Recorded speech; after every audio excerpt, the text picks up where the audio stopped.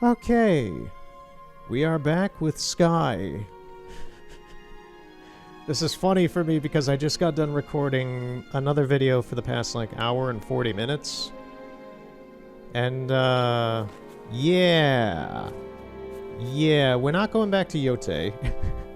That may have been clear on a post that by the time that this video goes up has been up for a few weeks. I literally just wrote that post now and put it up. And I just got done recording, and I just threw the video in the trash because I was just like, you know what? This is part 5 of Yote. What happened in the video was I talked a little bit at the beginning for like a regular like 10-15 minutes or whatever about my feelings about the game and such. Then we just kind of do the game. We go to the Oni's fortress, and it's a really boring mission where we just kind of hang around and we do a brawl with the gatekeeper, keykeeper guy. And we end up just stealing his keys, freeing Junbei, who was bait, to get into the place, stealing the keys to free Junbei from the prison there, going into the fortress to try and kill the Oni. That fails, of course. We run out in a very Red Dead Redemption, trying to be Red Dead Redemption 2 kind of cinematic, which was really boring. And I kind of mocked it while it was going on because I'm like, wow, this is very boring, huh, guys? That was kind of the whole tone of the video, so I'm just like... After that, Junbei kind of like yells at us like, this isn't the samurai way, and he runs away and kind of disowns us in a way in a little bit. And it was just kind of boring. It was, it was Yote. It was Ghost of Yote. I have very... mixed feelings about that game because it's like the game itself is functionally fine. Atsu is a fine character, but oh my god, is there just so many bad directorial decisions in it, and it's just really sloppy and boring, and I'm tired of talking about it. I just talked about it for like an hour and 40 minutes, and I was just talking to myself about it essentially while I played through it, and then I had the gall to throw in Ghost of Tsushima. And I went back to Ghost of Tsushima and wanted, like, I've been making comparisons throughout today in the other videos that I've been doing. Just like, okay, we're going to jump into Yote, then we're going to jump into Tsushima, then we're going to jump into Yote, and then we're going to jump into Tsushima and play different segments to compare them in quality and physics and narrative and things like that. And it ended up being almost 2 hours, and I was just like, you know, this whole thing is fine for me. But do I care to put this up on the channel? No, because it's just kind of like a whole, like, like, even thinking about it, like, even right now, I'm still just kind of, like, bad vibes about it, because, and it's not like I feel like the video was bad at all. It's just such a Yote is such a disappointment to me as a game that I don't want to think about it. I really just don't want to think about Yote and just enjoy Tsushima and continue having fun with this game, because... that's the other crazy part, and it was also why I'm kind of glad I didn't buy Yote, and why this game is free, and I'm happy about that, in a way. Like, I've spent $20 on this game, but that's not a whole lot in comparison to Yote, where it's a $70 game that I played 16 hours of. I have 100 hours in this game now. I have 100 freaking hours in Sky, and I've only paid $20 for it. So to me, that's a good bang for your buck value. And, yeah, I still want to keep playing this game. So I'm just like, this game does something right. You know, this game actually, even with the wax grind and stuff like that, it's like, it's still engaging enough for me to enjoy this more than a falsely advertised open world adventure game. Yote, once again, just conflicting things, where Tsushima is more open world than Yote. Yote is much more structured like a Mario game, where you have level-based areas and a final boss and boss sub-bosses in it and stuff, and it's blah, blah, blah, blah. We're not going to discuss the whole 2-hour thing I just went through right now. Anyway, I do want to discuss this game because, first off, the character. We have a new outfit! I didn't pay for this one either. This one I got with the wax that I had gathered, and I think we saw them... up here at the start. It is, yeah, this person leaves at the end of today. This is a Sunday. I'm recording this. And if you're nosy and want to go on like the Sky Wiki and such, you can figure out who this person is and when they were last here and such to see when I'm recording this. But yeah, the Melancholy Mope. I got some cherished candles actually from doing one of those daily event things where the crystals are stuck in a gate and you can go and kind of purify an area with a bunch of people and such. So I did manage to get some cherished candles. And I used them on this NPC so I could get this outfit up here. I really like this outfit. I saw this on them and I'm like, you know, I could make a really nice looking outfit for my character with this, and I really dig this. I just really like it. So, we have a new outfit finally. I feel like there's progression after 100 hours. We got the light mending medallion on. We got the sparrow cape, which I still really like. We got our camera, which is really helpful. We've got the new outfit. Still have the base hair. I'm not too bothered by that because it kind of works right now, but I still would rather prefer to get the cat hair, which I think is only available in the season of spooks or whatever the heck it is, the one for the fall for Halloween. Whatever they call that. I don't know the name of it. But, yeah, I would like to get the Catboy hair eventually to match with the channel, of course, and the persona. But, yeah. So far, I think it's working fine. I've coordinated the kind of nice teal bandings on the wrappings for the outfit with the teal little kind of gem in the hair there. So, yeah. It's working out so far. I like this. So there's one daily we haven't done, and that is because as of like yesterday or the day before, I think it was the day before, 2 days ago, there is a new event going on that has replaced the emotional thing. That's the weird part about uploading these videos in such a delayed manner, is that this stuff will have already happened like a month ago for people watching this now. And I'm very sorry about that, but it gives me peace of mind on my scheduling with things in real life. So, like, I can record this now, put it up in, like, a month, and, like, still, like, know that I can keep playing this game and stuff in some sort of delayed manner. I'm not on, like, a hardline schedule where I have to put up content now for this game to be relevant with the Sky community or any of that kind of shit. I'm not like that. I'm not like that at all. I'm just enjoying my playthrough, man. So, yeah. I really like this outfit. I think it looks really nice. But, yeah, there's a new thing going on where there's an event at the Colosseum, the Valley of Triumph, that has replaced the emotion, personality, whatever, test thing. And I think we're going to do that first. And then I'm kind of going into this to just kind of honestly, like, get away from the Ghost of Yotei shit and wrap that up in my brain. Just like, okay, it's done. We're here in a happier place where things are nice. But, yeah, so we're going to go to this. So, this is the new event.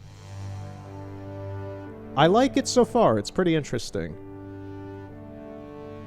Every day, there is a new challenge that you can do, and you get to pick teams, and by the end of this whole thing, for the whole game server, to my knowledge, of what it's at least telling us,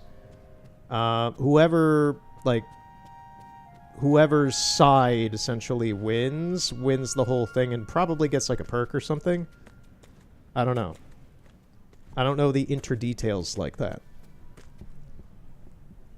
I am aware that that game company has presented and shown statistics actually of like the last time that they did this.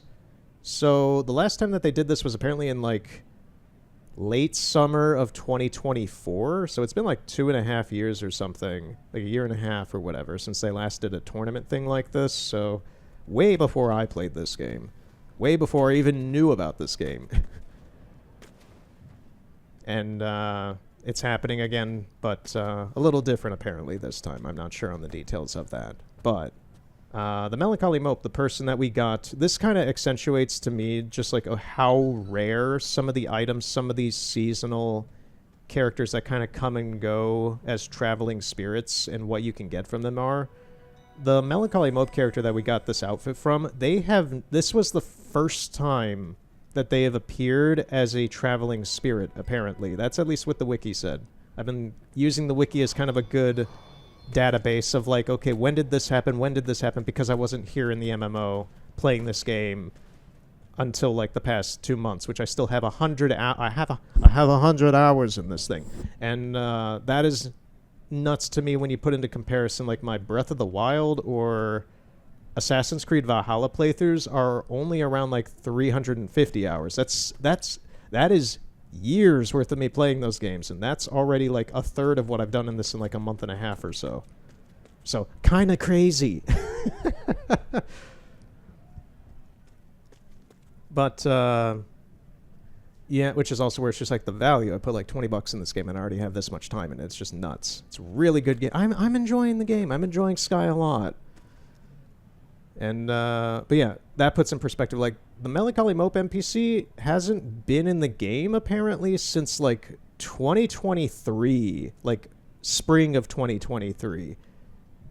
It's here for this weekend only. So it's just like this character hasn't been in the game really for almost 3 years at this point, and it just showed up. So I'm probably never going to get this outfit again if I hadn't gotten it. And I really, really, really, really like this outfit. I'm going to keep this one, probably, maybe like the cape, maybe for the rest of the playthrough. I don't know. Right now, the only thing I want out of this character is the cat hair, which I probably won't be able to get until, like, fall. So we're probably going to go most of this playthrough without it. I don't know. But yeah, so this is the new thing. This is the Colosseum, the tournament area. And there are two things I want to do today, specifically. I want to do this, and I want to try a weird... I had this idea last night while I was playing. That's why, like, there's no, like, wax or anything, and some of these dailies already done. I did those earlier this morning. Like, last night, like, around midnight, 1 in the morning, whatever. I want to go around and just interact with a lot of these. I want to see what other people are talking about at this present time, because to my knowledge, these go away eventually, and I'm very curious to see and just observe, like, what the psychology is. Good thing they changed how this event works, because it makes me feel very...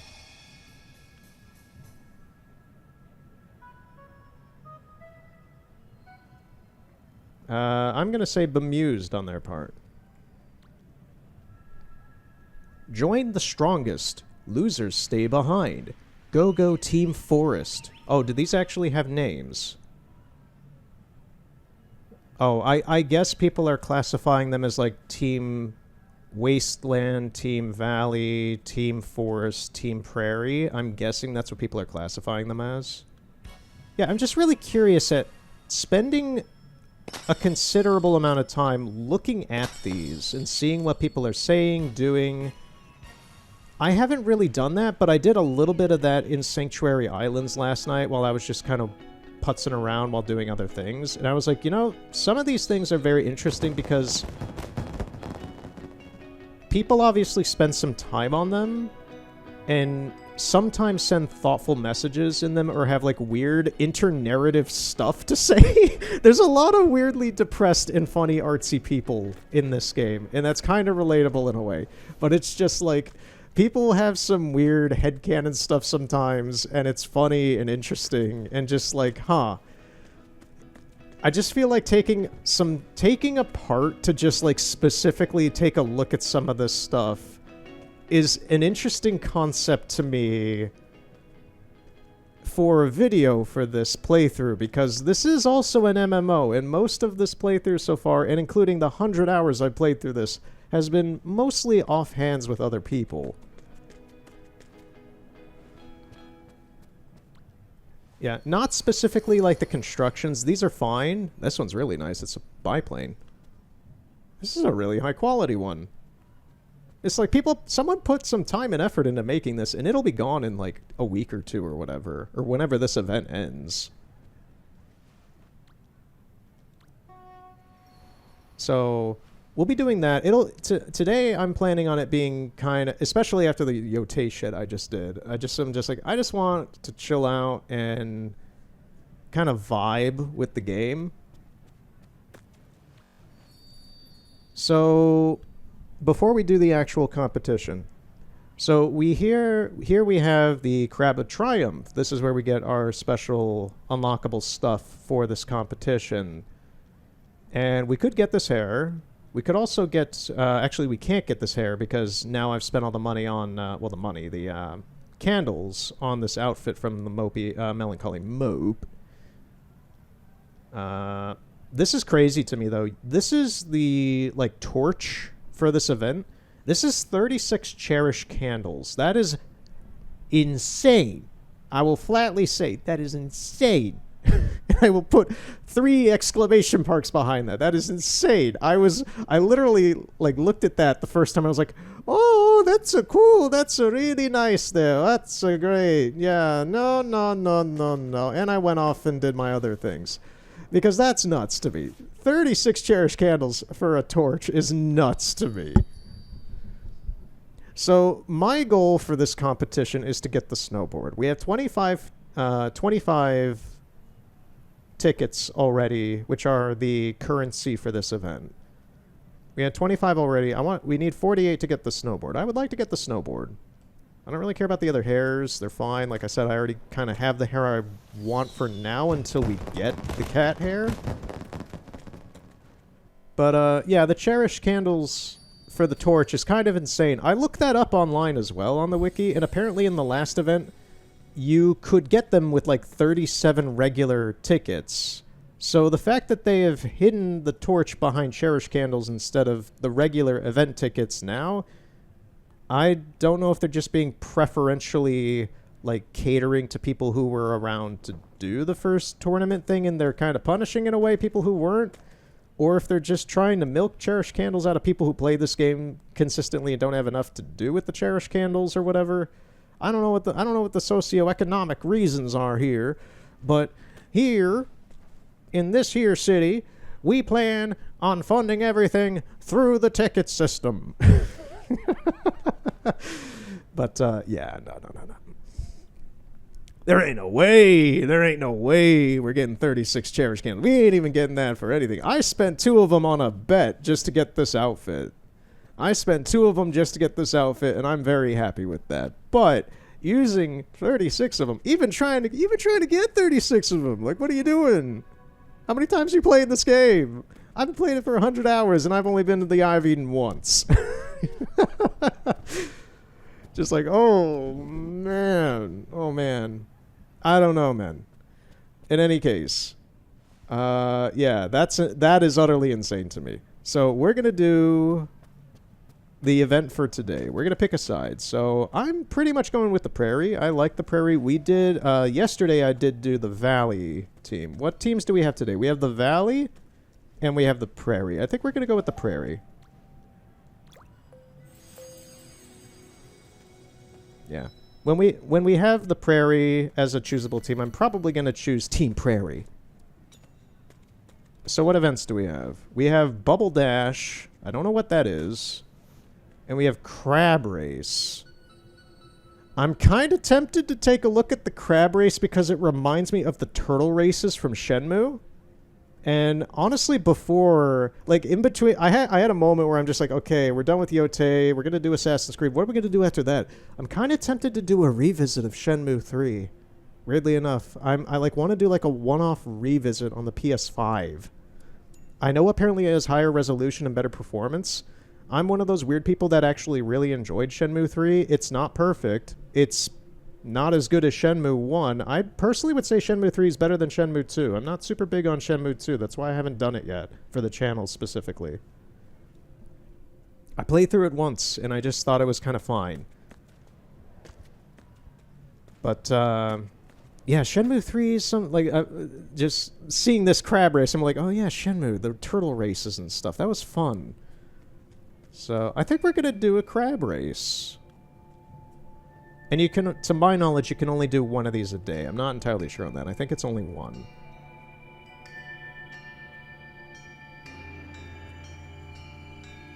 And this is actually a competition of sorts. It does pair you with someone else or other people. I'm not sure if there's multi-people events or anything, but the ones I've done so far have been somebody else. Navigate through the most checkpoints in the least amount of time. Okay, that's where... really, they have that going on there for this. So that's where I got the cherished... ooh, look at this outfit. What is this? It's very dainty. It's very Greek, like ancient Greek. I like it. It's wonderful.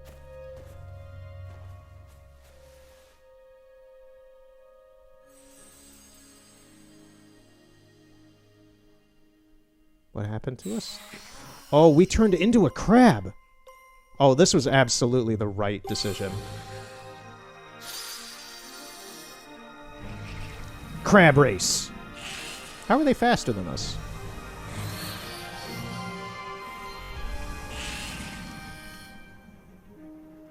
Crab race. Oh, you can charge it. I see. You can charge it like when they're attacking you. Oh, this is amazing. This is utterly just great. We get to finally be a crab. Oh, no, the recoil. Oh, no. Yeah, the launching is really hit or miss. We probably... Yeah, we lost this. We got 4th place. It's still fun, though.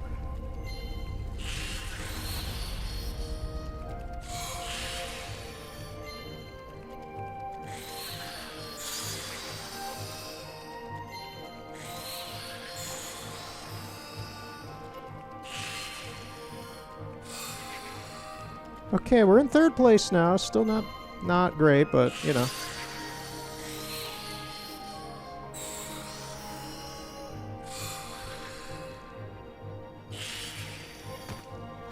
Oh, no. Oh, that recoil is terrible in the water. Are we gonna drown? No? Okay. Yeah, controlling the... You would think that this is easy to control. It's not. This is really terrible to control. We got 3rd place, though. I'm fine with that.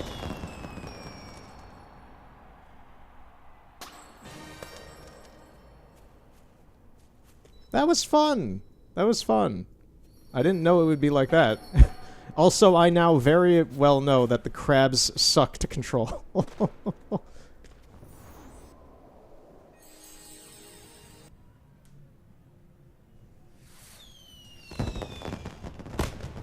We didn't come in last, and that's what's important here.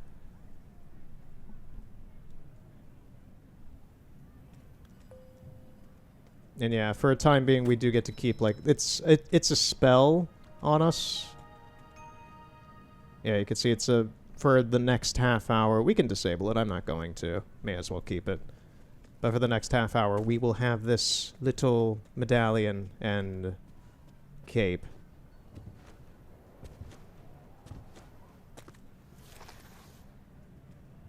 Right. So, how many tickets did we get from that? I'm assuming like 5? Yeah, 5.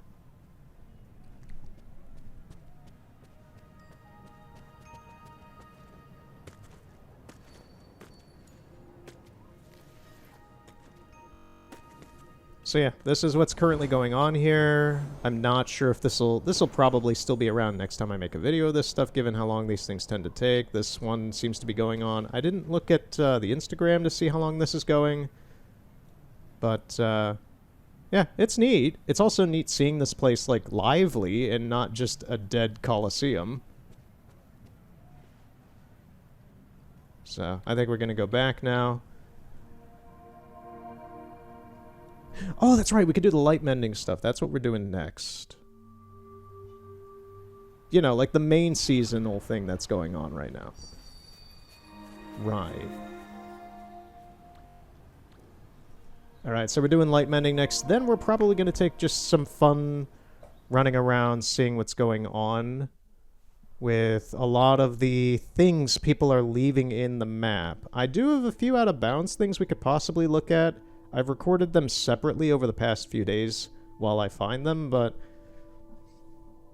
maybe we could just take a look at them in this part without having to make me edit them into the video. We'll see.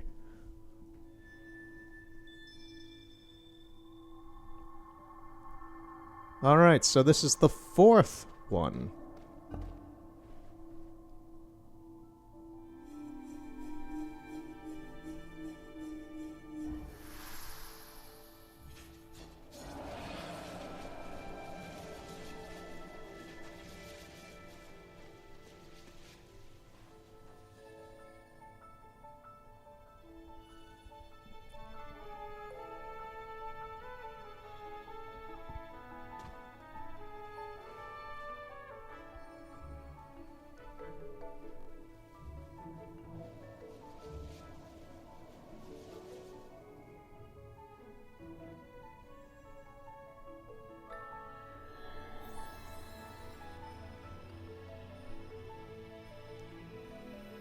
Yes, Goku's Spirit Bomb.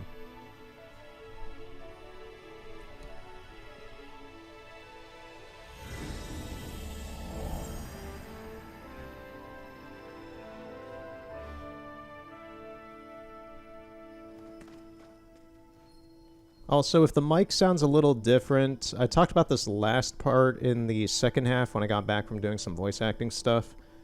The second half where I got back and tried to like get everything back to normal, it generally doesn't sound any different in the video because I did some editing, but it was like 2 or 3 decibels quieter, which cumulatively makes it very noticeable to me. It was like 2 or 3 decibels quieter than the first part before I moved everything to do the voice acting stuff. So I have moved the mic a little bit closer to my face, and I'm looking at it on the monitor, and it looks fine. But if I sound more bassy or closer to the mic, that is pretty much why. And that'll probably be the way it is going forward.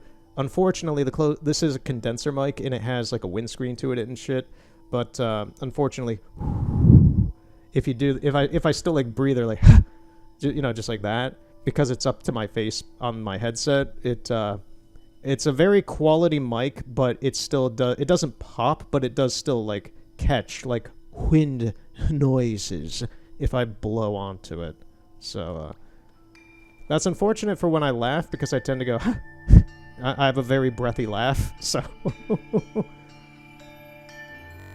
I'm well aware of these things. It's just one of those things, you know.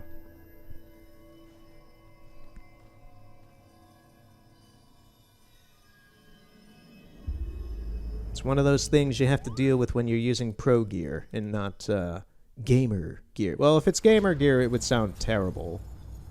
I never recommend using like Sennheiser or Razer like headsets or anything. Like, they're fine for audio, but you don't get them for their mics. They're not mic companies. They're headset companies. They make things that sound good. Not like they sound good to you listening to them, not sound good in like their output or anything. For that, you need like actual pro stuff like Audio-Technica or what have you. Sure.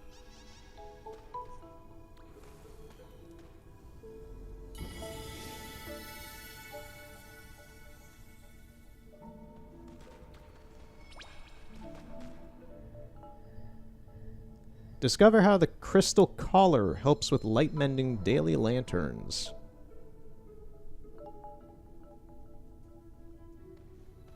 Where are you? Where are you?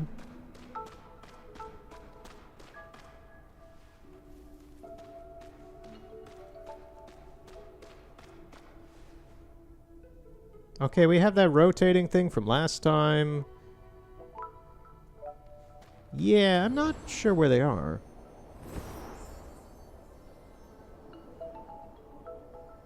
I like the music in here.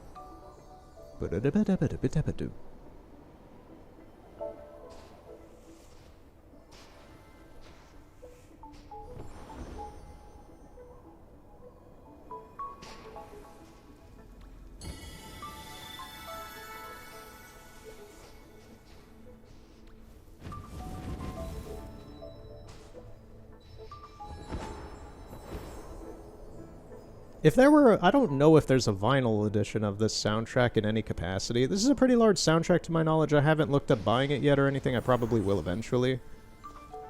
But if that's even available to do.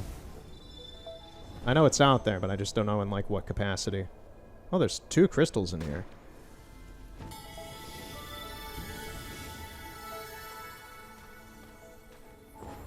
But, like, every part I bring up how well I am pleased with Vincent's soundtrack for this, and I wanted to look up, because I'm well aware that he did not compose Journey. That guy went off to Squid Games with some other devs to make, like, Abzu and stuff.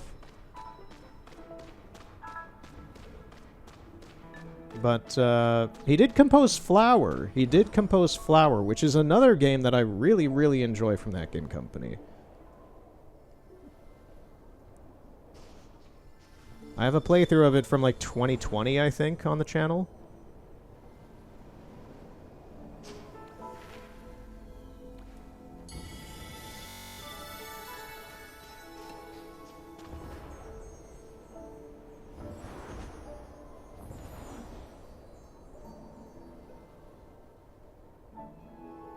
Very good composer.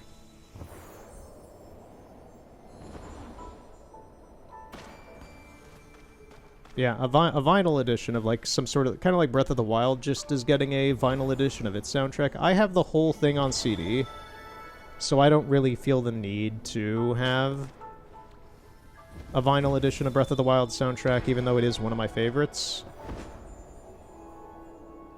A vinyl edition of this would be pretty... I think it would go pretty hard, in my opinion.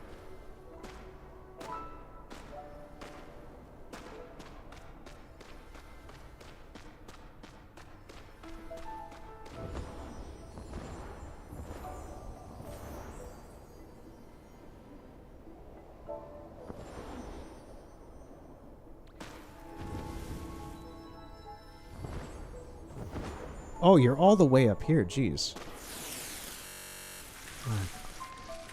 You know, you kind of if there is a vinyl edition of the soundtrack, it better have that audio glitch in it. I say that literally and sarcastically. I've grown fond of it. It is an annoyance at times, but it's one that's actually kind of comforting because it's so consistent. It's not the harshest thing in the world, but man, is it obnoxious. But it happens so much that you kind of... It's kind of like some sort of, what's-its? When you're just kind of conditioned to enjoy something because you're exposed to it so much. I forget what that's called. You could say generally just like exposure, but like, yeah. Just like, you get so used to the audio glitch that it's actually kind of just like... If it went missing, if it were like fixed in some capacity and it went missing... It would be a little like, oh shit, it's gone. I kind of like it now.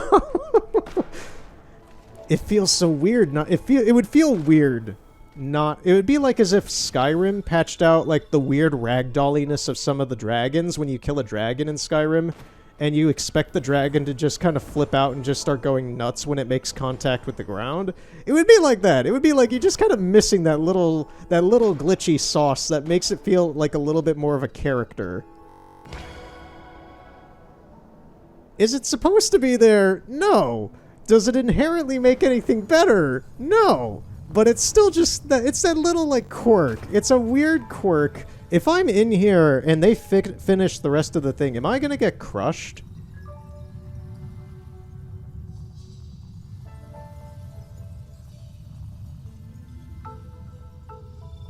I kind of want to test that right now, but... Let's step out. Let's not risk it. But anyway, yeah, that's actually a great way to put it. It's just like, the Skyrim dragons, like, if Bethesda for some reason patched out or fixed, like, dragon collision in Skyrim after all these years and made it so that they stay in, like, a perfect uniform way when they hit the ground after you kill them and they don't act all weird and funky, that'd be weird to see. That would honestly be kind of like, huh... I miss the old times when the dragon would turn into a weird triangulate mass of flesh. Just that little bit of character would be missing. And it functionally would be fine, and it wouldn't change the game generally. But it would just take away a little bit of that dumb sauce. A little bit of the dumb sauce, you know? The secret sauce. The stuff that makes something feel a little bit more interesting in like a weird way. When things are too perfect, that's when they become boring. I don't know, man. I have grown to enjoy the little audio glitch. What is this?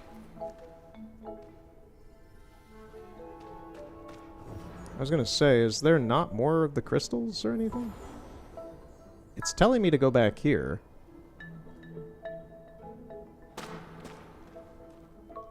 No, I don't want to return. I want to finish this. We need to finish it, damn it!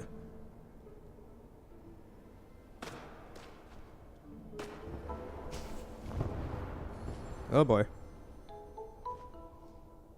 No, no, no, no, no, no, no, no, no, no. Aww. Can I just, like... Oh. Okay. I was gonna say, could I just, like, leave the map? I don't think I can.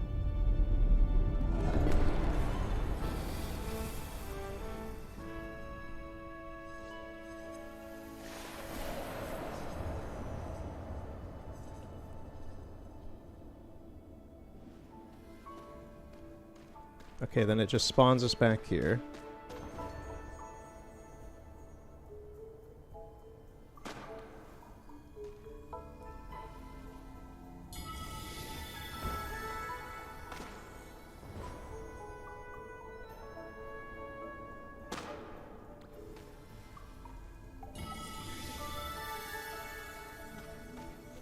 We're actually doing the light mending today instead of just standing around like the past 2 times I've done on recording. We're actually trying with this one. It just feels like they're easier to find in this one than the previous ones, to be honest.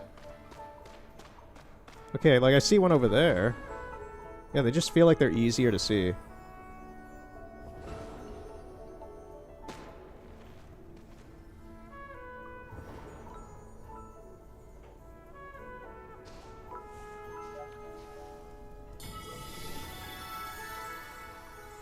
There's another one.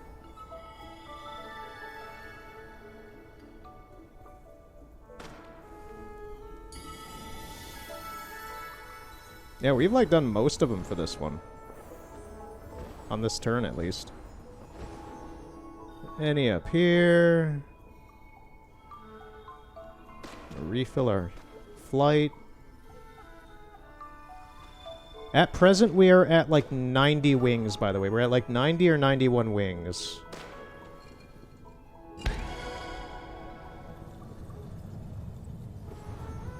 So, we're probably not going to do the Eye of Eden for part 10 just because of this event going on and the tournament one going on.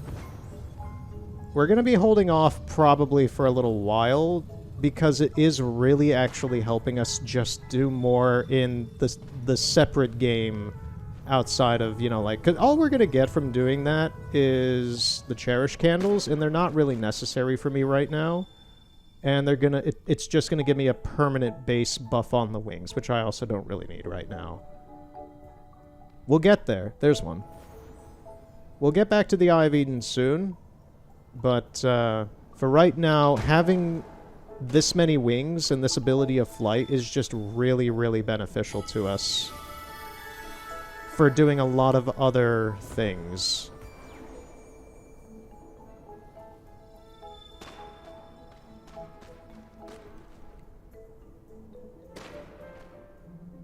I might even ask some other people, like, hey, do you want to do the Eye of Eden?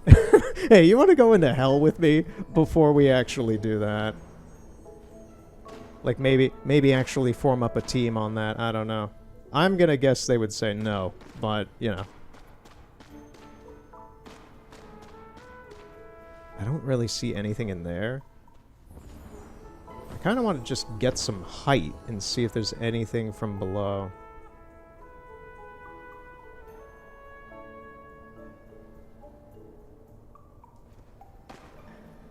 Anything in here? No.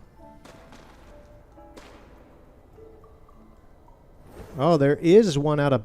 Not out of bounds, technically, but behind this. That's good to know. And can we get up here? Probably. We kind of glitched up a little bit. And we can't go any further. Nice. We can go in here, though.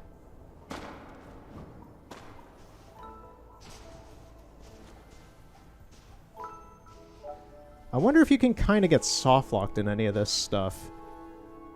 They couldn't have thought every single one of these... I don't know if it's the same map. I'm pretty sure it's not the same map. I'm sure these are each, like, different maps.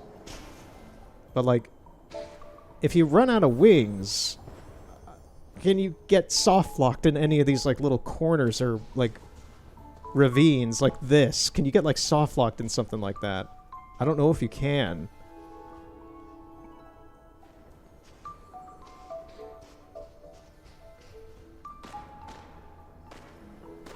Like, I'm seeing unpowered crystals around, but they're not the ones for this. We're stuck in some water. It's stuff like this. It's like, can you get stuck in a crevice where you're just gonna die slowly or anything? Come on. Let me out. I don't want to be in the pool.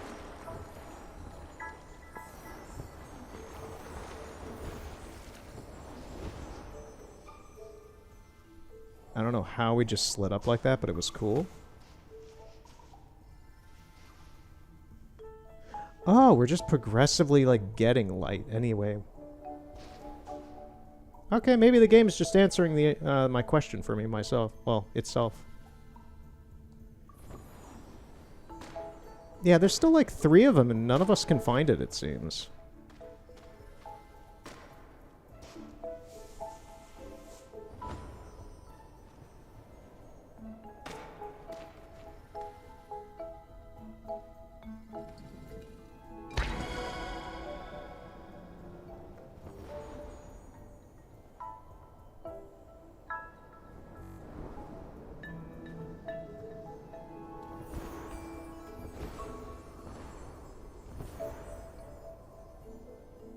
I don't even know how many other people are still in here with me, to be honest. That's also kind of a thing as well with the light mending is I don't know how many people, like, DQ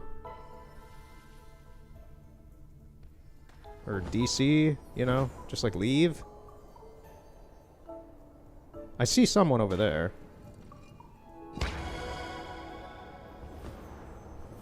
Obviously, we're not having the easiest time finding these. They were easy at the start. Now that I open my mouth about how we were, like, managing to get them all, now they're all gone.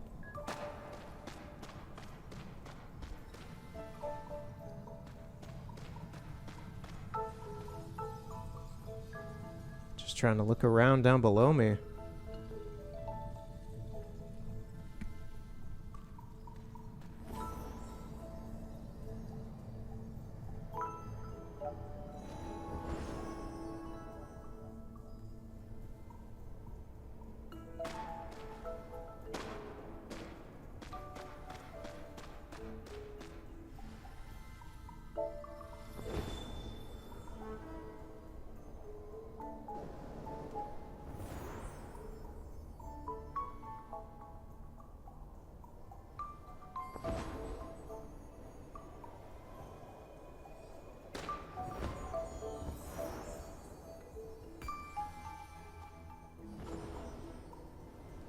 It's kind of a big game of Where's Waldo, but, you know, just with crystals.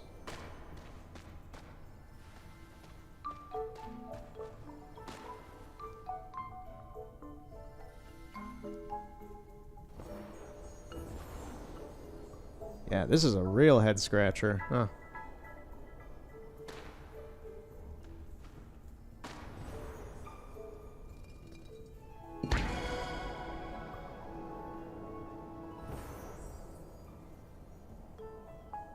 There's none up here. We're only on the second one. No, no, no, stay up there. Come on. Thank you. Meow.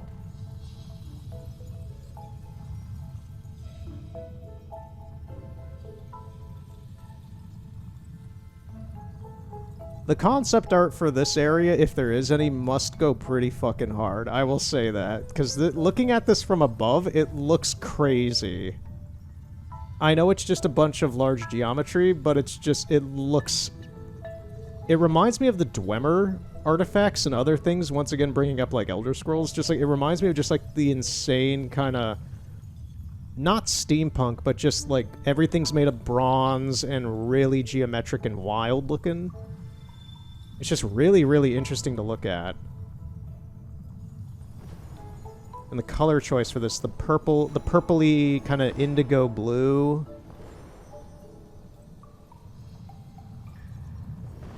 With the gold and the grays. It's just really pleasing to look at. Okay, let's see if there's anything down here, maybe? I'm just trying to, like, cover a lot of area by gaining some height and just flying over everything, but it's not really working out, which tells me that these things are probably hidden in really tight places.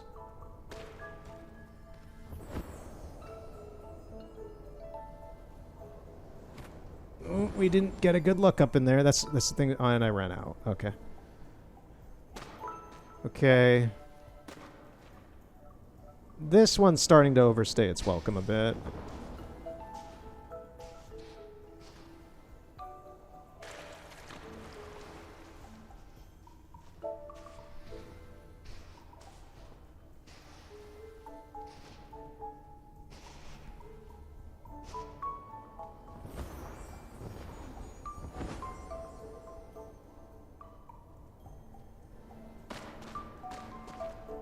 That's the thing is, I anticipate these taking like maybe 15 to 20 minutes. They take a lot longer. Every time I do one of these, I'm like, it'll be like 15, 20 minutes or something. Really short. Nope. Nope.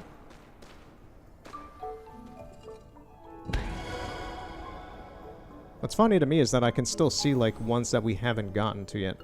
Okay, so that device is pointing to one that's over here somewhere. If I'm remembering how those things are supposed to be working.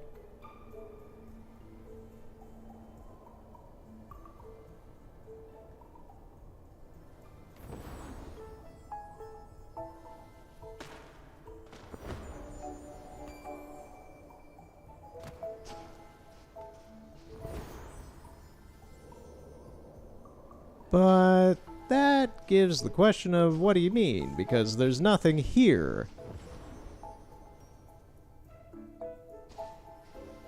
I think I've already fallen even down in that area before. Okay, we're gonna interact with it. Yeah, like you see. I'm pretty sure this thing just points to where one of them at least is.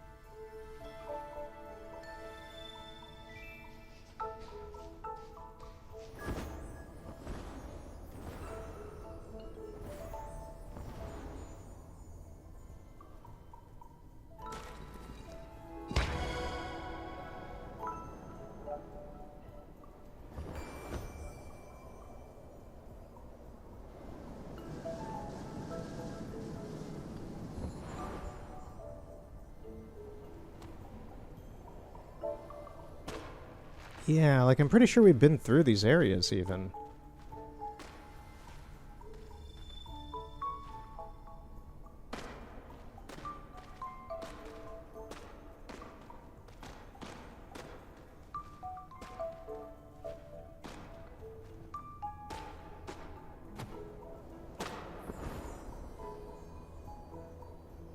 Yeah, we've been in here.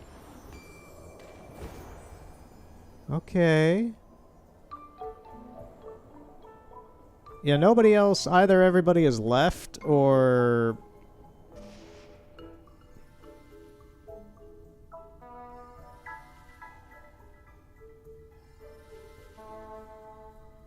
I have a feeling we're alone in here now. I can't say for certain, but I'm getting the vibe that we're alone in here now. It's like I can see where this is trying to point us.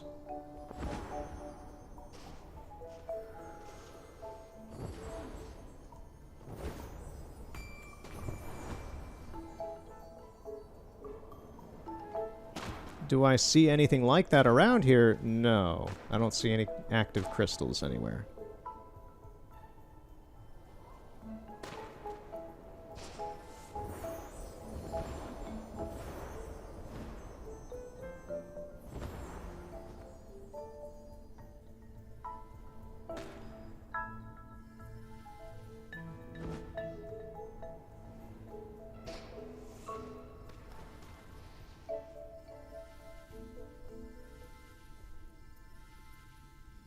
Alright, buckle in. We might be here for a little bit. I'm not sure.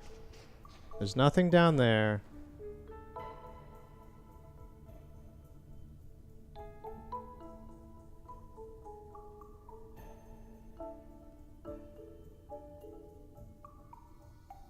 I don't see anything to give any idea that there's something in there.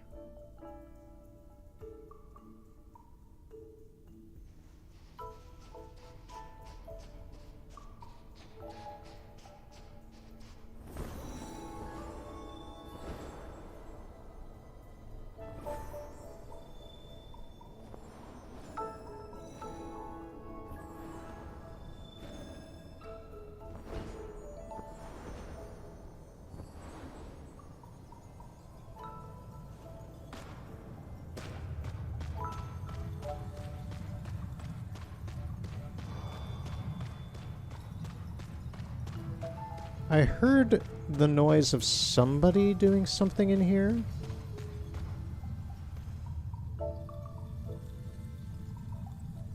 I don't think we're alone in here yet.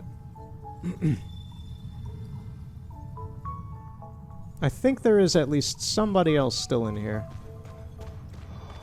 Like that noise right there. I'm not aware of... Normally, I hear that sound when, like, somebody's losing wings or something. I hear that occasionally in other maps throughout the game, and I think that's just a player, like, making an emote or doing something. I'm not sure. Is that a crystal all the way over there? Hmm...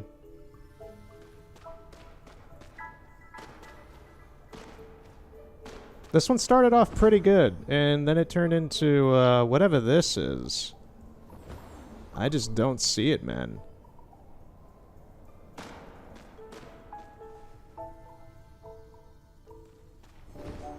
And that's the other crazy thing. It's not like this is a big area. So it really does make you feel like you're going nuts, because you're like, okay, this is not a big area. There's not a whole lot of places for one of these to hide. But we can't find it. Yeah, there's none in these floating tubes. Did I just see somebody? I thought I just saw somebody flying around over there. Yeah, you get kind of nuts in a tiny little place like this.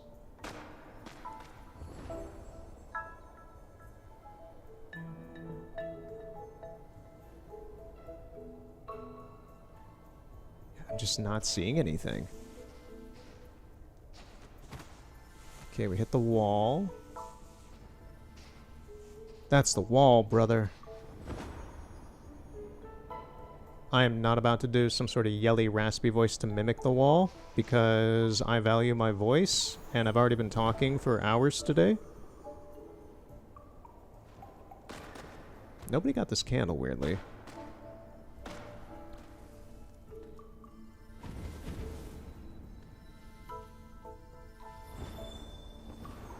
Which tells me nobody's really been up this way, probably.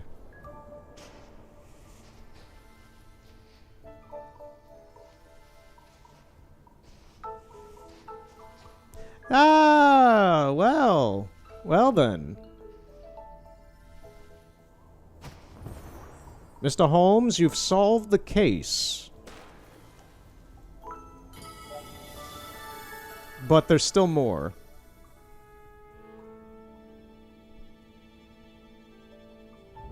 Oh no, that was the last one for the second part. Okay. Alright. We're making progress here. Yeah, nobody had just saw that candle and just went in there. Okay. This is good. I'll give myself a little clap for that. Right, now we just have to finish this off.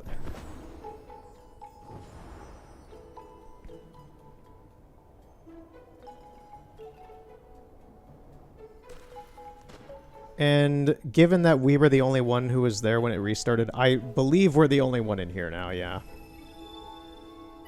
So we have to solve this by ourselves. What a bunch of jokers.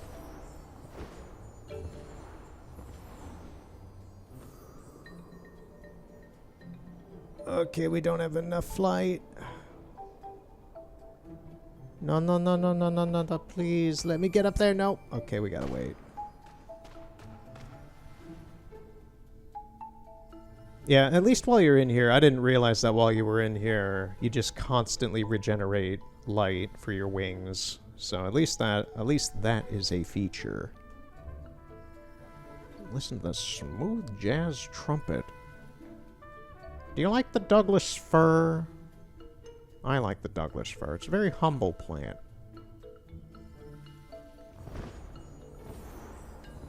Alright, let's get onto this thing. Go up. Skadoosh. And see what we can see. Oh, there's a lot of them up here, yes. Oh, there's a lot up here, yes, I see. Delicious. Give me more. Feed me, Seymour.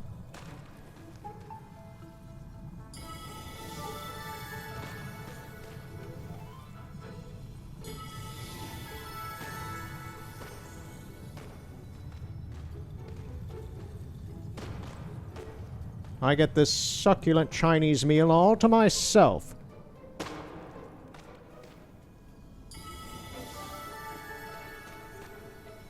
Because everybody else was doubters. They doubted this map.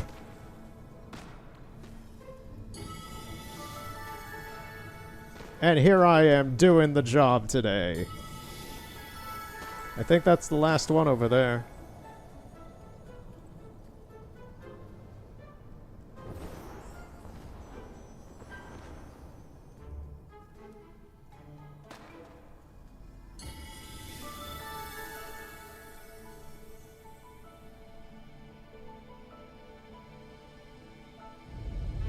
And there we go.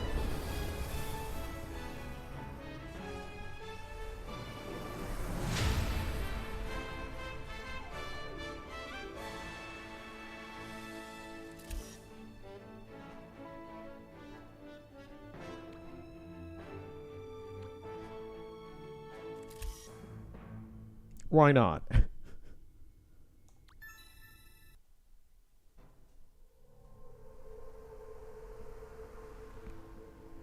I actually haven't checked yet if all the photos I've taken in the game with the screenshot stuff, if they save to the PlayStation 5 itself.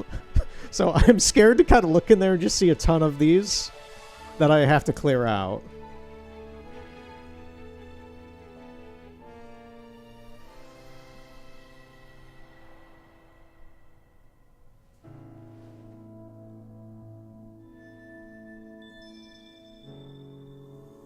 You have light mended today's lantern.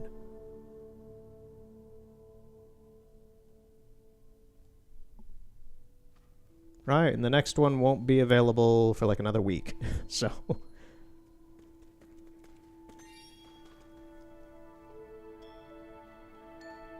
I can focus on recouping the regular candles in that time.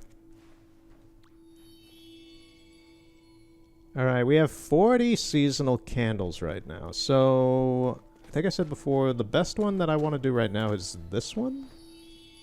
We can get the cape. Why not? We'll get the cape. Which allows us to get the first seasonal heart, actually.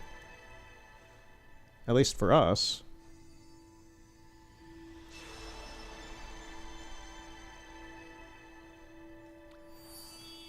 Yeah. This character, the Light-Mending Light-Catcher, we are done with them. Ooh, love that audio glitch. Oh, wait. It still requires candles. I didn't realize that. Okay. So, well, actually, we could still... Wait, we haven't redeemed the tournament one. We could still get it. Okay, we're going to go back. We're going to come back. It worked out today anyway, but still. I thought we were just going to get it for free.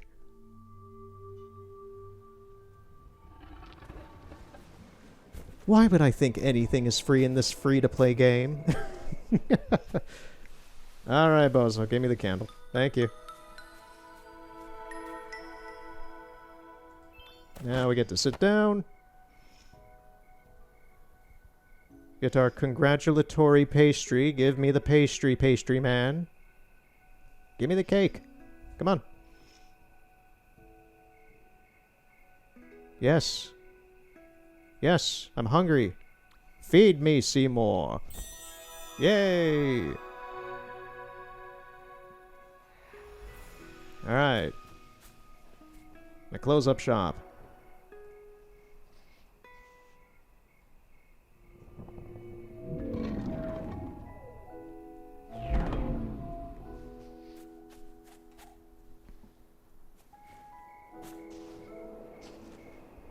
Alright, now let's go back to the light mending guys. Back to you guys.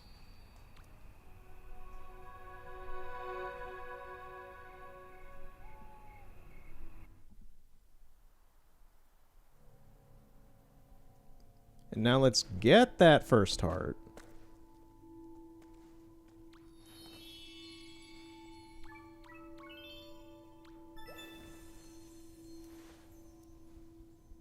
Alright, and you are completely done. Alright, we don't have to deal with you anymore. Goodbye.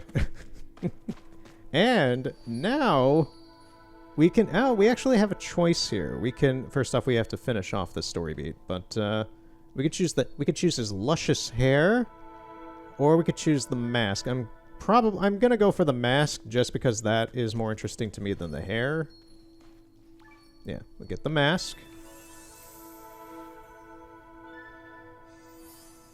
2 months left. Yeah.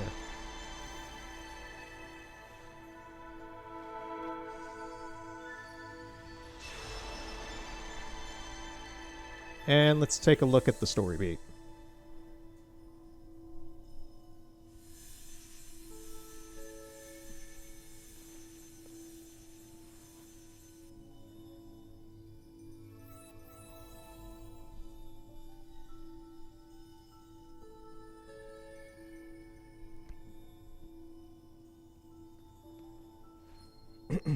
Alright, so we got that device. So the next one, as of recording this, the next part will be available in 4 days. Okay.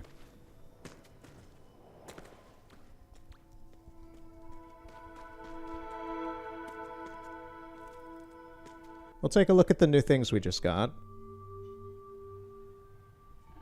I did finally download Sky onto my phone as well.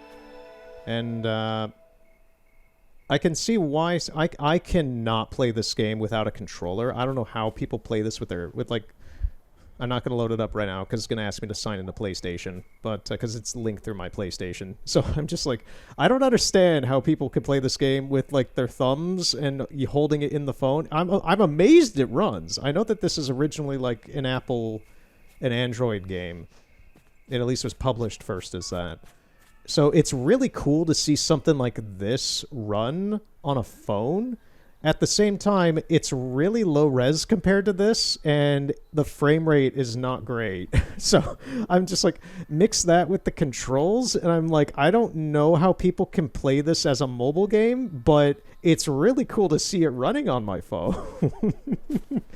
That's cool. But this, to me, playing this on a controller on a PlayStation 5 with, 4K HDR and proper resolution, high definition, just it doesn't. It's interesting to me because like it doesn't look too different at a glance. But when I load it up on my phone after playing this for a couple hours, and I have not really played it at all on my phone either. I've just put it on there for novelty to see like, okay, it works on my phone. And if I do get like Sky, like products for Sky, like from that game company's website eventually, like the art book or something, if I want to use like the NFC chip to get the like special things from the physical products with the star patch NFC code things that they have in the products themselves, I do need it on the phone to download that stuff to this account. So that's kind of the main reason why I have it. But it is really interesting to be like, it doesn't look that bad on a phone for a phone quality. But then you go to this and you're like, oh man, this was made for like a console. This was not made for a phone. It just doesn't look great on a phone, to be honest. It looks good and it's impressive. It's like seeing... It's like when you this is going back like 10, 15 years because I'm a PlayStation Vita user and owner, but it's like when you simulcast like Wipeout or Uncharted or anything from your PlayStation 4 onto your PlayStation Vita, because that is something you can do with a PlayStation Vita that a lot of people don't know about. It could act kind of like a Wii U of the time, where you can put the game that you're playing on your PS4 and have it send the video signal to your PlayStation Vita. So you're playing your PS4 games on your PlayStation Vita and stuff. That was a feature of the PlayStation Vita.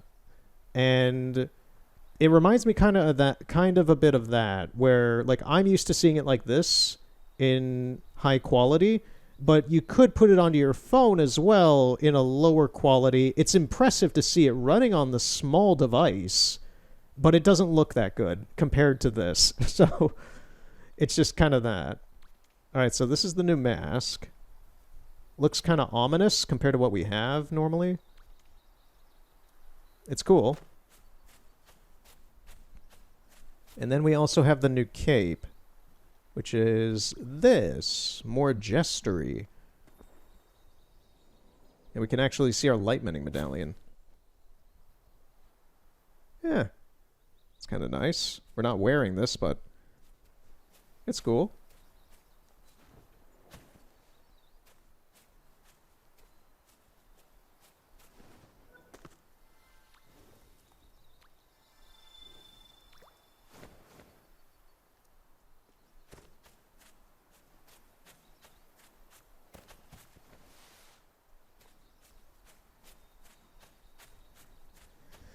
All right. Anyway. So anything else I want to do specifically today? This is not going to be that long of a part.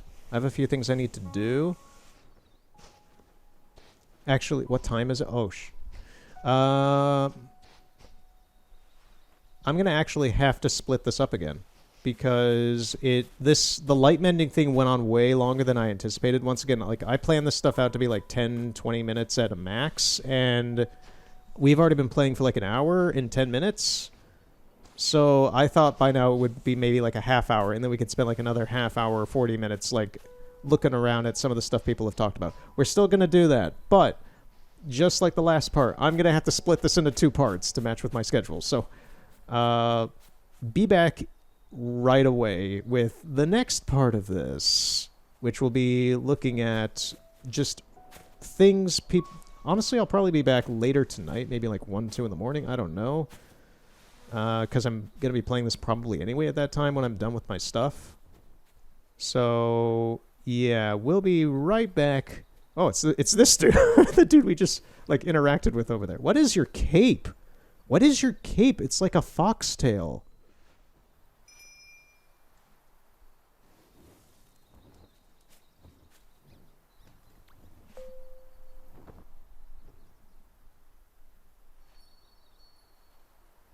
Yeah, this is kind of what I want to do as well. Not specifically talk with other people at the moment, but just, like, interact with, like, the weird artifacts, you could call it. Just, like, the messages people have left behind. Things like this. Like, what does this say?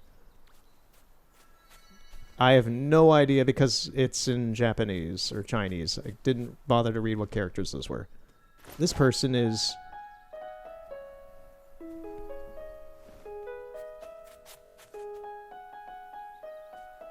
You playing Mozart? Or Beethoven?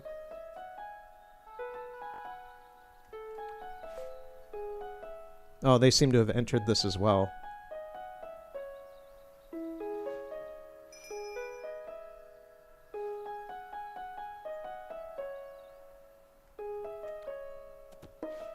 And I guess I'll just dance for you.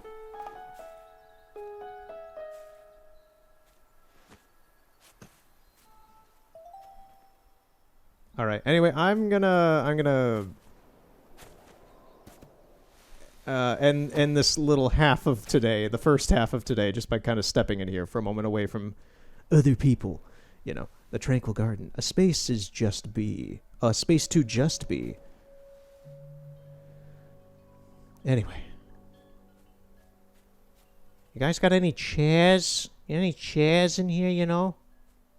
I don't think you do. Oh, you do. You have this little...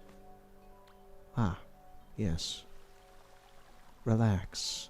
Stay a while. Vibe with us. Play some lo-fi hip-hop beats to chill to.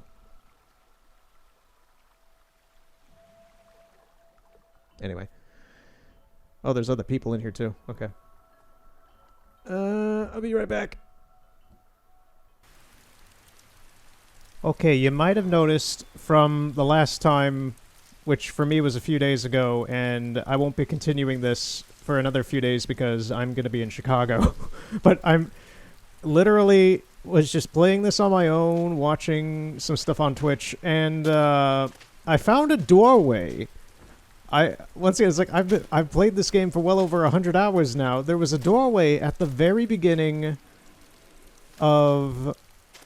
I'm just going to show this because I'm just like, I don't know. I don't recognize this. I've never been in here. I've never seen the door for this either. I don't know if it's always been here and I just have never noticed it.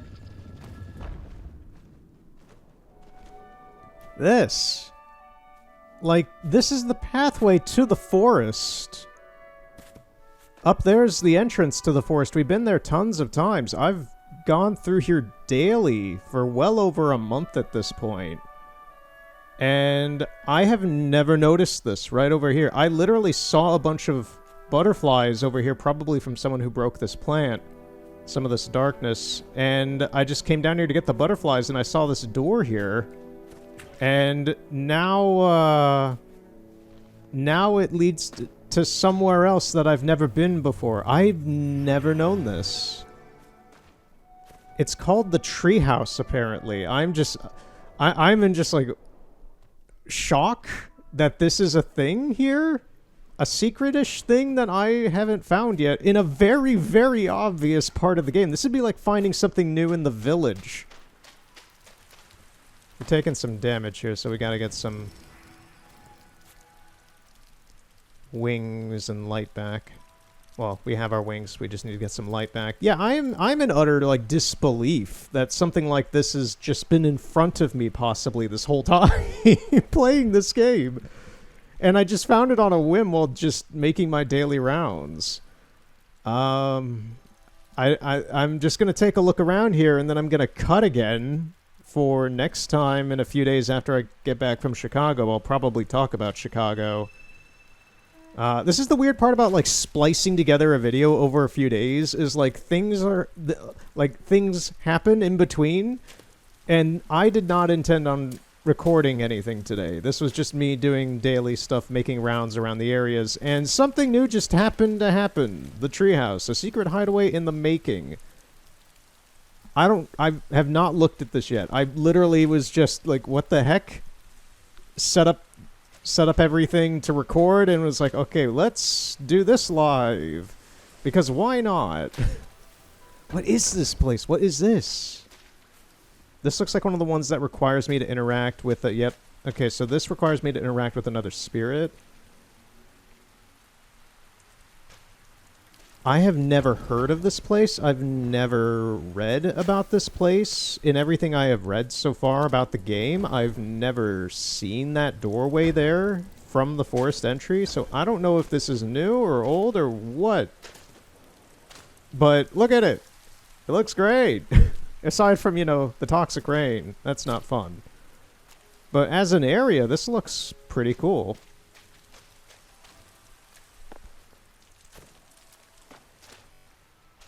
There is some type of spirit with a quest line here. I need to get the map stone for this area. There are other players in here. Yeah, this is insane to me. There's a tapestry. It looks like it has lore on it. I don't think I can light it. I'm not going to do your quest line yet. We'll do that in the future at some point, maybe. Okay, let me see if I can take a look at this. Is it a map? This is a map of the whole forest. It's crude, but that's what it is. Huh. It's cute. What is in here? Is this the basement? Is this where you hide all... Oh, there's someone dead and drowning down here. Oh, no. And there's an amazing sight here. Okay. Yeah, this is nuts. We are at 91. 91, okay. Find 9 more to reach level 100. Well, I think it's like level 10, but it's 100 wings. Whatever. Yeah, I did not intend to... Hello again. I did not intend to record today. I was going to record when I got back from Chicago. But, this is a little interlude, I guess. Here. Today. Sure. I've already done, like, the tournament thing for today, so we can't, like, just do that for funsies. I considered that for a brief second. I was like, you know, we could do that. Nah, it's already done. So we're just going to take a look around here, I guess, and then move on to post-Chicago me when we're trying to go around and, like, just see a lot of the more, like, social aspects of the game kind of left around. What is this person's deal? You good?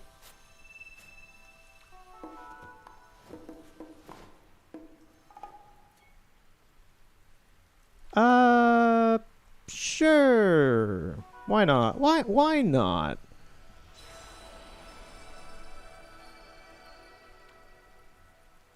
Give them a random name. I'm not even going to try to pronounce that. Okay. Okay, well, I guess we're having a weird social moment today anyway. I guess I'm following them or something? I have no idea what's going on. They seem to have a... Yeah, they have a light mending pendant on as well, so they are also season pass holder. So they're taking this game seriously.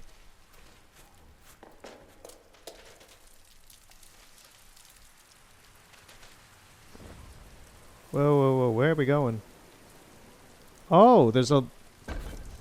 Oh, shit, they have access through there. Okay. We... we just went right through. Where'd we go? Oh, we're back into the main game. Well, we were always in the main game. Man, my mind is all over the place. I didn't expect to see this today.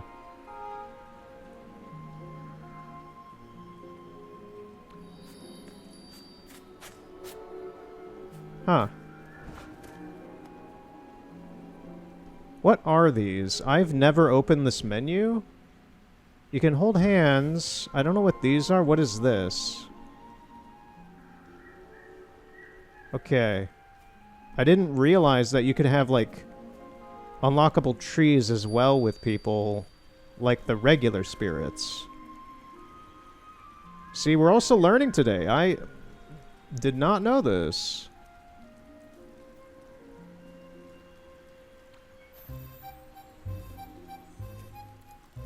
Yep. Nah, okay. We're just gonna... Okay, whatever. We're gonna... I guess we're going somewhere. Okay, no, they're pulling us back in. Okay. And we're back here at the treehouse again. Okay. I think I'm kind of good. I at least want the map stone here. Are they... The hell? Okay, yeah, I don't know what this person's deal is.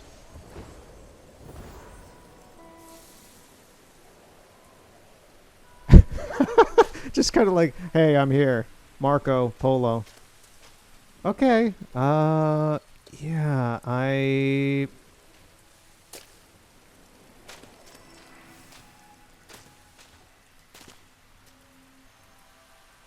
don't know what this place is. Like, it's a social gathering area. I kind of get that. There doesn't really seem to be much here aside from that one person with their quest line. It reminds me a bit of the Ark in that regard, where there's, like, someone with a quest line, but generally kind of empty.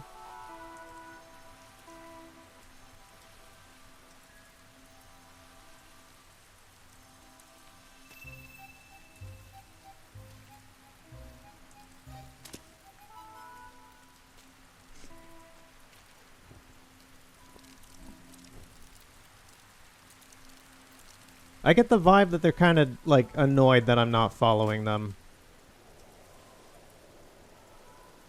Like, I'm not sure what they want. And that is kind of a small issue with playing this game not with people via text.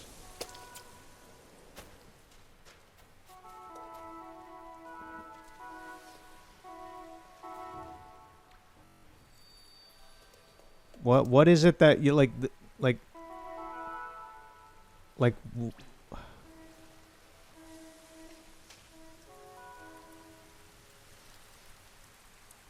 I see the map stone. I'm debating, like, if they want to, like, I think they want to leave and do other things. I'm not sure what their deal is.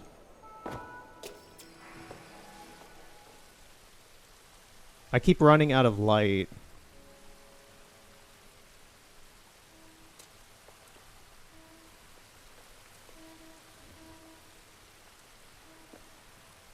Yeah. I don't know who I don't know who that person is, but they're rather pushy, and they seem very easy to irritate. That's the vibe I'm getting from just like how their player character is kind of interacting here. They seem kind of irritable. Which is funny for me, because it's like I don't directly interact with too many people in the game right now, really. So seeing someone just kind of be this, oh, they left! They left! That's funny. Yeah, I'm just getting the vibe that they're just, like, really irritated for some reason. It's like, dude? Relax. It's Sky. I don't know if you're trying to get people to help you with something that you want to do, but some of us are also kind of doing our own thing right now. I'm fascinated with this new area. And to be honest, I was just waiting to charge my light and get the map stone. After that, if you want to take us somewhere else, that's totally fine. Yeah, I don't recognize this area. So, this is the treehouse. Yeah, it's over here in the corner. Alrighty. Well, we have it now on the map. So I will remember it existing, and if I don't, I can look at the map and be like, oh yeah, that place we went to once. That was weird. Right. Are there any other candles I haven't gotten here? Yeah, the rain here is actually pretty bad. It's very... Yeah, there goes our... we need to get into the darkness before everything gets bad. Like that person, they're losing some wings over there. I'm wondering... You know, since I'm here and I do have a smidgen of time, I'm gonna cover... I'm gonna move the mic away. I'm gonna cover a few things that I was gonna cover last time in this part that we didn't get around to, that I forgot about. Okay, get all these. Grab them all. Take them all.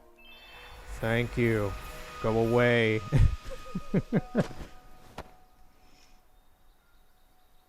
Whoop.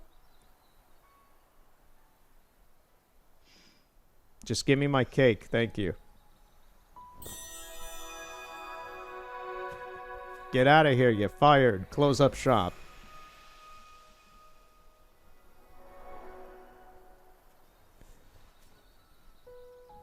Go on. Get out of here, you dumb, stupid animal. Don't forget to turn off the lights. Don't forget! He didn't forget. He wouldn't forget. He knows. Get out of here. I never want to see your face around here again, you hear me? You hear me?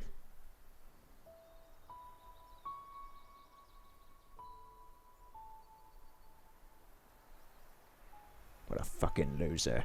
Anyway, yeah, so, first things first. I don't know what this guy's deal is. He's been here repeatedly over the last, I want to say 2 weeks I've played the game. And, like, I have, if I can find it, I have a praying emote. I think it's towards the top.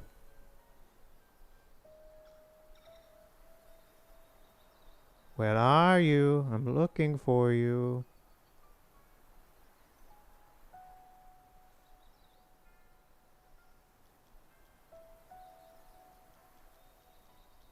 This. Okay. And it, like, makes him do this. It makes him almost... It's almost like he's charging. Look at these fellow candle sluts.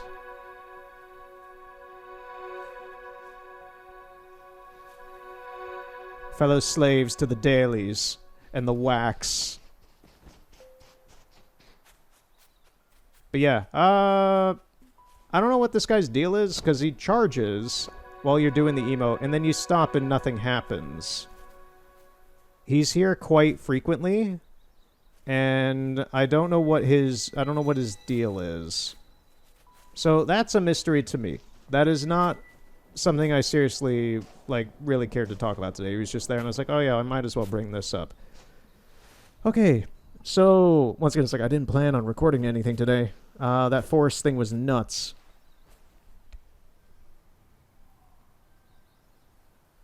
So there's something I want to show in Daylight Prairie. The new light mending stuff is not available still. That we will probably be continuing this part, which it's weird talking like this about, like, tomorrow, next time, whatever, this thing, after that happens, after my trip, you know, we'll get to it when the light mending happens. Just like, blah, blah, blah. This is a video that is spread across multiple days, and it's really weird even for me, because it's just like I'm talking about things, but it's kind of meta because it's also happening in the same video. Anyway, I don't want to think too hard about that. So, the light mending stuff is a few days. We'll probably finish up this video when that becomes available. And then do, like, the weird social stuff with, like, these markers.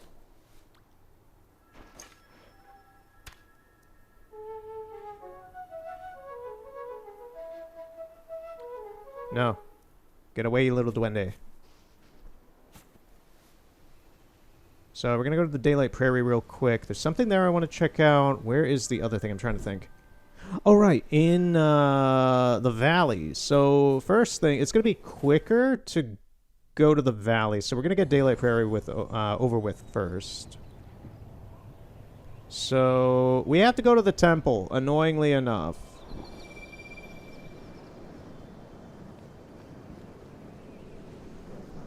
So 2 days ago, I got the Mycologist trophy for the PlayStation 5 for this game, and it involves going to a beta daily quest spot where a fairy ring, essentially, a fairy ring of mushrooms, apparently was a quest before the game became public in 2019.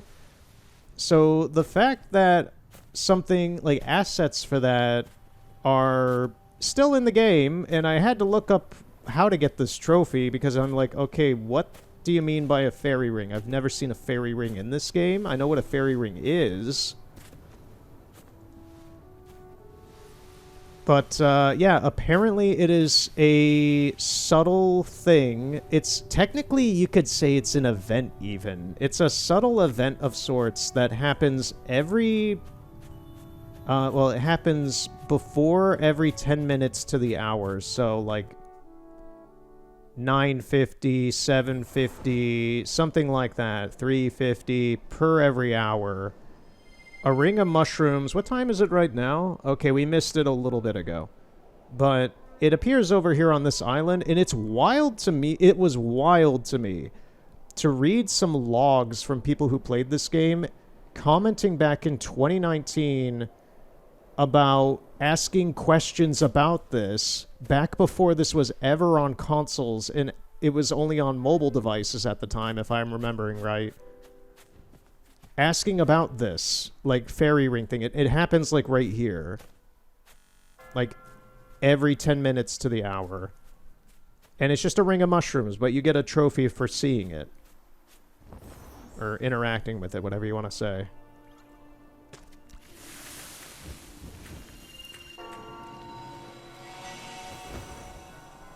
But that's not the reason why we're here. I just thought I'd bring that up because I found it really interesting. Just in like a weird dissonant social sense, it's weird seeing screenshots of this game from 7 years ago now. That's insane to me. From the mobile version of people asking questions about things that are questions 7 years ago about the game, about things from before full release of the game. It's just a weird thing to me. And, yeah, it was weird seeing people be like, yeah, this is from an old quest that they had a few months ago that they got rid of, but it's in 2019. And I'm just like, old quest... They're calling a quest that was relevant within the year that the game came out by a few weeks or months old already. And I'm like, guys... I feel like these people back then really did not know how long this game was going to last. This still feels new to me. Like, let alone the fact that it's literally new to me, but, like, this still feels like a very modern game. This feels like something that could have come out this year. Alright, I already got these. I don't need these. One thing that does attract me to this kind of game as well, though, is that it actually does come from a period of time like Concrete Genie, Dreams, artsy games that, and this was some stuff I might have said in like the first part of this whole playthrough, but just more thoughtful kind of design work and generally thoughtful intent. The birds look really trippy up here for some reason. Like, yeah, that looks really weird. Just like in a trippy sense, just like there's so many of them. Okay. Anyway. I ramble. I'm sorry. I did not intend to do any of this today, so... Anyway, we're just going to keep going before I start talking about my feelings.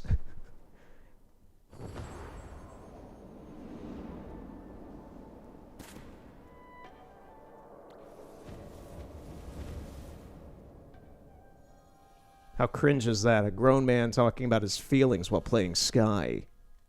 Ugh.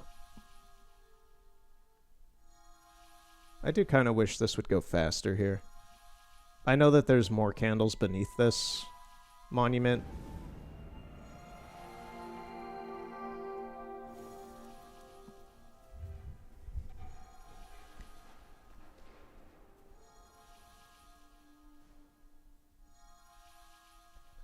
What we're going to see is up on the roof of this place.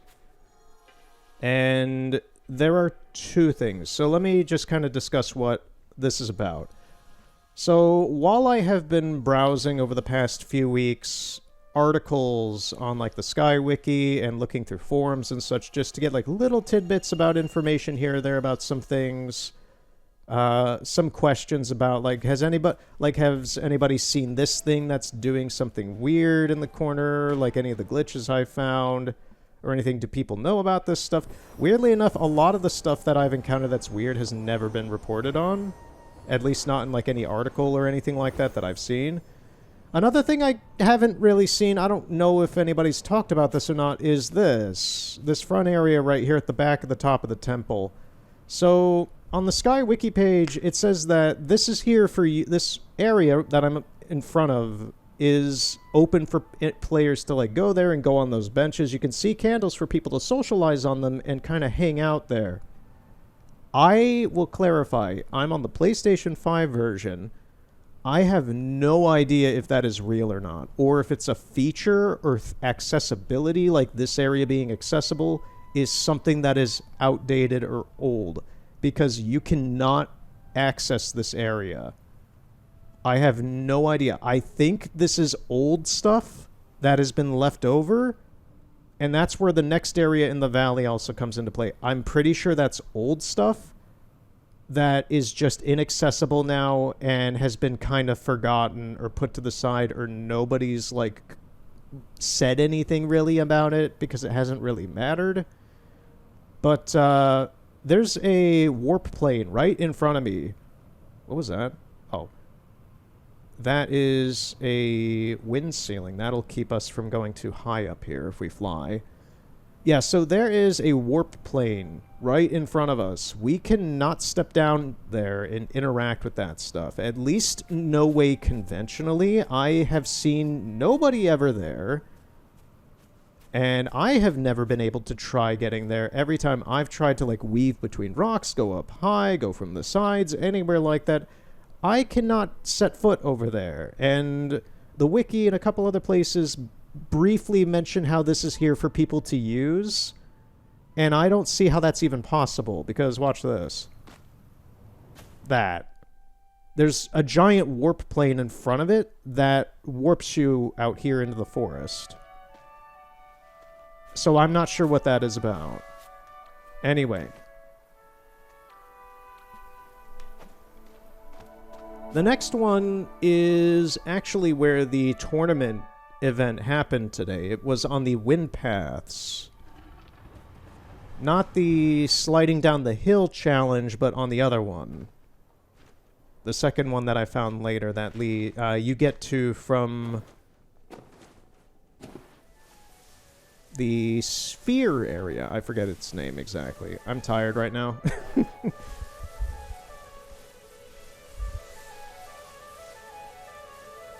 So we're going to be doing this right now, I guess. This will be my third time going through the valley today.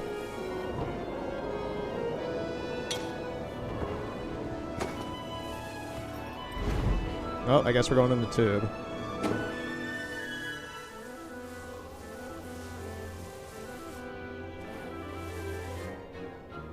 Yeah, it's just a few weird kind of like locational inconsistencies, and they're not anything anybody with, you know, passing care for the game would really think about in any regard. But as someone who's been playing this daily for well over a month now and has been to a lot of areas, I'm starting to kind of nitpick a lot of things in the game. That's why I'm interested in looking at a lot of the social, like, commentary other players are leaving behind if we can read it, and it's not in, like, Japanese, Chinese, or Southeast Asian or anything like that, or I've seen quite an amount in German and French as well, so I don't know. I know this game is popular with Japanese players, and it's also popular with English speakers, which makes sense. It's an American company that made this, but it has high appeal with the Japanese, it seems. Which, obviously, I see plenty of reason for that, just aesthetically. A lot of the, like, intent of the story and things like that, a lot of the way a lot of things are portrayed.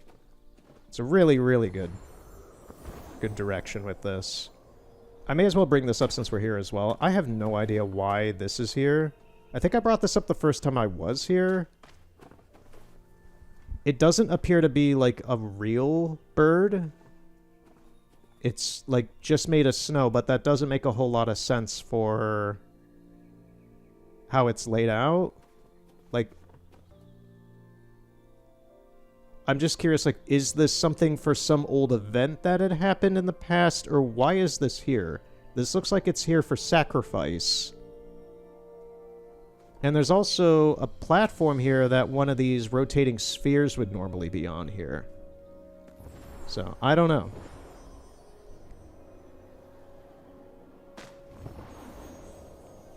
Okay, we're going to skip all of this. We're not going to skip that big candle in front of us because it looks big and juicy. Fill me with that wax. It's so warm and gooey. I'm sorry.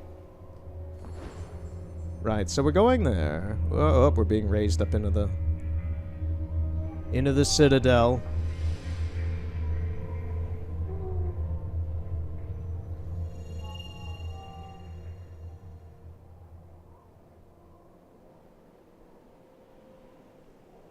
I thought of this earlier today, but I don't think I've played another game where glitching into places to receive things is fundamentally kind of a cycle of the game. Literally breaking the game in a way is kind of something that is not really penalized too much and is kind of a feature, a literal feature of traversing this game in a way. Like getting into rooms in the vault, getting into the, whatever, like, I think it's like the 7 or 8 person vault room in the prairie. I did that earlier today. You're supposed to, for these things, use other players to help you get into them. But fundamentally, most people probably don't do that and just glitch through, and the devs obviously do not really penalize you for that in any way. Like, they don't really make it a deterrence. I'm pretty sure the reason why there's no way to glitch through these doors is straight up because of how thick they are. As I'll show in a second. Because the range for kind of going through something with a chair has a limit. And as you can see by looking through this grate, these doors are ridiculously thick. And I don't think that you can glitch properly through them. So people probably just don't even try because they know that.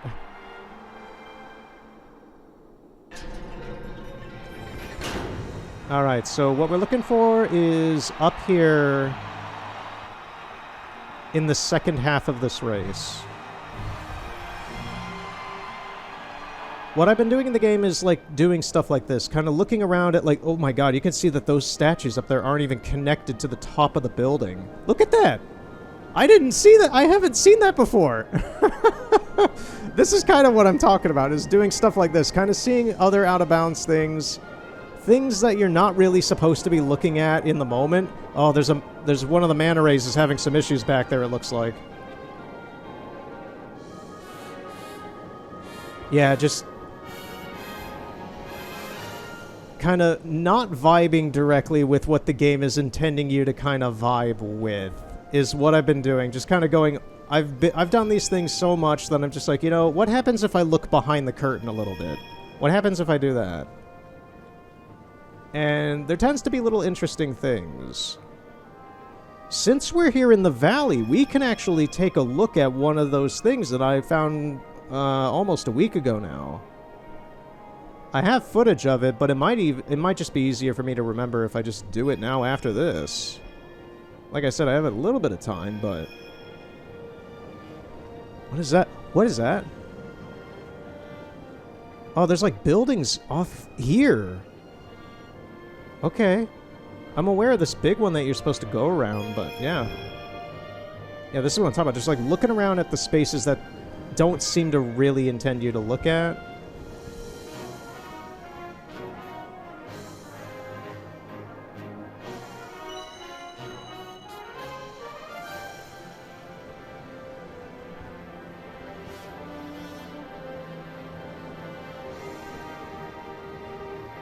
Okay, I'm gonna focus a little bit here. I have tried going down into, like, holes like that and stuff. There's wind gusts that prevent you from doing that. So, unfortunately, we can't do that. I'm not super concerned about getting any of the wax for this one. I've already gotten the wax from the snowboarding one.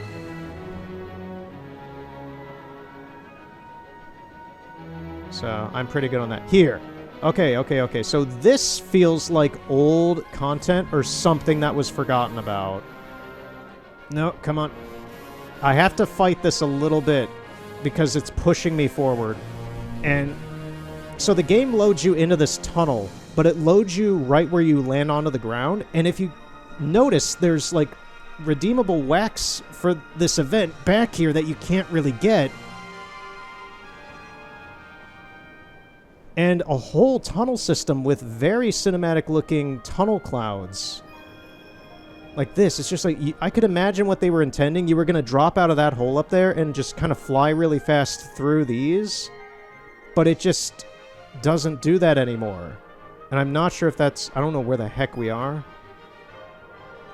We're kind of getting lost in the cloud. The clouds are trying their hardest to pull us forward for this event.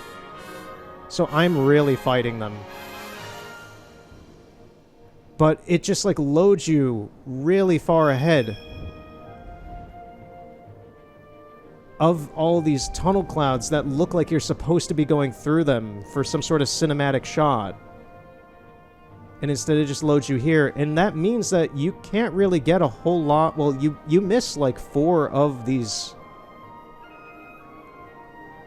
crystals for the event in doing so as well. So there's, like, features here, too. It's just weird.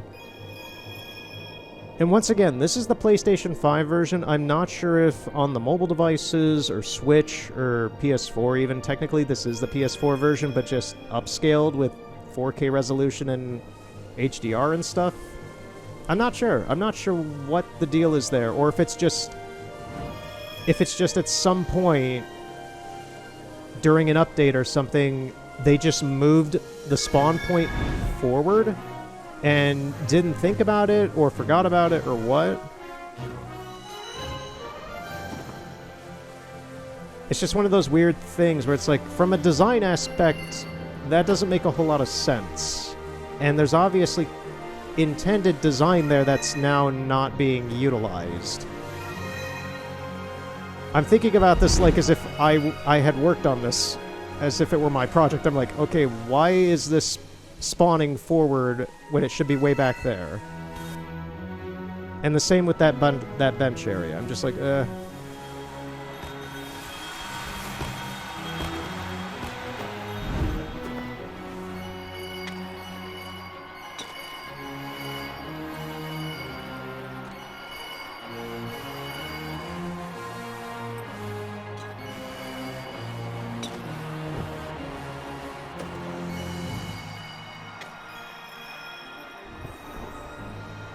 Alright, this is done with. So, those were the 2, like, weird things that I just kind of wanted to show. I forgot about them last time when I recorded. I'm like, you know, I was going to talk about these, but I just didn't.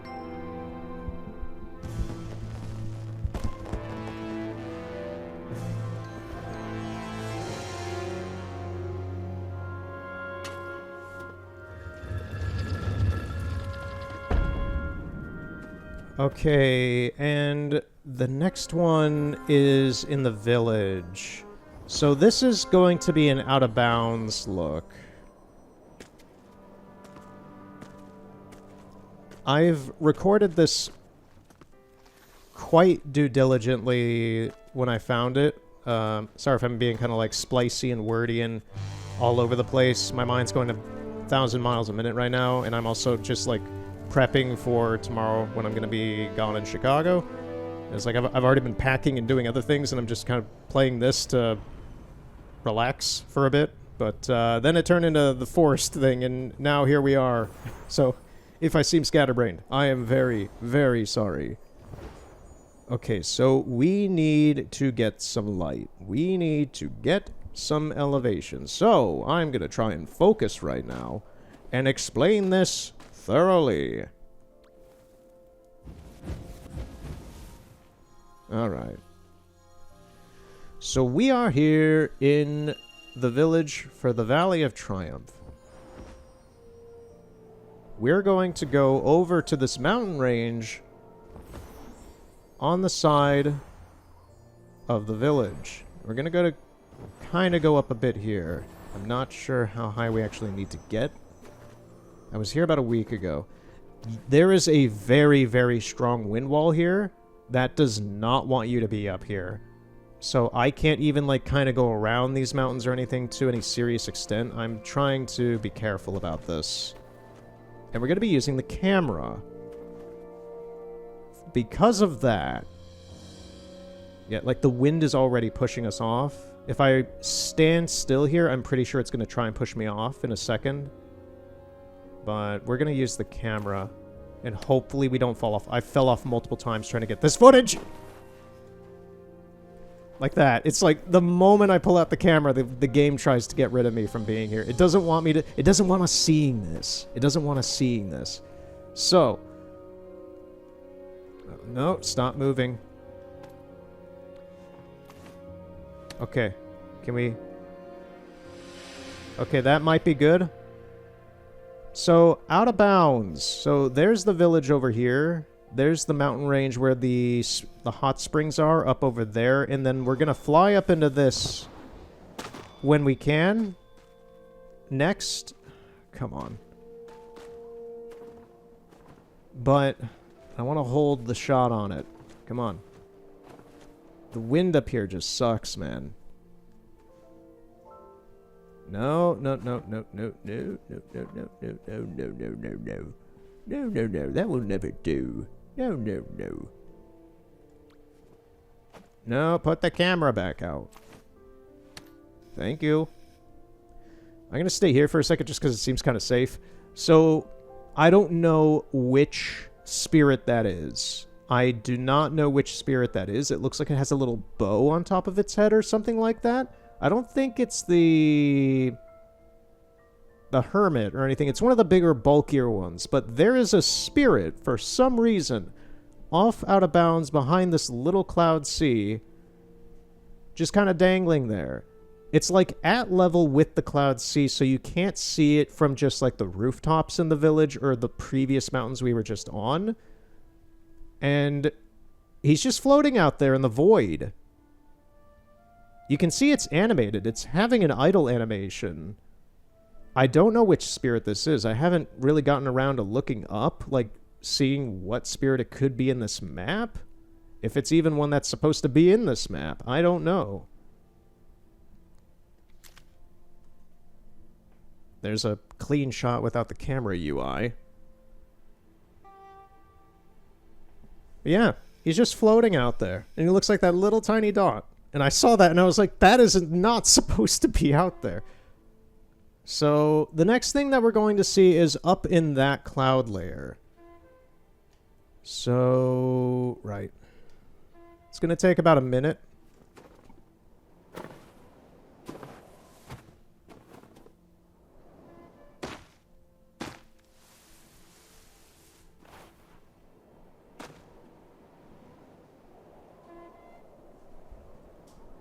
There's a weird, interesting object up there, out of bounds, that I am not able to get to. I have literally tried for probably 40 plus minutes. I would argue to say maybe even an hour, navigating the entire circumference of this map, looking for a way to get further into the cloud sea up over here, and I cannot. That range over there towards the Colosseum is really, really well guarded from you trying to get out of bounds. This area less so, and I think that's just inherently because these clouds are above the hot spring, but you can ride them all the way up top towards the normal entrance from the starting area where you like warp in from Avery. But yeah, this cloud layer is a lot less secure, but it still has a wall, and it's really close to this limit, like this range right here, if you want to call it like kind of a cliff range. It's really close, so it's not the greatest. What is this? I don't know what that is. Once again, I don't know what this is either. I'm just seeing these to see, like, is there any, like, Easter eggs here with anything? What is... Why can I grab this? Oh, I can unlock it by... What is that? It's a little crab plushie. It's dangerous to go alone. Take a crab. Right, that was a bit of a waste of time. So...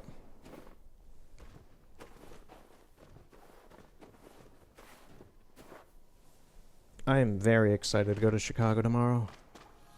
But I do want to try to wrap this up as well. Which is wrapping up another snip in this bigger video. I don't actually know how long this video is going to be. Yeah, like you cannot see, like I'm well aware that NPC for some reason is like below the cloud layer, just below it, so you can't see it from here. Alright, time to see something I don't think the devs are intending you to see. And I have no idea what this is, or if it was used for anything in the past, or if it's used anything in the map that's just kind of left over, or what. I can't see anything in here. Where are we actually?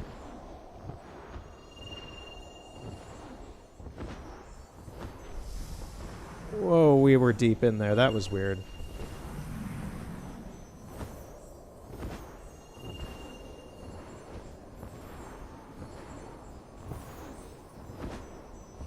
It's that.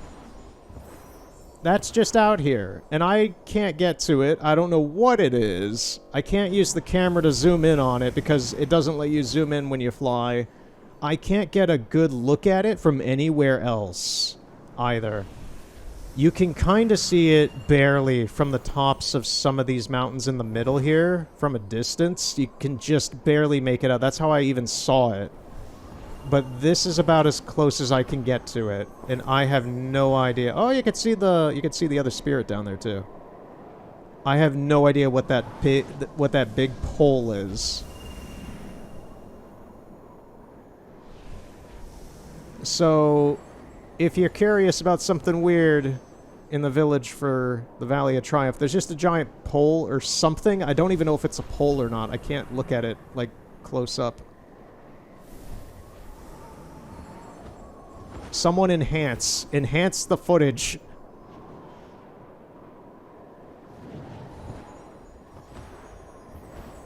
I don't know if the 4K resolution's gonna do enough justice on it. But yeah, like you can ride this all the way past this big sphere you see up ahead, this big cloud sphere in the distance. You can ride that all the way up there. It's once you get to the top up there, towards the bubble that houses the exit towards the Hermit's house, that's when the walls really close in around this map, and you cannot get around any of that stuff you see on that side over there. And there's also just this big wall that's kind of blocking off this half of the Cloud Sea on this end. You can't really get past this from here, where I am right now. You have a little bit of space to explore up here, but not a whole lot. So I would love to see what that is, because it is just open here in the map. But I can't, because of invisible walls. Anyway, now I don't have to edit in that other video.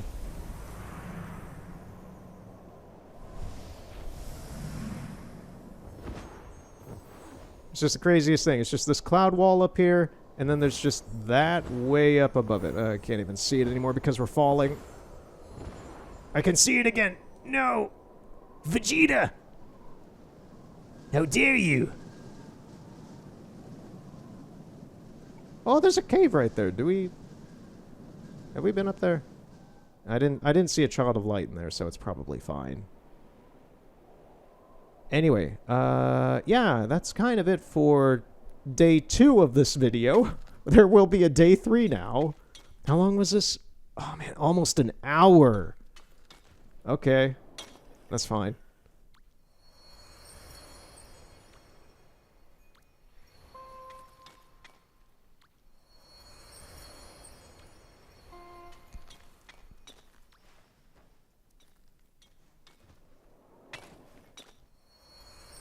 A spot. Use it.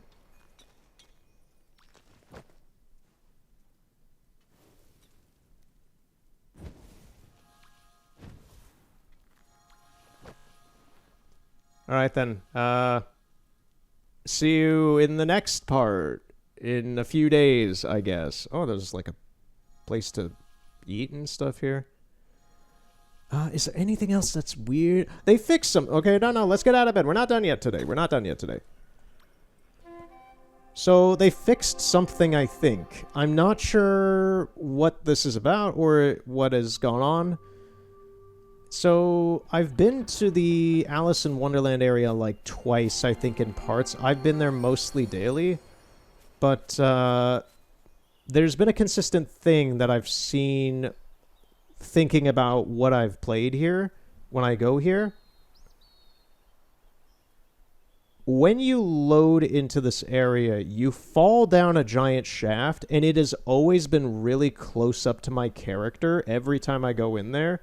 Apparently that's not supposed to be happening, because over the past, I want to say like 2 days or something, they've like changed something to fix the camera here so that it does this. And it looks like I'm actually falling down this tunnel instead of it just being really close up to my character. So now I can see that there's actually shit in this tunnel, and I didn't know that there was. So, yeah, that's something that has changed. I don't know why, and I don't know why it was the other way ever since I started the game. But, that's something that seems to have been fixed. And it makes getting in here a little bit more cinematic. You see, it's little things like that that I'm like, okay, cues, essentially. It's just these cues that are like, why is this cue not right? Why is this cue kind of obtuse? Why is this cue starting a little later, like with the Valley of Triumph thing? Why is this cue loading us in just a little bit further than where it seems to intentionally be in the game? And that's kind of the other weird shame about me, like, recording these fairly in advance by weeks. Like, it's early February right now for me. By the time this goes up, it's either going to be late February or early March, probably. But, that's kind of the shame of recording so early on in advance, is that some of these things that I'm talking about might be fixed or might be completely different by the time that this video goes up. I don't know.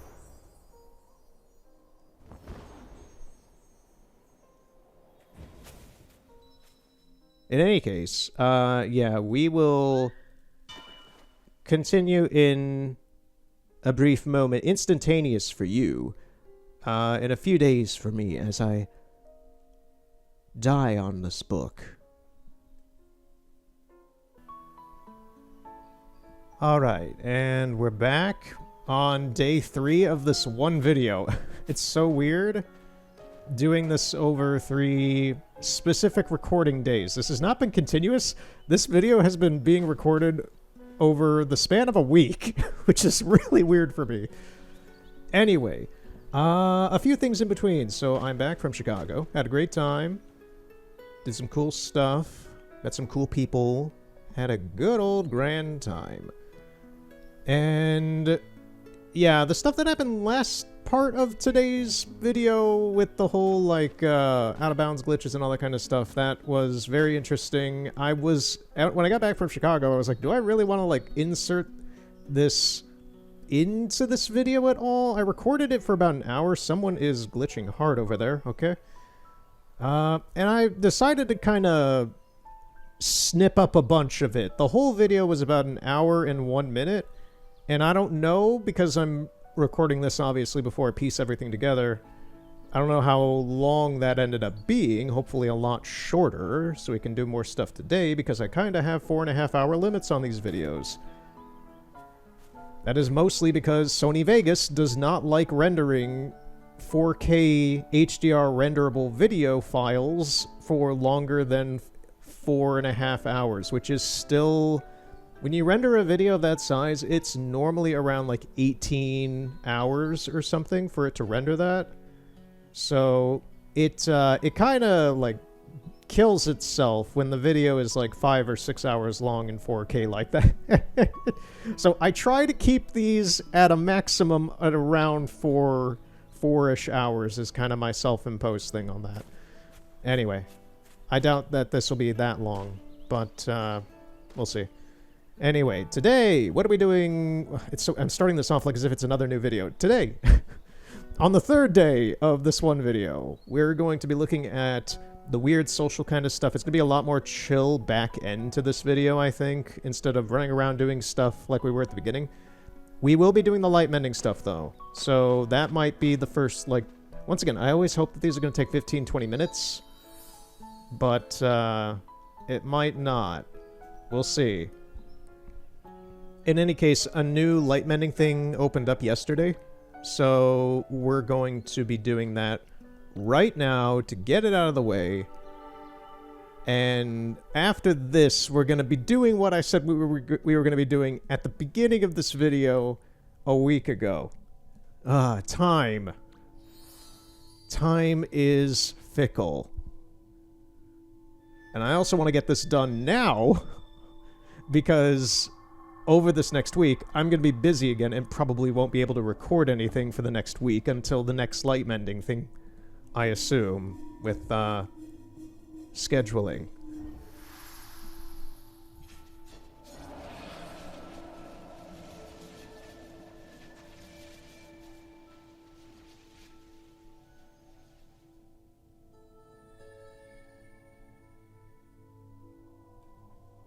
Okay, so this is number 5 of the light mending stuff.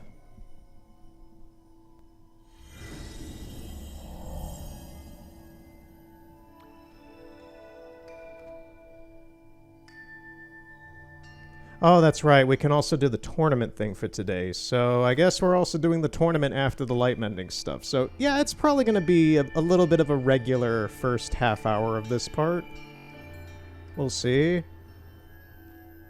I also want to edit this tonight after I record this because I still have knowledge, like I still have what I want to edit this into all together at the end.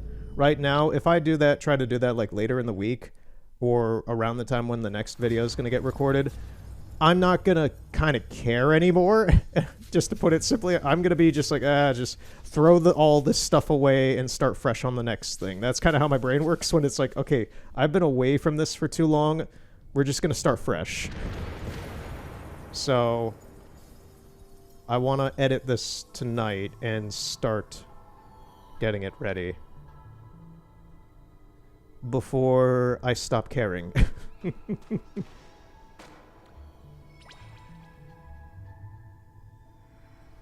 Discover how the Portal platform helps with light mending daily lanterns.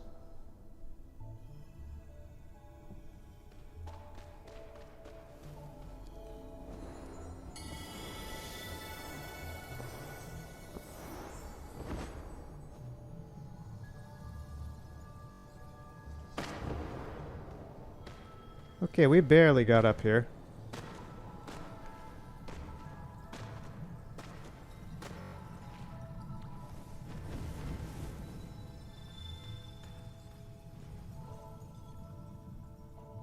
Trying to see if I can see where they are. We're up pretty high, so we should be able to see that. Okay, so people are getting the crystals. I see a few of them. For me, it's where's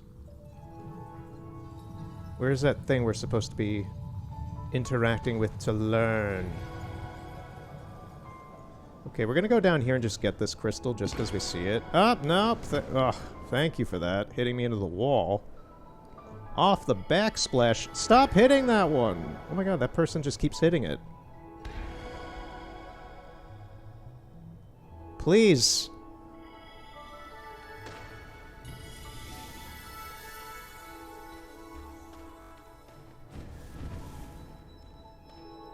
Oi, oi, oi.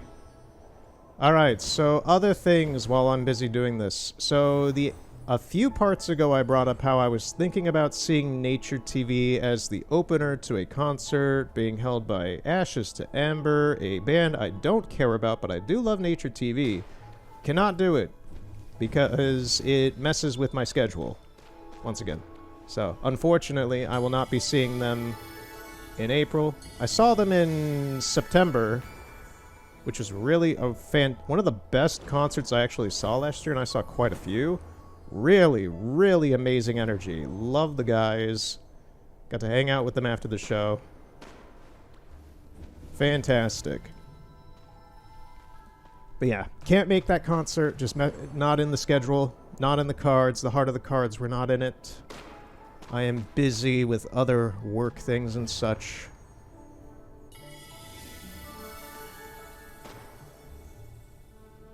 So I will see about some other bands I enjoy.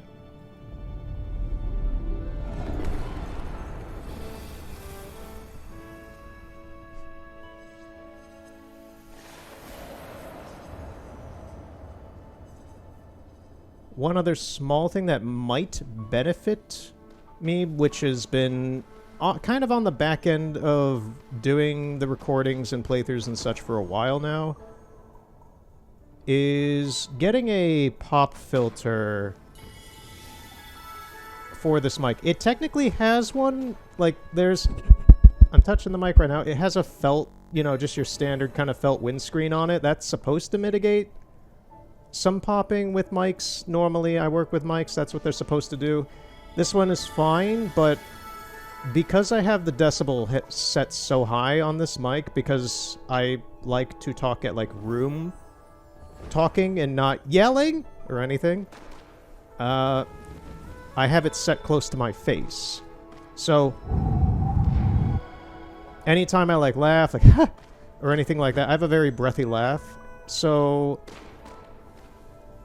I've been meaning to get one for probably about a year or two because I've known about this for quite a while, but I have a little pop filter that is specific, because this is a headset, this is like this is the kind of shit you see on like ESPN or NBC or something. This is a Audio-Technica BPS H1. They also use these at like GDQ, if you're more familiar with GDQ. These are the same headsets, and they're fantastic. They're real hardware, like real professional broadcast headsets. I love the sound that they have. They're easy to use. The problem I have is that I have mine set close to my face, so I need something. Most pop filters have like a clamp for like a standing mic, which is something I don't need. I need something with like a little pin clip to clip onto my headset. And I found one, and it's been ordered. So probably in like 2 parts or so, I'll give my feedback on it. I will probably be using it for the next Sky part, because it is supposed to be here, quote-unquote be here by like the middle or end of next week. So we'll see. In a few parts I'll talk about it, and just like, because I'm going to put it on, I'm going to record some stuff, and in editing I will see how it actually sounds and whether or not if it does what I need it to do, which would have been audible in the video.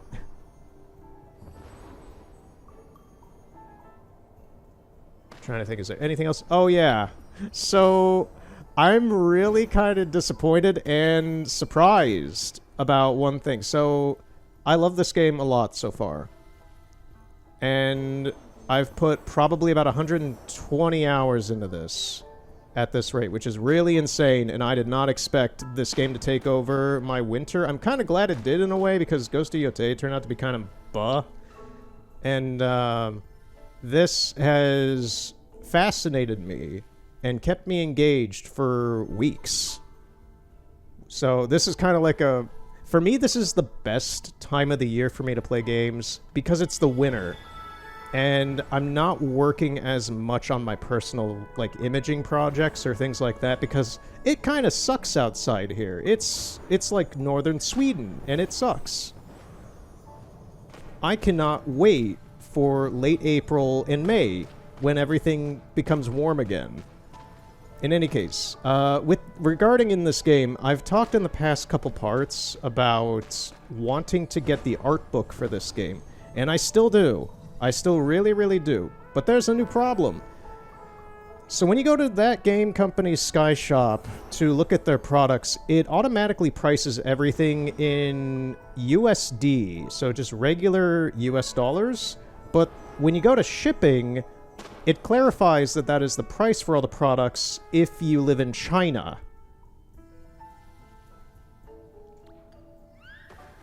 I don't live in China. So, I live in America, so I'm just like, okay. So how much does this stuff cost in America? Well, if you... apparently in China, the art book costs 125 USD. Guess how much it costs in America?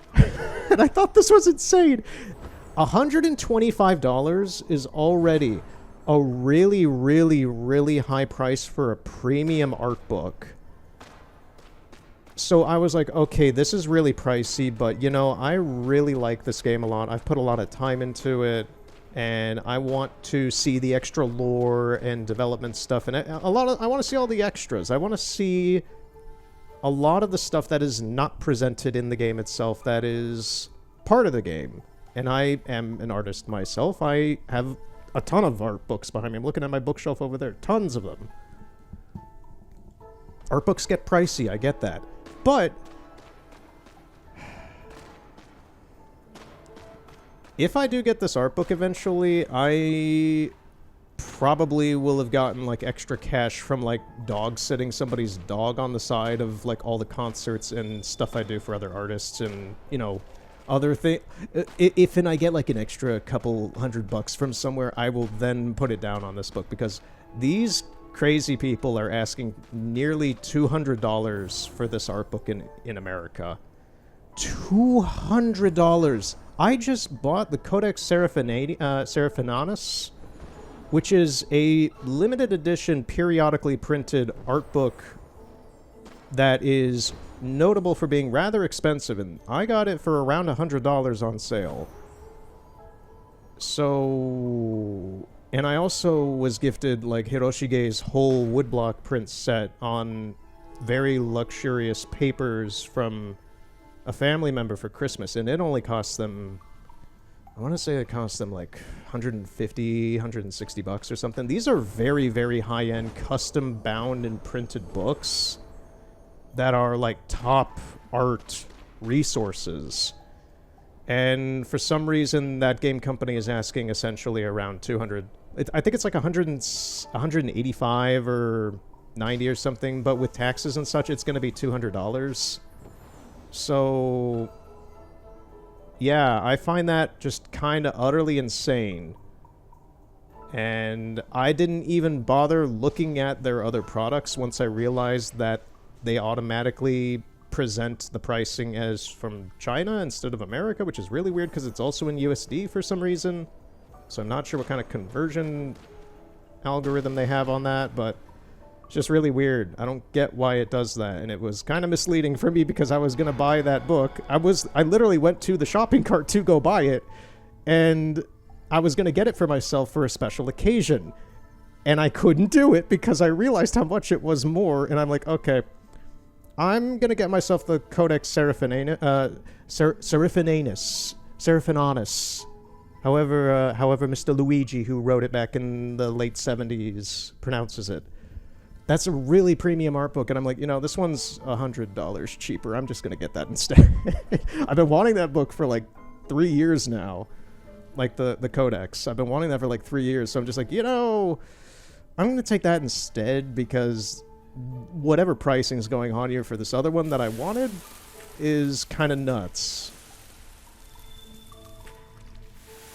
So that's just really, really, personally for me, just really unfortunate. I still intend to get it at some point, but it's gonna be a while. It's gonna be a little while. If it's even still available. It's like a lot of their products, it says that it's like a pre-order thing. I'm assuming that just means that they release them in batches because this book came out like 2 years ago or something, 2-3 years. So I'm assuming they like take a bunch of orders like per month or something and then ship out a batch of them or something. I know that it's, once again, it's like, I know it's a limited edition book and stuff like that. And it's very well put together from everything I see. I have dabbled in, I have made a book myself, but I've also dabbled just in publishing for like who is out there to publish books and such. I am very well aware it gets expensive, but for this, it's kind of I almost said bullshit. It's kind of bullshit, but it's just kind of batshit. I don't know who they decided to go with for their publishing for this thing or what. I'm sure the quality is very good, but that pricing is utterly insane. So that's unfortunate. So I hope sometime in the next half year, I will be able to get that, because I have other things that I need to get that are not this art book. I have way more important things for my projects and other things that are going on in the next couple months that will be taking up any free money I have. I gotta order some film from a dude in Romania soon, so that is probably going to be my next, like, art thing that I get, is stocking up on some very rare and interesting films for my art projects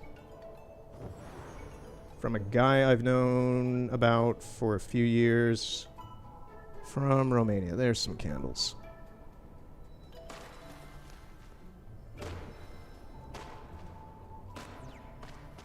So anyway, how are you? This is day 3 of this. I can't find any more of these crystals. There's some candles.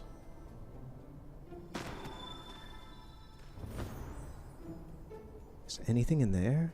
I keep trying to, like, fly high above. We're doing kind of worse than before. I'm glad there are still, visibly, actively people still in here with me, though, unlike the last one, where we were kind of alone. But, yeah, I keep trying to fly high above to see if there is anything.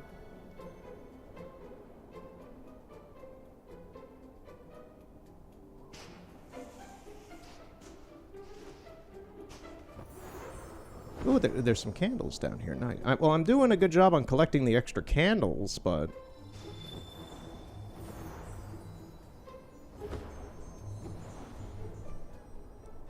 that's not exactly what we're here to do today. We're not here to get all the candles. That's for me to do later in the night when I'm bored.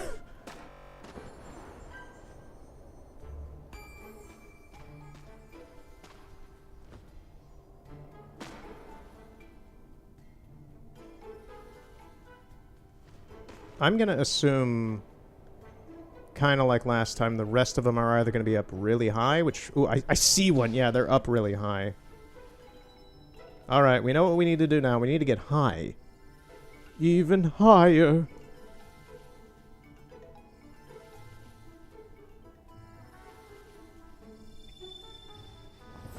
Alright, let's see if we can get up there.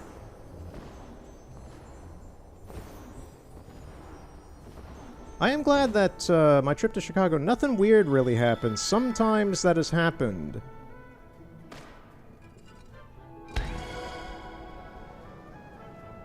Oh yeah, there's a few on this disc up here. Okay, that guy got that one. We're gonna get this one.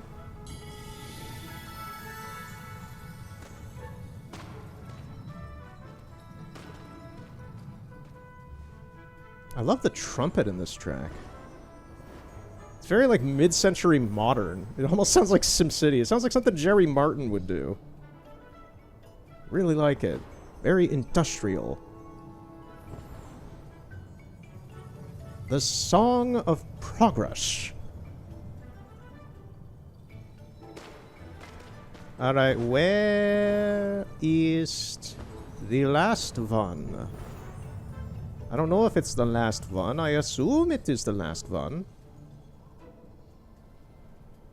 Mr. Woods, when will you collect diamonds?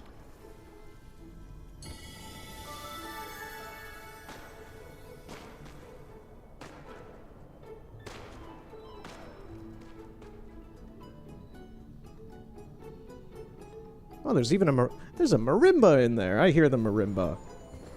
Oh, that takes me back to Skyward Sword. I love myself a good marimba. I used to play it. Yeah, I'm not seeing anything. We got a few. We got a few there, but I'm not... Wait. Is that one in there? I see a light. Not in here, up over there. Is there one in here? Yeah! I feel like this might be it. Did we get the we got the last one, yes! We're a top-tier gamer. G-A-Y-E-R.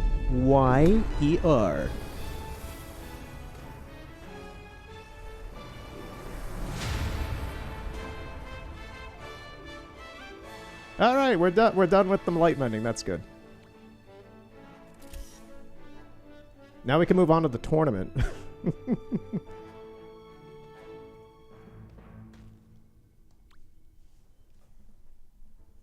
That went well.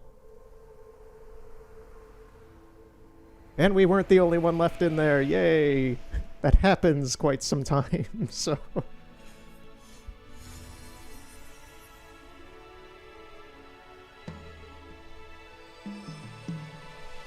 I'm also gonna check. I have my settings on... Okay. We should be good on the audio. I was having a little mini panic attack there. I'm like, wait, are we losing the game audio again? No, we're not.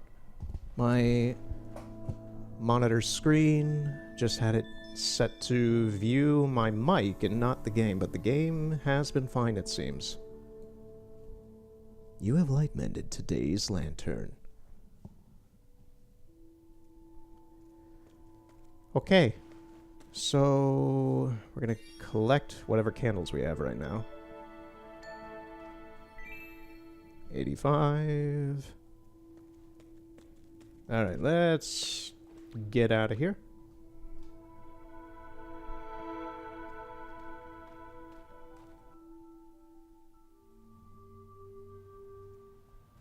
Let's collect today's candle for free over here. Oh, I forgot. I do have one other small thing. While I was in Chicago, because I obviously did not have my PS5 with me to play the game, I did get a few candles, and I did get the free candle while I was there by using the mobile version of this game. I downloaded it a couple weeks ago, and I haven't really used it. I tried to use it while I was in Chicago, and I don't know how you people play it. Just being very blunt here. If you play the mobile version of Sky, you are... I have so much respect for you because I cannot control this game without a controller. Like, I use an iPhone, but I cannot use... I don't play games on my phone, so like I'm gesturing with my hands like as if I'm playing with a phone in my hands. I can't do that. I can't like use touch screens like that. It's that's lunacy for a game like this with such complex controls, menuing, emoting, just everything in between. I don't know how you people do it. I know that this game started as a mobile game, but I tried to do it for like an hour while I was there before I went to bed, and it was just eye-openingly weird and frustrating. I don't know how you people do it. So I'm going to stick with the PlayStation 5 version and enjoy this. I think it's I think it's impressive that it is on mobile devices like that and how it started on them technically and just kind of moved up into consoles and stuff like that. I know it's on like Steam, I think, and everything. So technically you could get, like, this is still generally the highest quality you're going to get. It's still going to be 4K HDR even if you play it on Steam. I'm just playing it on console because this is what I like to play on, and it's easier for me to capture stuff on PS5, PS4, and Switch than it is on PC, because PC I have to adjust a bunch of different audio settings and such that are different than this, and I already have this stuff preset, so it's easier for me.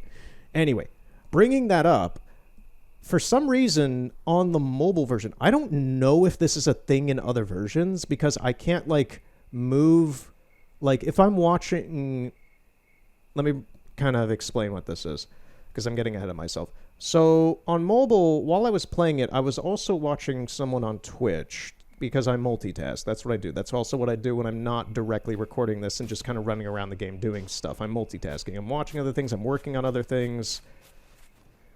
And I was watching someone on Twitch. I want to say it was Limmy, while I was trying to play this. And I minimized Limmy into a little bubble, because you can do that on iOS. So I have him in like a little bubble screen on my phone, and I'm trying to play Sky on it. And it gave my character here headphones. The reason they were like ear muffs, and I realized why after getting rid of Limmy for a moment and seeing, like, why do I have these things on? It's because when you have something else open, I'm assuming music, streams, anything else on a mobile device while you're playing this game and it's open and giving audio, it gets rid of the audio in Sky. Like the music, I could still hear sound effects, like the jumping and the calling and such, but all the music was gone. And the stream that I was watching was coming through instead. So I'm going to put up a little photo here. I'm going to look at where I am on the time so that future me can edit this in without having to scrub through this whole thing and listen to all of this over again. So, yeah. But yeah, you can see here that there's just these headphones. The low resolution of what the mobile version is also very noticeable when you're playing it, at least from my perspective, because I've been playing it the way I have. It's really, really low res. Once again, it's visually impressive on a mobile device, but it is noticeably low res. But yeah, you just get a little pair of like ear muffs. They're not like headphones, they're like ear muffs, kind of signifying, hey, to other players if they see you, because I'm assuming if you lock candles, if you dock your candles with other players and such, and they see you, they will see that you have these earmuffs on, and they're not something you can get rid of unless you get rid of whatever else you're listening to. They're not like an actual, like, I went into the menus, they're not like an actual, you know, spell or like accessory or anything like that. It's just a premeditative, automatic thing given to your character that you can't get rid of unless you're not listening to anything but the game. I found that really interesting that they thought about that. they thought about the fact that people would be tabbing in and out of this game. That's where I'm just like, I'm not sure if this is just a mobile thing or if it's also for like PC as well, because I could see that, because you're going to have multiple screens on your PC. You might be listening to other things or watching other things. But it's funny to me that you could possibly interact with another player randomly and just see them with those headphones on. And now I know what that means, but it's like they're not totally paying attention to the game. They have other things going on in the background. All right. From yesterday's tournament thing, I did unlock the snowboard like I wanted to. So we have the snowboard now. If anybody cares. We do have it now. We're going to keep the camera just because it's very, very useful. This is a very kind of OP tool, in my opinion, for my kind of interests with games. Just boundary breaking, looking at things out of bounds, you know. Seeing, just inherently, even if you're not doing that, just seeing things from a far enough angle. A monocular, that's the word. A monocular is a very useful tool.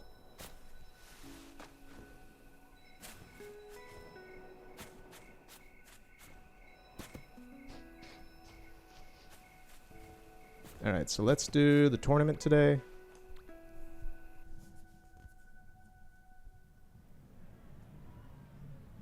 Oh. I was about to say, it didn't load in anything. That was weird. It's the first time I've seen that.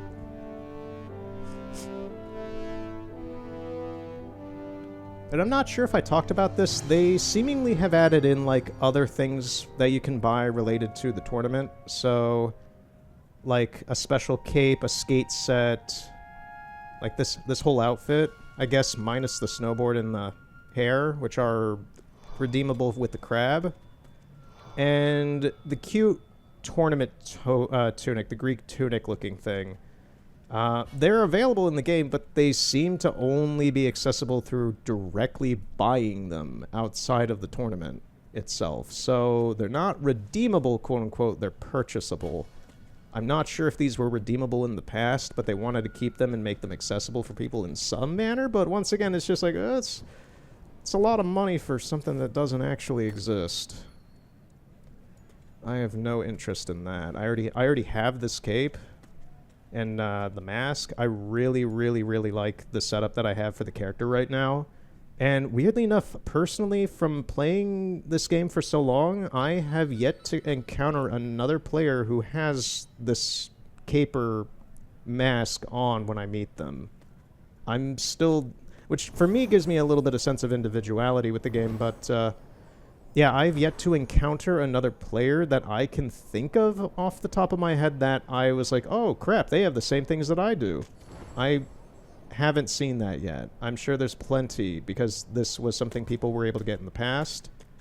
But, yeah, the whole Sparrow Cape thing, I haven't seen anybody.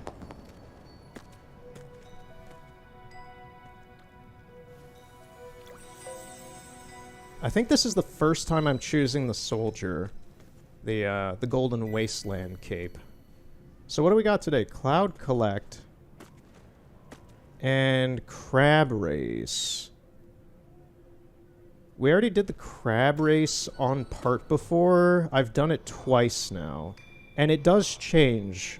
I did it once off part, and it was actually at the kind of oil ship in the Golden Wasteland. The sea ship that's kind of crashed. Not the Lost Ark, but the other ship. And I was the only one in that match, and it was a very easy map to do. Way easier than the one in the prairie that we got on footage. Wait. Oh, never mind. You already gave me the... Sometimes I forget that they give you, well, never mind anyway, because... Wait, no, stand up. Yeah. Thank you. Thank you. Get these. Now we'll do it.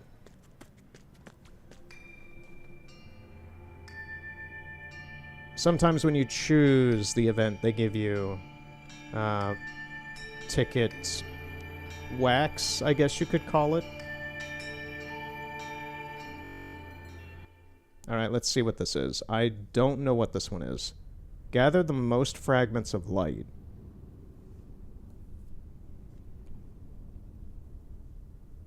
Where the heck are we?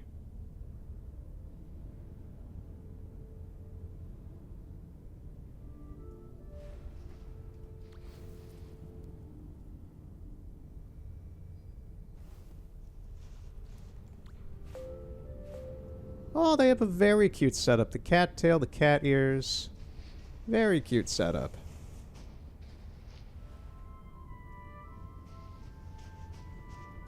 I don't know where we are. Oh, we're in what's-its. The...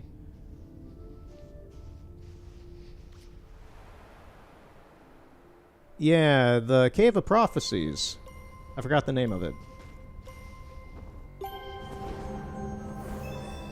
Okay, so this is like the valley. Oh, that person has a bunch of people with them. Okay.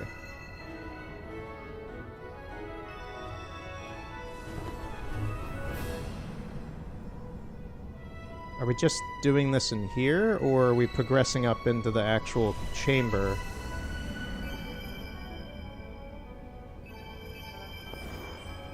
I think we're just doing it in here. What a weird location to have a very specific event.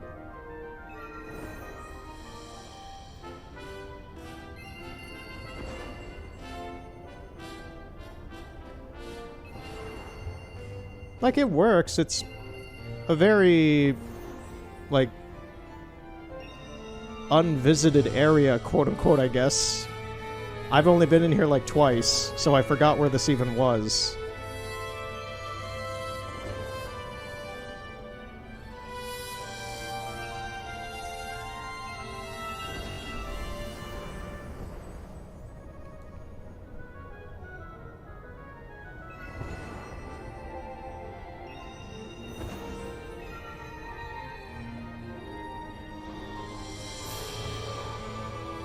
We got 5 seconds.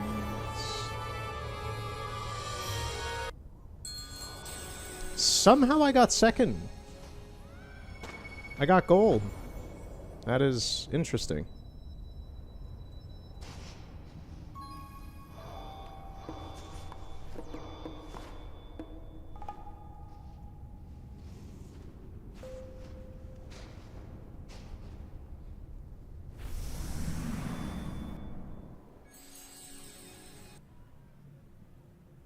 I think this is the first time I've gotten gold, actually.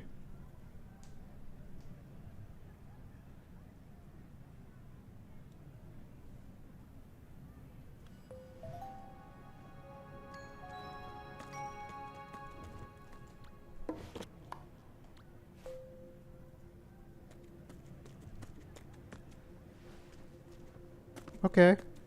That's about it for here, then. So...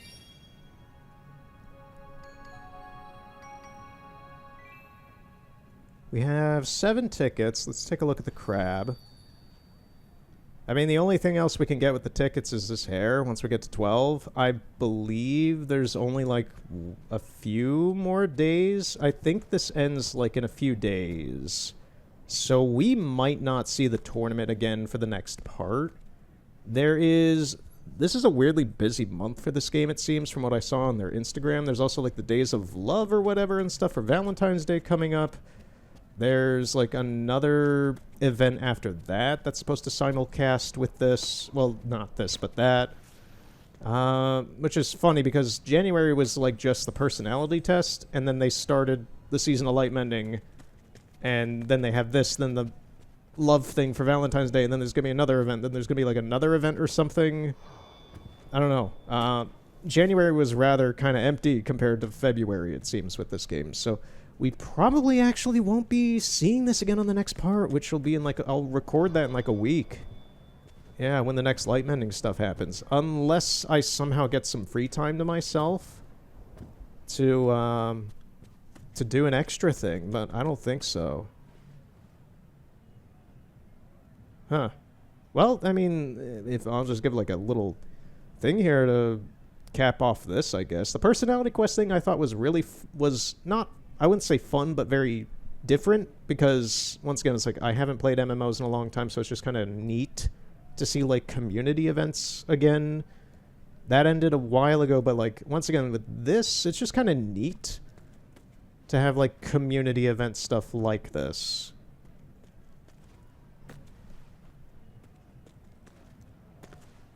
I don't know. I think stuff like this, where you have to pay to get, like, costumes and stuff, like... not the greatest, but, you know, you don't need to buy it, and, I don't intend on buying it. If, like, the costume pieces, like, I would have probably went for the tunic here, if it was, like, 15 tickets or something. If it was, like, 15 or 20 tickets, I probably would care a bit more about trying to get it, but... you put, like, actual money on that? No. Fuck no. That's dumb. I've already put down $10 for the outfit that I want to have for my whole playthrough of this. Which is still, in my opinion, still a great investment overall because, like, yeah, I've played a ton of this game and I intend to keep playing it, so, you know. I essentially paid like with the light mending thing, I paid essentially $20 to play this game in the way that I want to. And that, for as long as I have so far, is a fantastic price. In any case, yeah, I think we're done here. Goodbye, Fancy Coliseum. I'll probably see you later, but not for the channel. Alright, so what are we doing then? We're doing this. I want to interact with a bunch of these record nodules. I don't know what they're actually called, but I'm going to call them recordings. Not so much the prop ones like these, where you can see things that people have built and stuff. Can I interact with the Cinnamoroll? Oh, it's a plushie. Okay. Like, this stuff's fine and cute and cool, but I want to see, like, the more social aspects of the stuff that the community has left behind, essentially, that is going to be erased in, like, a week or so. Because this stuff does go away. Unfortunately, if this is also sometimes out of my language... What the heck is that up there?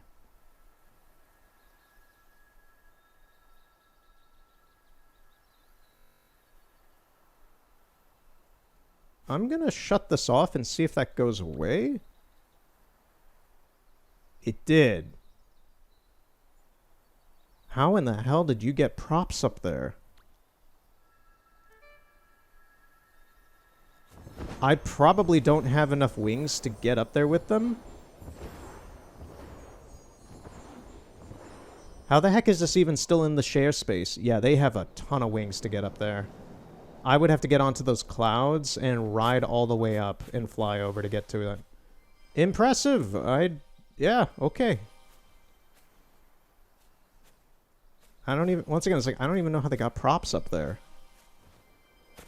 Anyway, it's stuff like this. These record nodules. I want to take a look at these. Unfortunately, because I speak English, and I can discern enough of Japanese to understand enough, but I'm not a translator. For translating, like, translating Pewdle Story and getting the gist of, like, all the information behind Akihiro Izuhara that I did last year, and plenty of other things that I've done, like, years ago. I did, like, the One Piece games for Game Boy Color and stuff. A lot of that is stuff that I sit down and do legitimate, like, research on books, proper localization type things, and not off the cuff, like, oh, that means that means that. It's just like, I get the gist for that with spoken Japanese, but not with text. I have to sit down and actually, like, research and actually translate that stuff. And we're not using Google Translate today, unfortunately. This is not Dobutsu no Mori. So if it's something in Japanese, if it's something in Portuguese, if it's something in Spanish, if there's something in German, French, I'm not going to be able to decipher it. So we will move on, like that one right there. We're just going to be running around various maps and just kind of seeing what is written. And I think we're going to start off with the meditation room, because I have encountered multiple, like, funny and dark comments in here. So I don't know if... That's the other thing, is I don't know what any of these are going to contain. I have seen maybe 2 of them where what the contents of what was written was kind of suspect. Not like bad, not like slurs, not like I'm going to kill myself kind of stuff. So a little bit emo borderline stuff like that occasionally, but just like questionable, just like either really horny or, you know, very emo. So, disclaimer, I don't know what we're going to see here. This is all just what is here. So, this is all that is here in the first 2 weeks of February 2026 is how I will disclaim that. So let's start. Yume to Hazakura. Also, the music ones I might pay attention to a little bit, but kind of cut off, because they're neat and you're good at playing instruments, but you're not really telling anything. I'm here to see what is said.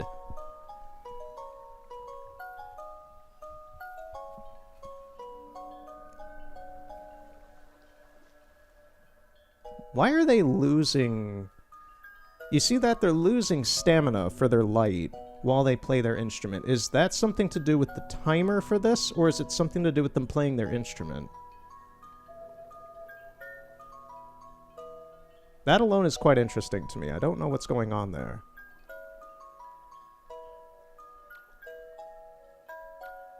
Okay. That's really cool. Just a swing set? There's one over here. Just a heart. And that's something I need to pay attention to as well, is sometimes there are written messages in the video, like here in text, but nothing is said in the actual, you know, recording physically in the game. But sometimes there's stuff said by the character in the game instead. So I just kind of have to pay attention to what's going on with some of these before, you know, just kind of skipping through them. We got a lot of ground to cover.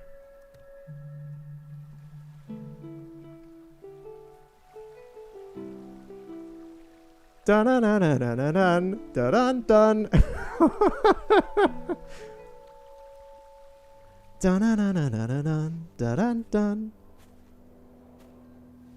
dun. Whoever that was, they were a cat boy, but they were very college kid, has a guitar at the party and is kind of disrupting everybody for trying to act cool core. Play Freebird!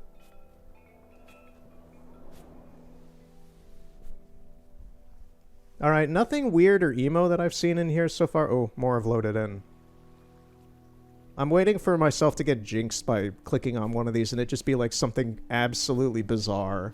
And I'm waiting for those. I want to see like the weird shit. I want to see somebody just like go off on some sort of power fantasy of like some sort of mind palace narrative of what they personally have experienced with this game or other things going on in their lives. I've seen a few of them and they're really, really funny and really, like, I really appreciate weird shit to, like, just I very highly appreciate weird shit. So when I see stuff like that, I'm like, this person is either absolutely insane or they're amazing, and I would like to know them. That kind of weird shit. Just like, oh, your brain works weird. I like that. You're cool.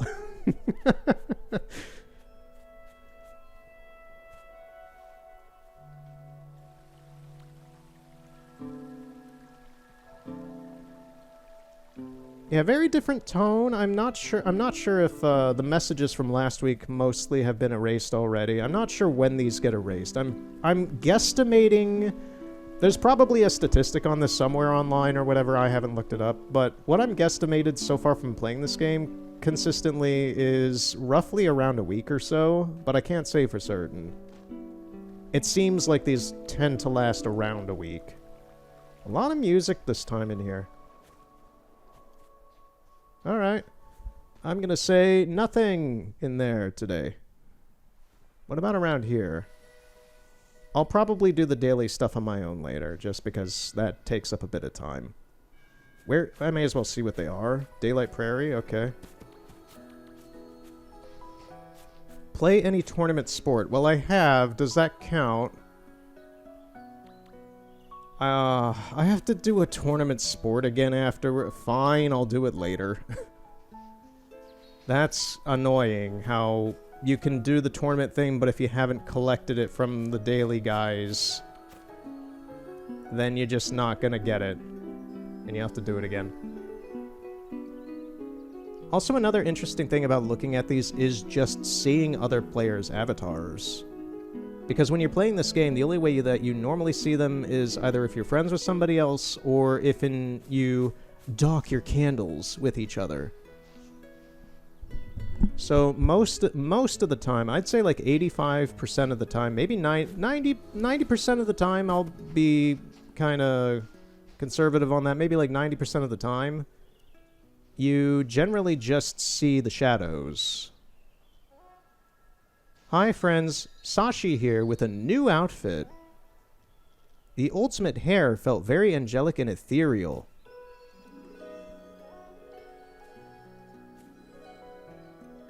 I mean, it's a nice outfit. So I wanted to center the outfit around that. I can't really see the text. I'd love to dye the pants, but white dye is so difficult to come by. Not really. Some of you have been asking where items are from, so I'll put a comment for you until next time. That's also funny is that some of these, I'm not sure if they might be like content creators or what, because some of them have these kind of like self-narratives through here with these messages. They're going to be, They talk to people randomly reading these things as if everybody knows who they are, and that's really funny to me. Yeah, the white dye is not that difficult to come by. I actually have some that I can redeem right now. Speaking of, I have 9 of them now. Or 8, I guess. For some reason it showed that... Okay. I guess it just shows the number before you redeem it. I have 8. I have 8 white dye. They are not that hard to come by. If anything, the only one that's kind of hard to come by, in my opinion, is the black dye. That's a little bit more uncommon. Normally, you can apparently get it in the Eye of Eden. I've been getting it in the Wasteland, mostly. But it's not the most common. The white dye I have gotten in Daylight Prairie, mostly, and I want to say randomly throughout a few of the other realms. But there's plenty of it in Daylight Prairie if you're looking for it. It is amongst the butterflies as much as the yellow ones. Actually, what is that? Yeah, I have 13 yellow and 8 white. Yeah, wow, I have a ton of the red. Okay. And the green. The green I understand because I'm in the forest a lot, and the forest has a ton of the green. Anyway. Where do we want to go first for these? I'm kind of tempted to go to the Alice in Wonderland area just because it's a little bit off the beaten path. I think we're going to do that.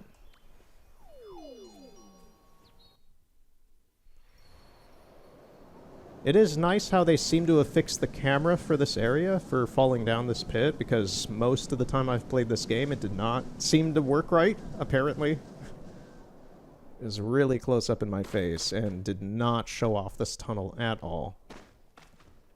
Alright. We're hunting for little nodules. There's one. There's 2. Today... Ooh, wait, no. Today is my birthday, so happy birthday to me.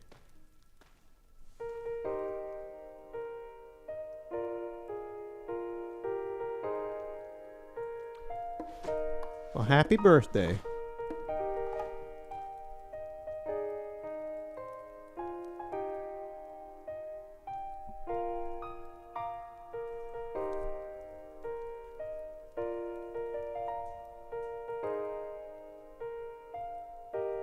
I'm actually just going to let this one play out.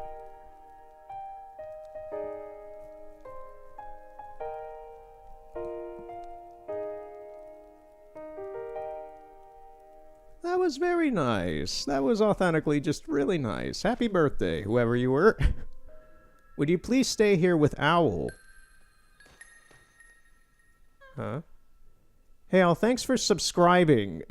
This is what I'm talking about. I'm like, this is some content creator that most people don't know who they are. If, the same as me. It's like, if I put one of these up and I'm like, hey guys, thanks for subscribing and watching my content. It's like, this is open to the public, and there's a lot of people who probably play this game and don't watch, like, streamers or anything like that, or content creators geared towards this game. So it's just really funny when you encounter things like this, and they're all, like, YouTuber-y and stuff. Like and subscribe, guys. I want to see what they have to say, though. Hi all, thanks for subscribing. Owl wishes you stay safe and warm in this cold winter. Today's music theme is French Movie Waltz. What was... Oh. I don't know what that was over there. I saw... something. Okay, more music.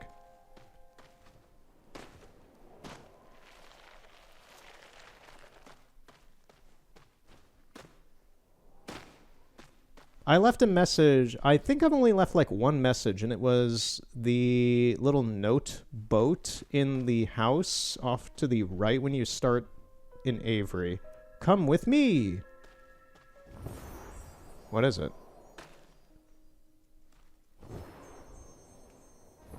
Oh man, you fly slow, dude.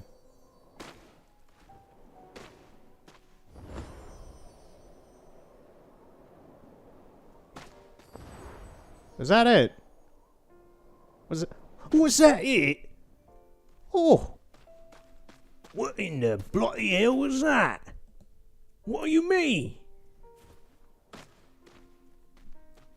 That daft prick just set us off on a wild goose chase, you know what I mean, man? Getting the Brit in me upset for misleading me. You fucking with me? I don't know what that is, so we're gonna skip it. This is a Japanese Gagaku Ryuteki flute.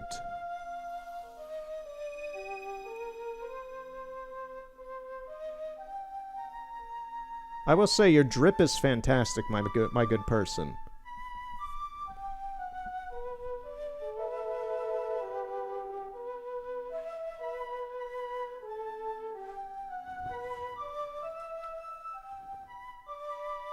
Once again, just a lot... I understand people wanting to show off the music stuff with this game because... Yeah, a lot of people, like, people put down real money to buy some of these instruments, and they put in some time to learn how to play them in the game. And once again, if you play this game on mobile, and you somehow learn how to play, like, let alone learning how to play the game on mobile, but you learn how to play, like, the instruments and stuff... If you do that, you have my utmost respect, because that is insane.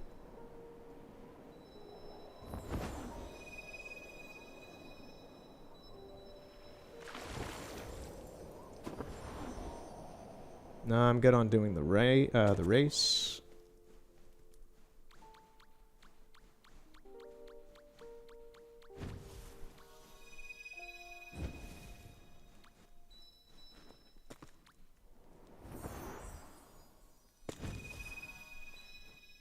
The one constant with this area whenever I'm in here is everybody who comes in here to get wax never does this one. Every single time I've come in here and like all the other things for wax, the back behind the couches and chairs and such, the stuff around the kitchen, all these candles and such, always lit. Always lit. That one over there, everybody just either doesn't notice or doesn't care. It's always weird to me. It's pretty obvious. Yeah, people are already down there already doing this one. Anyway. We may as well talk to the seal since we're here as well.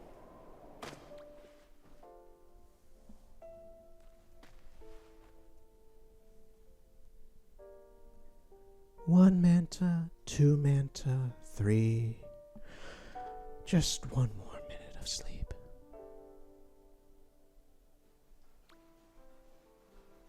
They are fast asleep. Wake them up in a minute. Okay? We will be back. Then you better give us our wax. You owe us some wax, Miss Seal. You know what that means? You know what that fucking means? You owe us. And we don't take lightly to debt dealers. Well, we are the debt dealer, but you know. Anyway, I don't know. The bit died. The bit died a brutal death like in a car crash.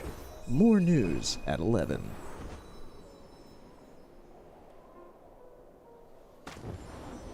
Today, we see the humble Sky player try to be a comedian. Will it go well?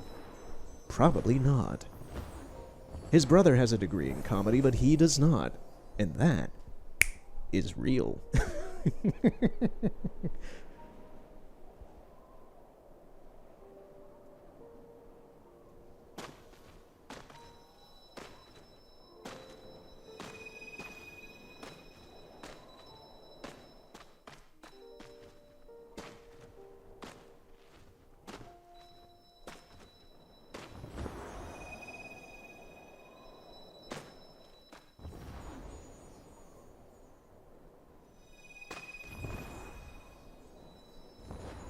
You see, this is how much I've played this game. This whole time I've been collecting this wax and just kind of like quieting down a bit. That's my brain just going into autopilot of just doing what I'll probably be doing in like 2 or 3 hours from now. just doing other things, just, you know, making the rounds and not thinking, just working on other things. Yawn. That's not how you yawn, but, you know, it's time to wake up. Thank you. And now we get your wax. Thank you. We won't have to give you a shank in the back alley.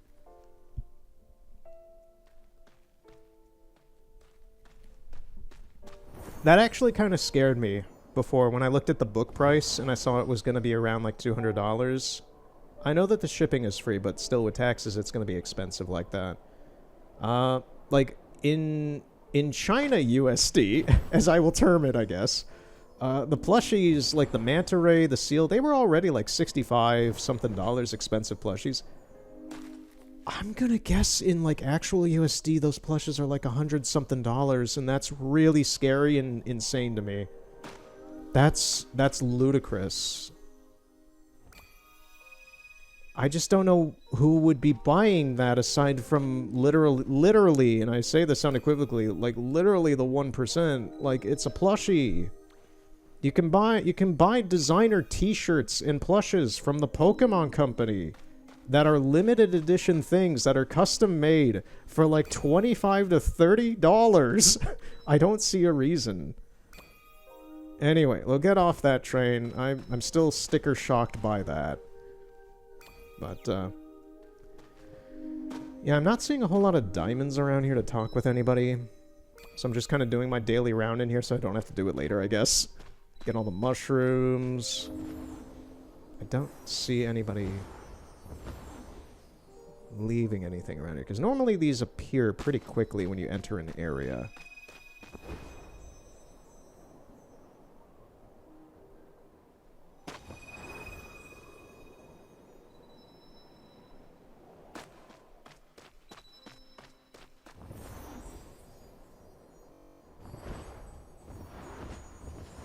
Okay, there's nothing up there. There is somebody relaxing by the candles.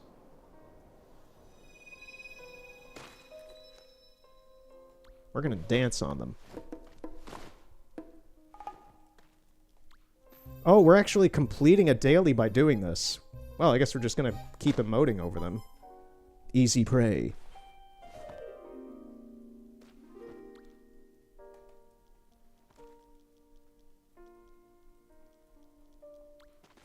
Nope, that's the same one we did. Where's the new one I got from the Melancholy Mope? This one!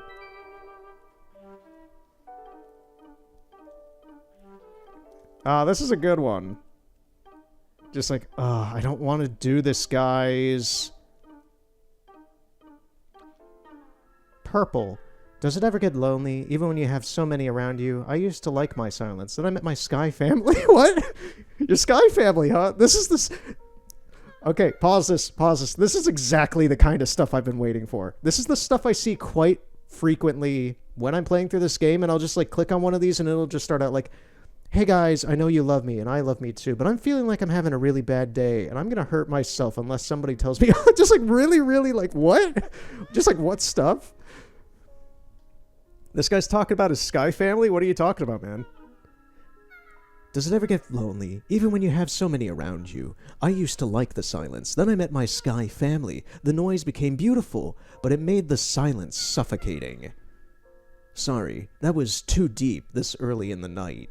What, did you write this at like 2 in the morning or something? Go do your circuit, silly. Stay safe and take care. See you around.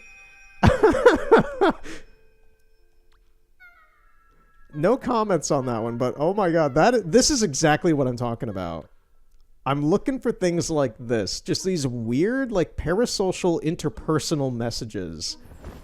It tells me a lot about the people playing this game, and I've seen a lot of them, and they're fascinating to me. I'm sure there's plenty of psychologists and sociologists playing this game, just looking at those. And I'm curious how much of these, like, I'm sure that they're recorded somewhere.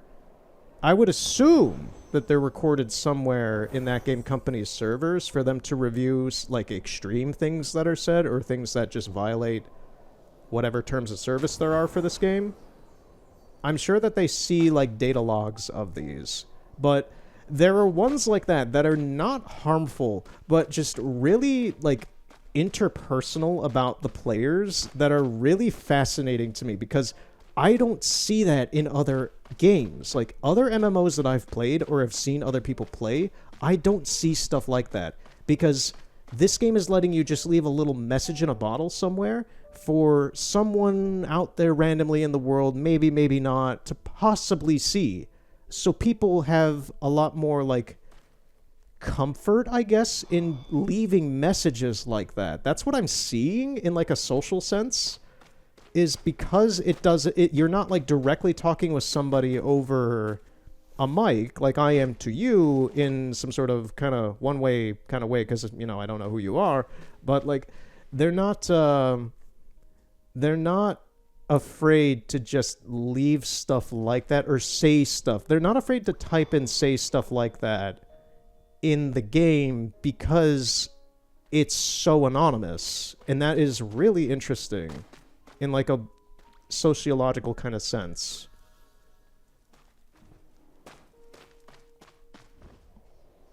I got an A+ in my college sociology class, by the way, just letting you know that. So this is fascinating to me. My sociology professor loved me. As did most of my professors because, you know, I'm an academic. I'm a bookworm. But, you know, the only thing I suck at is math. I hate math. Which is also ironic for me because I'm a chemist. I think we're kind of done here. I'm not seeing a whole lot. That was what I wanted to see, though. That is a great sign that there are comments like that still. So, where is a place that people might feel comfortable saying stuff like that? That is a key question. I assumed that that would be the little safe, you know, calm room over there when we started. But it doesn't seem to be, at least at the instance that we were in there, most people in there were leaving, like, just little musical things. Which are fine, but let's see what these are. Okay, we got another light mending subscriber.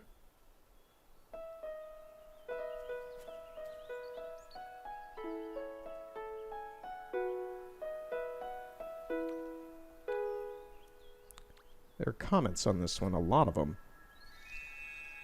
I love this song, thank yous. Keep making good music, appreciate it so much. Boo! No joking, I like it. Blue Heart, hello, my friend. Can you play something something?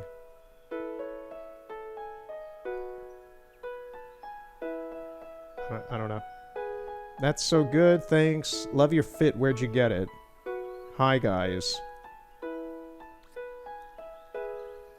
It's I'm assuming a lot of people have commented on that because it's in the front here with the rest of the portals. So this place gets a lot of traffic because a lot of messages that I see tend to have very few comments on them.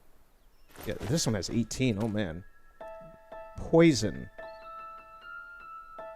I don't know what this song is. Oh my god, Has-Been Hotel? Oh no, it's a Has-Been Hotel thing. Turn it off. Okay.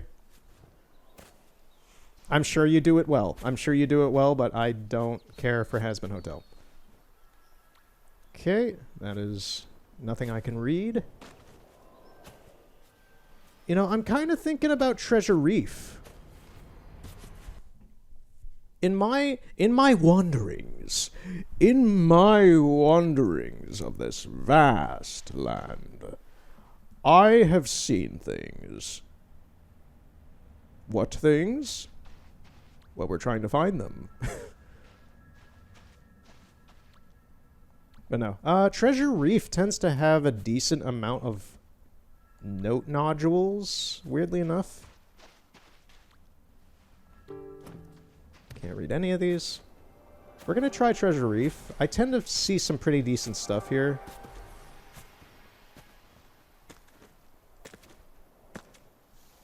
After this, we're gonna do Daylight Prairie, because that also gets a lot of traffic. And we will head to Sanctuary Islands when we enter Daylight Prairie. We're gonna start at the beginning of Daylight Prairie, and then we're gonna move forward towards Sanctuary Islands. Because the Sanctuary tends to have some pretty... It's another out-of-the-way area that doesn't have a lot of direct prominence to the core part of the game. And it's a big area too, so a lot of people visit it and just kind of hang out. Treasure Reef is a little bit more linear in having a specific story to itself, but it's also smaller. It's way smaller than Sanctuary Islands.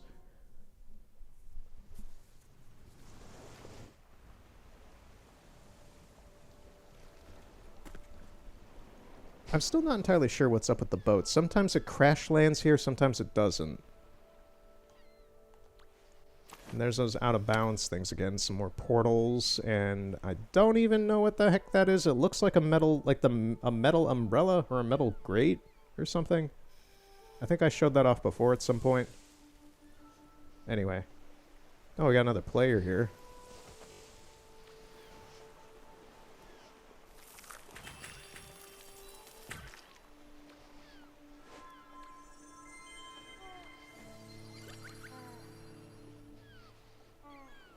This person is showing off their fox plush. Was that it?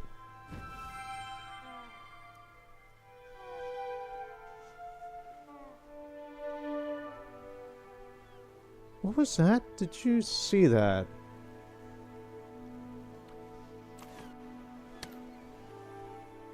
Not this player who's flying in the air. That thing in the clouds.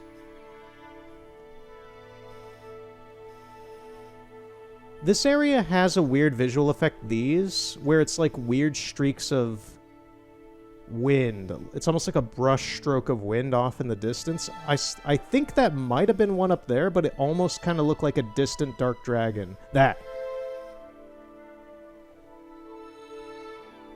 Oh, it's like Bigfoot. When you get closer, you can't see it.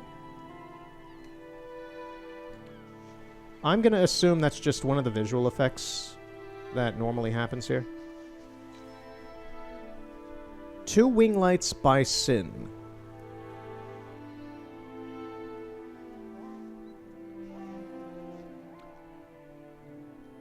What is this? 2 wing lights, but this only goes to the tower. There are about 6 of these here, hiding them all.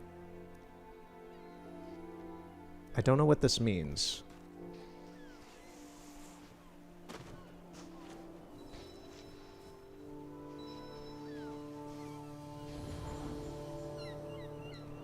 Right, we're gonna go towards the tower because that tends to be where people leave most of the messages.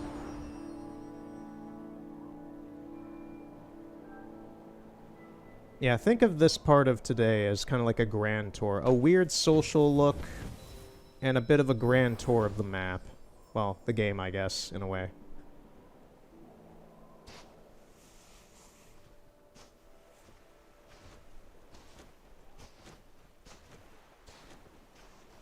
I actually really like this area. This is, when I'm making my rounds for getting wax and such, I tend to hang out here for quite a bit, because I do like it. Me ancestors were seamen. Oh, that sounds bad. Me ancestors were the Vikings and, sailors. Like, historically, that's actually a weird part of my family. It's just like, yeah. Most of my ancestors were sailors, and in... like a millennium, like 800 years ago or so, yes, they were Vikings, so. Honestly, I think I might be like one of the first generations that did not go into sailing or anything like that. I don't know. I don't know, man.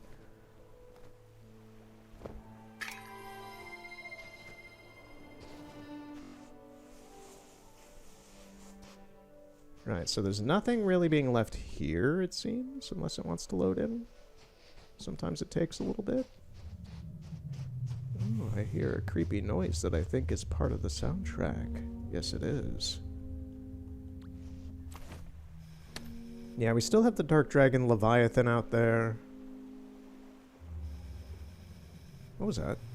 Oh, it's one of the, that's the, you see those like that, and you get like kind of psyched out because you see it. You just like you see that as like a portal normally, that kind of white light visual effect, or maybe one of the shadows of one of the players like flying at a distance or something.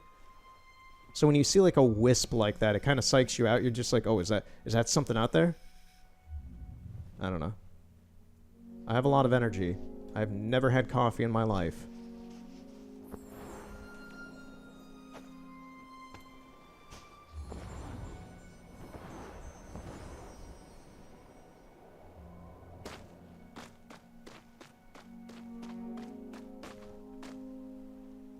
Alright, let's see if we can get up here.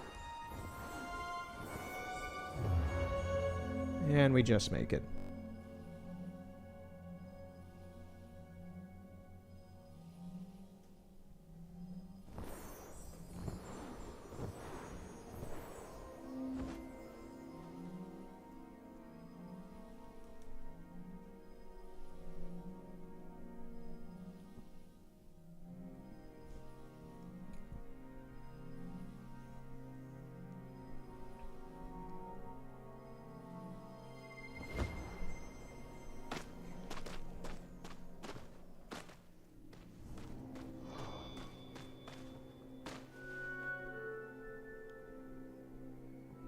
Yeah, the annoying thing for the top of the tower here is most people leave a message at the top up there and not in here for, like, you to kind of glitch through this. I think I talked about that before.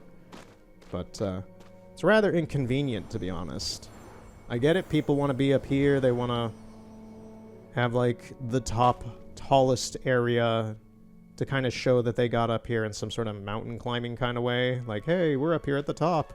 Look at everything down below, which is great. But when you have something you can interact with down there, I'm just like, guys, you could collectively be trying to just grand collectivism. You could be all trying to get into here and helping everyone else to glitch into here, but nah. That is what I would be doing in a just society. But no.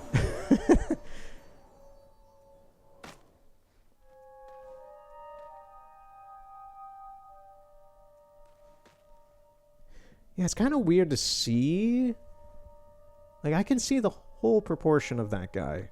And he's right at the boundary. You can see the boundary right there for this area. Is this a sky dome? That's the crazy thing, is you see stuff like that, like the cloud formations up in there. That is all the cloud sees. So the stuff that you fly on in, like, Daylight Prairie, or that's around Avery, you can get onto that stuff in theory. In theory, you could get onto this stuff and on top of it and everything. But it's so far away, it probably has some sort of invisible wall behind it, well, in front of it, that you can't. But in theory, if there was no invisible wall around the map anywhere, you could technically kind of use that to fly up. Like, you could go to the end of the map over here and, like, ride it up and fly through one of those holes if you wanted to. The game doesn't function like that because, like, I've tried to get out to this guy, and there is an invisible wall out here. It's just interesting to me to see that you could see where the cloud wall kind of starts at the edge, and this guy is, like, right there. And he's very intentionally placed there.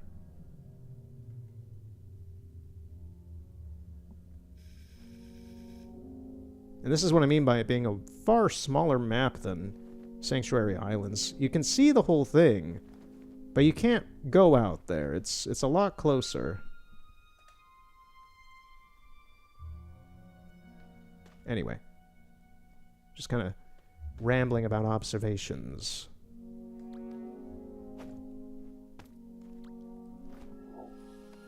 And I can't read that, and they were about to play a horn. Oh, there's actually a lot of messages down here. Wow, the one time I'm complaining about, like, how people leave stuff up top, there's nothing up top. 126. Okay, so this is from a week and a half ago for me.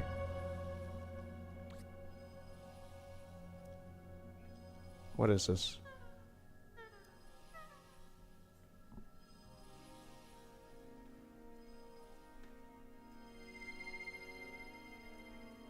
Pick up the toy. All you have to do is pick up the toy. Why are you levitating the toy? How do you do that? Was that it? That was it. Okay, whatever.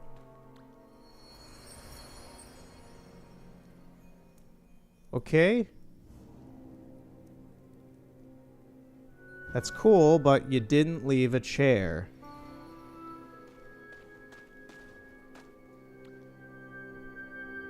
That WL, I don't know what that means. This has no thumbs up or messages.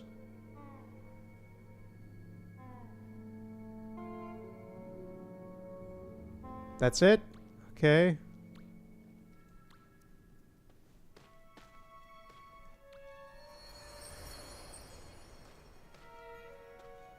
Oh, you sly. You sly. You chose to do it on the physics of, like, the boundary of this itself, not the door. Oh, we might... I think we're in here. Well, we're taking a little detour into a clipping out of bounds moment, I guess. Okay, we need to use the instrument. So, interact with that. Interact with the instrument. We should be able to. And we're in. I have never... Oh, no. We don't want to go out of bounds outside of the tower. Okay. Okay. I have never... Okay, I just want to stand. I just want to stand for a moment to collect my thoughts. Okay. Well. Here we are. No! Oh, look at that. Oh, man, you could see right through the tower from that angle. Okay. Okay. We're in the tower. We're in the tower. I did not expect this to happen today. That's why I'm, like, excited. And I have not been in here before. I have seen clips from, like, 4 years ago of somebody trying to get in here and managing just barely. I'm really excited on this. The scary part is that there is a dark dragon at least down here. I don't know how many, but I'm pretty sure we're not ever supposed to be in here given how the general geometry is. This is really crudely done. So, I'm going to redeem these. And if stuff gets weird, we're going to teleport out of here. Let's go. Look how irregular everything is. What are these? That's the thing. It's like, I'm not aware of us. I haven't done the mission line for this map yet. We'll get around to that later in a future part, but there's like things in here. These are like keystone points. You can get like these, they're the gems. Whatever these power gems are that you see throughout the game, that power things, there's one in Avery right off to the left that lets you leave, like shared spaces and such. These gems are one of the power sources that this civilization used to power everything. There's one of these also at the top of the tower that is, in theory, supposed to open the doorway for you to get in here, but it's I think it's just a prop. That's why I'm like, I've seen these before. But even then, it's like you could tell, they're not really supposed to be seen because they're not even properly installed in here. So why are they in here? I don't know. I'm just like, is this like things that haven't been fully developed? But this stuff was also in here 4 years ago. Plus probably when this map was made. I don't know, man. Anyway, let's see. Okay, this has collision. Let's see if anybody's left a message in here that could possibly get us through. And if not, this might be as far as we go with this. You can see it's supported by how many pylons? 1, 2, 3. Is it just 3? We have 1, 2, 3 pylons. Yeah. No, that's 4. They're just weirdly spaced. Yeah, they're like irregularly spaced. I was like, am I losing my mind? No. There's 4 of them. They're just not spaced very well.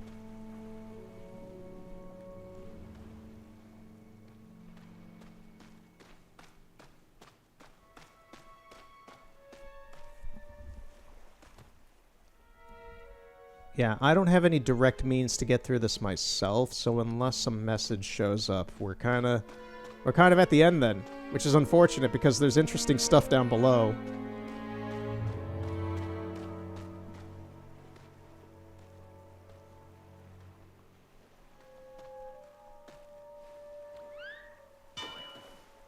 To get so far and yet not make it through.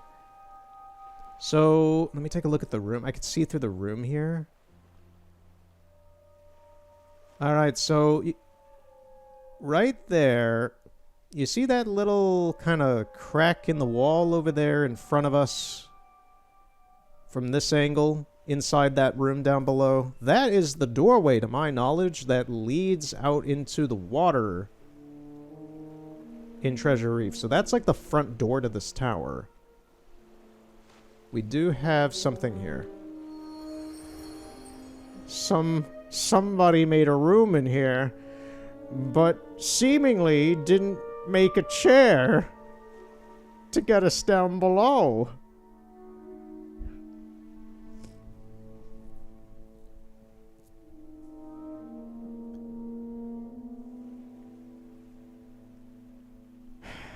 My disappointment is immeasurable, and my day is ruined.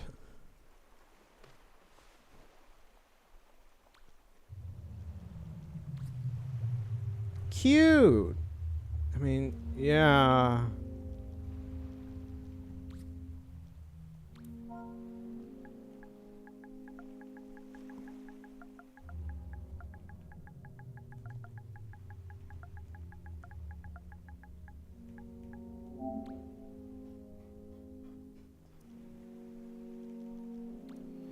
Right.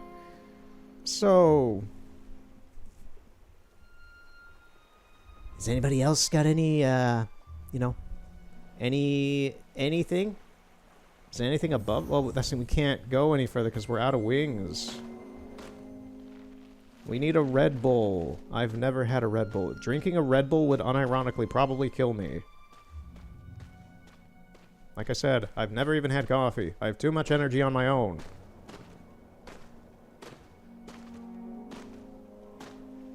Caffeine bad. I think that's about it then. This is not what we're here to do today. This is really unfortunate how this guy didn't put a chair down to get us through there, but he wanted to show off a cool room. That's fine. It's not what we want. Alright, Treasure Reef was also kind of a dud. We're gonna go to Daylight Prairie then. So far we've had one message, which is like one solidly decent message for what I'm looking for.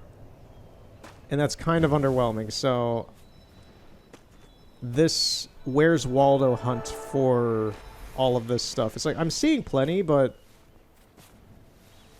I'm looking for more interesting things. There you go, dude.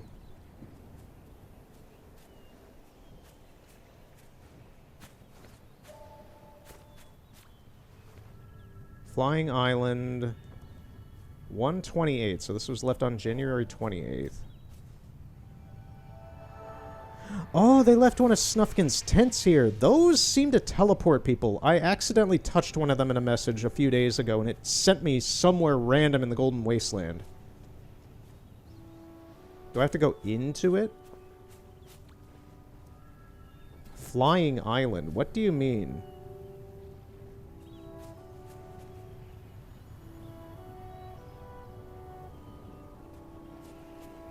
Yeah, I'm not sure if that's what this is or what.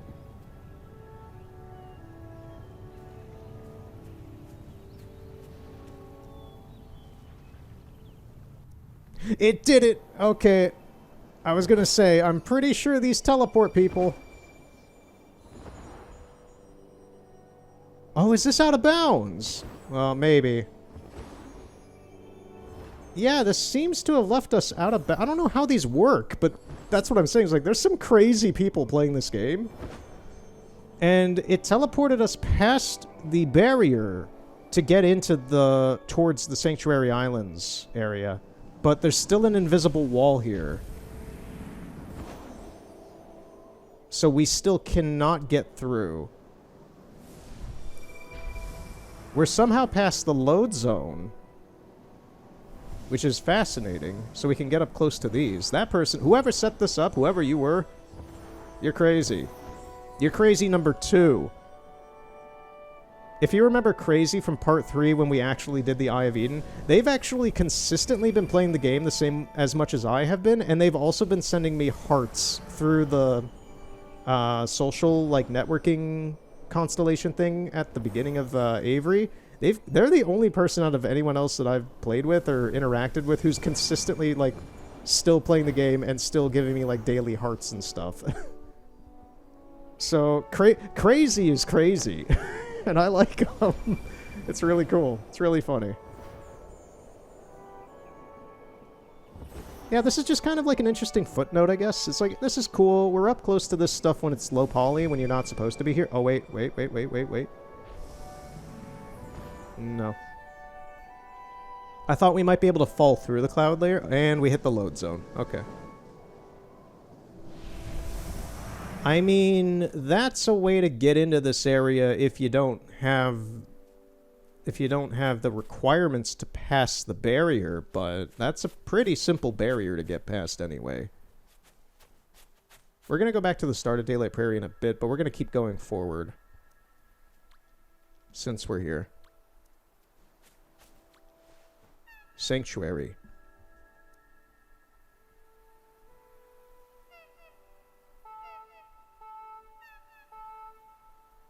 That's it? Okay. Short and sweet. What was that? Geyser Turtle? Turtle Geyser by Amal Kasep Hati?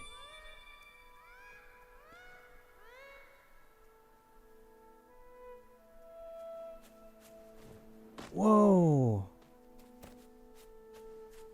Did he launch himself all the way to that platform over there?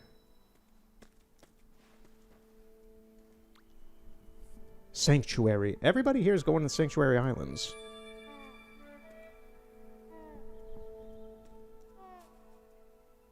You got the fox? Yeah, I'm not entirely sure when they disappear like that. Are they, like, really abusing the physics of the game to launch themselves forward, or what? I'm guessing that's a part of it, but I don't know the whole story. Sanctuary 2.01. So this is from February 1st.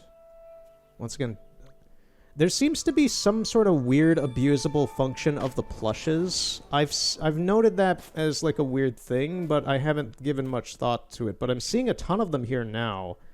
This is the most of them I've ever seen. I've seen most people try to abuse them in the vault, funny enough. So, yeah, I'm not sure how this works. I'm assuming that's a thing, though.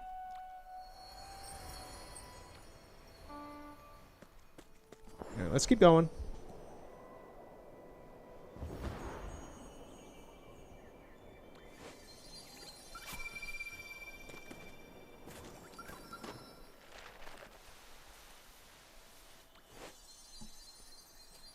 Getting some of those rare white butterflies. Apparently they're rare.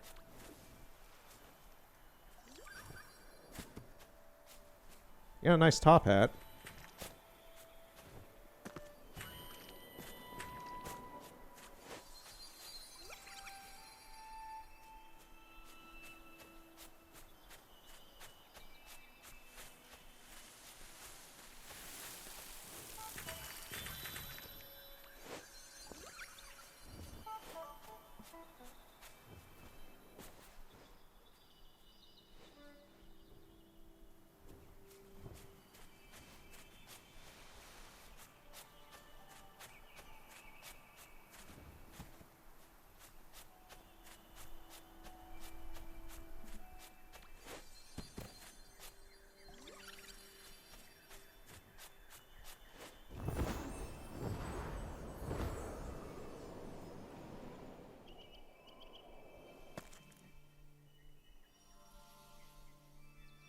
Just hanging out here to see if there are any interesting messages or anything left around.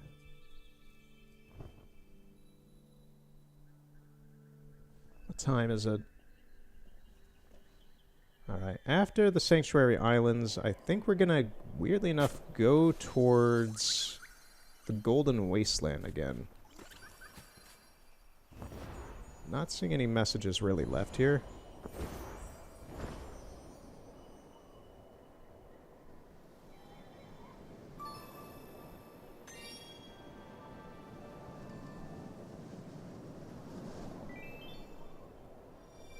There's a little campsite underneath this rock, so maybe there's something interesting down here. Not sure.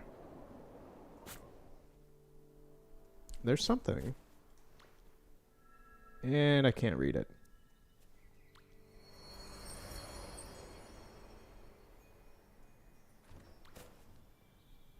And I can't read it.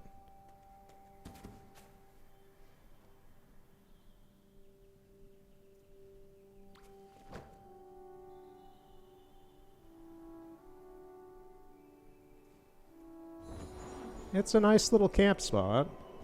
Not what we're looking for.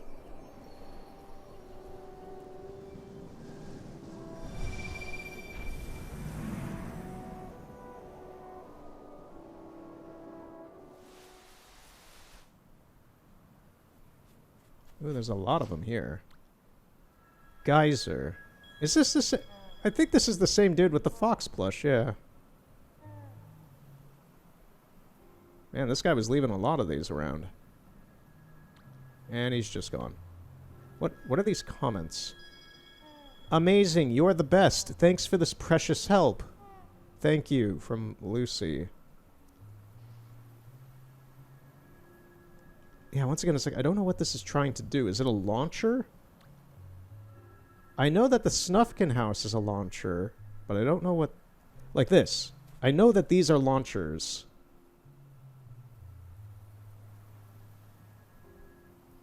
See? They just kind of work. Once again, it's like, I don't understand the physics behind that, but they just work. Is that really a Child of Light down there that I just did not get? I swear, I've gotten that one already. We are so high up, too. The unfortunate thing is, like, I could go into that cloud sea and try to get, like, around and such and see if there's anything weird. I've done that before. There's nothing really there. Someone is... So, people are losing wings at the poisoned geyser over there. That's funny. That's funny. Yeah, there's a Child of Light here. What? I swear, I've already gotten this one.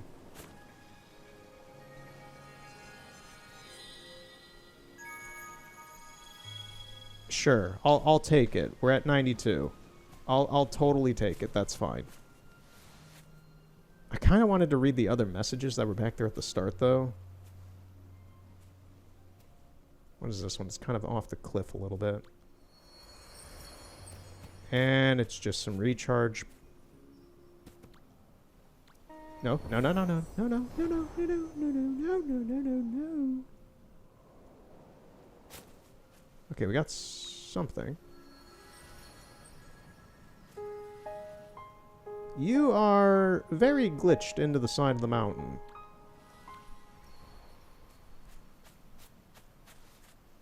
What is that? 1.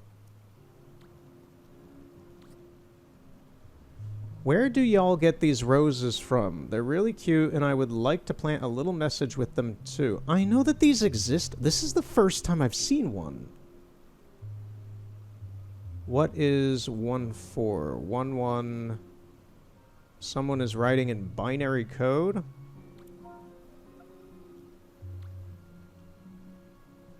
Pretty.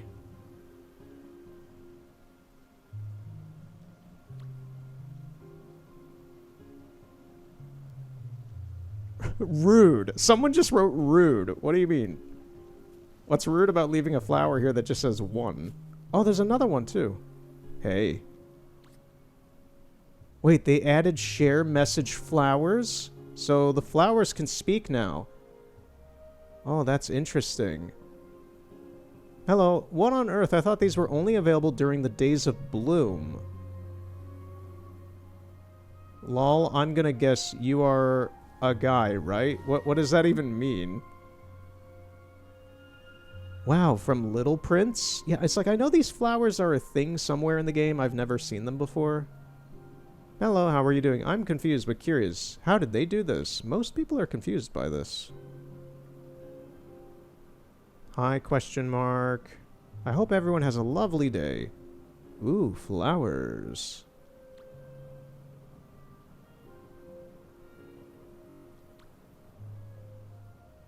What's up? Okay.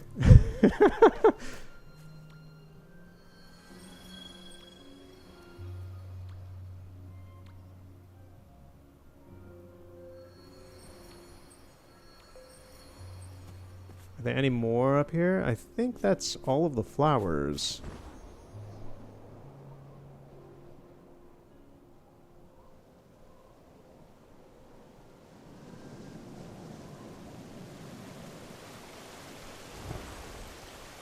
Alright, this alcove in between the mountains, I've encountered occasionally some interesting things in here. So hopefully there's something here. This is kind of the main point of me coming here, is because I know that I've seen weird, funny things in here from people who have left messages. So let's see what we get.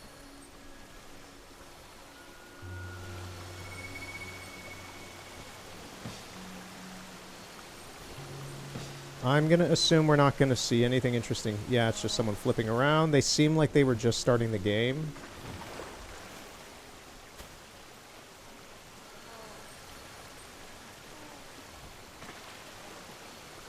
I think I've seen this one. Yeah. Hold on, I want to start from the beginning so I can read it. Oh god, the waterfall sound is kind of annoying on my end. Alright.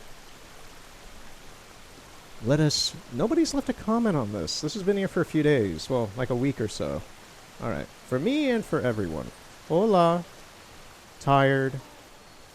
You know, you don't have to be strong today. Sit down for a moment. You don't have to explain anything. Sometimes just staying alive is already brave. If today feels heavy, it's okay. Surviving is enough. I don't want to say stay strong if that only makes you more tired. So I'll just say this. You're allowed to rest.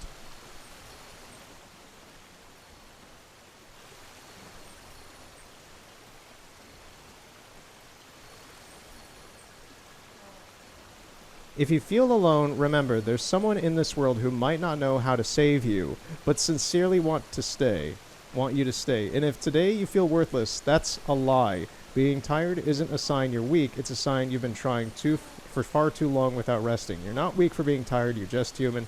Have a good rest. I'll stay here for you. It's stuff like that. It's just these weird... It's weird in a sense of this isn't a video game. This is just in an MMO. And you have people just giving, like, therapy advice and stuff. And that's good. That is honestly just very interestingly good, positive-ish stuff to talk about and say, like here, anonymously. It's just, there's a lot of this from what I've encountered. It's like, hey, just, even the seal, that's the weirdest thing, is even the seal. This waterfall is driving me insane.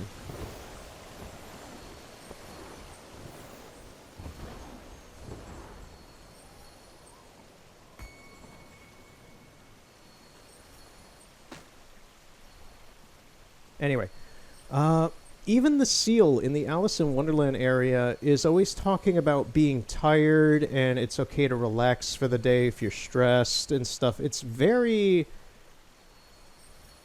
From my observations, and I talked with this about my brother, this game does have a weird amount and an interesting amount of, ironically enough, emo people. And I mean that in the nicest way possible, because there's a message here, because like I get it, I totally get it. My early 20s and mid 20s were very mentally dark places. And I have since utilized that in a very positive way to make a lot of interesting art And, you know, like, I'm not the most depressed person ever in the world. Like, I understand the feeling. I understand that feeling. But, like, what's the way to put it? When I get depressed or sad about stuff, I used to like take that in and absorb that, and that would just stick with me for like a long time. And I'm like the least qualified person to talk about this shit because just like, you know, like I've experienced it and shit, but I'm not a doctor, I'm not a therapist. But like yeah, I would like when shit happens, you take it in, you get stuck in your head, you get all up in your head forever, and just kind of ruminate on all of that, and it is just a part of you that doesn't happen to me anymore. I don't know if something just clicked or something else, but like when shit gets like negative or like depressing or sad or anything like that, like yeah, I get sad for a brief period of time, but like I always rebound. I'm never like stuck in like a depression like that anymore. I don't intentionally like do anything to change that, but I just don't have that happen to me anymore. So I don't know whatever happened, but it's just fascinating to see this stuff because like I get it, I totally get it, but I'm on like the other side of that now in my life for some unknown reason. I'm just on the other side of that where it just maybe I've just like had it. I'm pretty sure it happened to be where I got so deep into that then it became the roof. You get that? Like the world flipped on that. So then it's just like, well, you go so far down into there, the only way up is up. So I don't know. It's just fascinating to me. You're doing great. But yeah, there's just a lot of this when there's one of these messages left behind by people where they're talking and such, a lot of the time it's stuff like this where it's just kind of like self-help, therapy, things might be bad in your life right now, but relax, you're playing Sky, essentially. And I find that really weird and funny and fascinating in just like a social sense.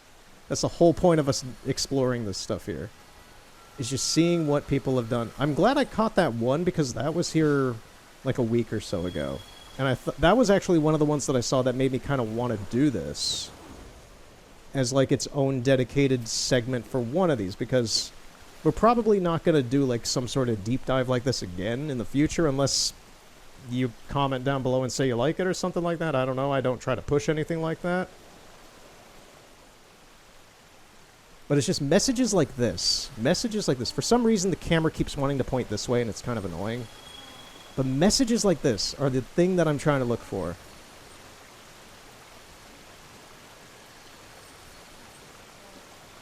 And it's being very intentionally careful with its words. That is something else. It's trying to be very, very thoughtful. There's even a plushie off to the side. Can I grab it? I don't think I can pick up the plush, but it's just kind of there. It's like, hey, this toy is for you. Yeah, that is just utterly fascinating to me. Man, if I were still in college, I would write a paper about this or something. And I would add in the audio glitch as a part of that paper.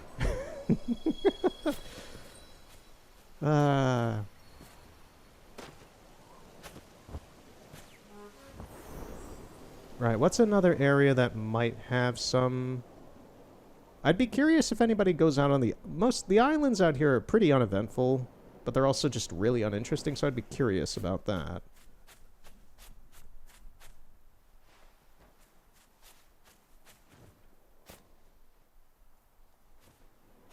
Yeah, life sucks. Like, I've had guns to my head, I've been hit by a car before when I was a kid. A lot of, life is a lot of things. School sucks, you know.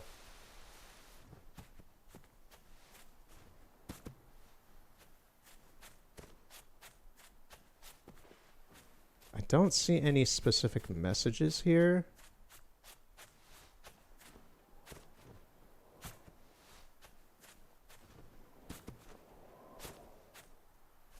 Yeah. I'm trying to think now, actually. Now that I think about it, like, yeah, I've been hit by a car. I've had guns in my head. What else has happened?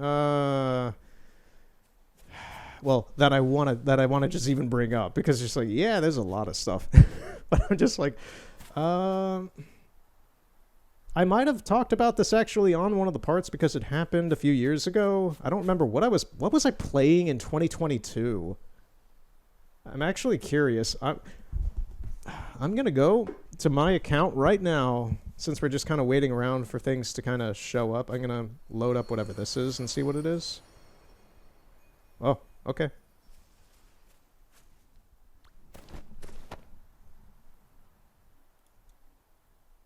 What was I playing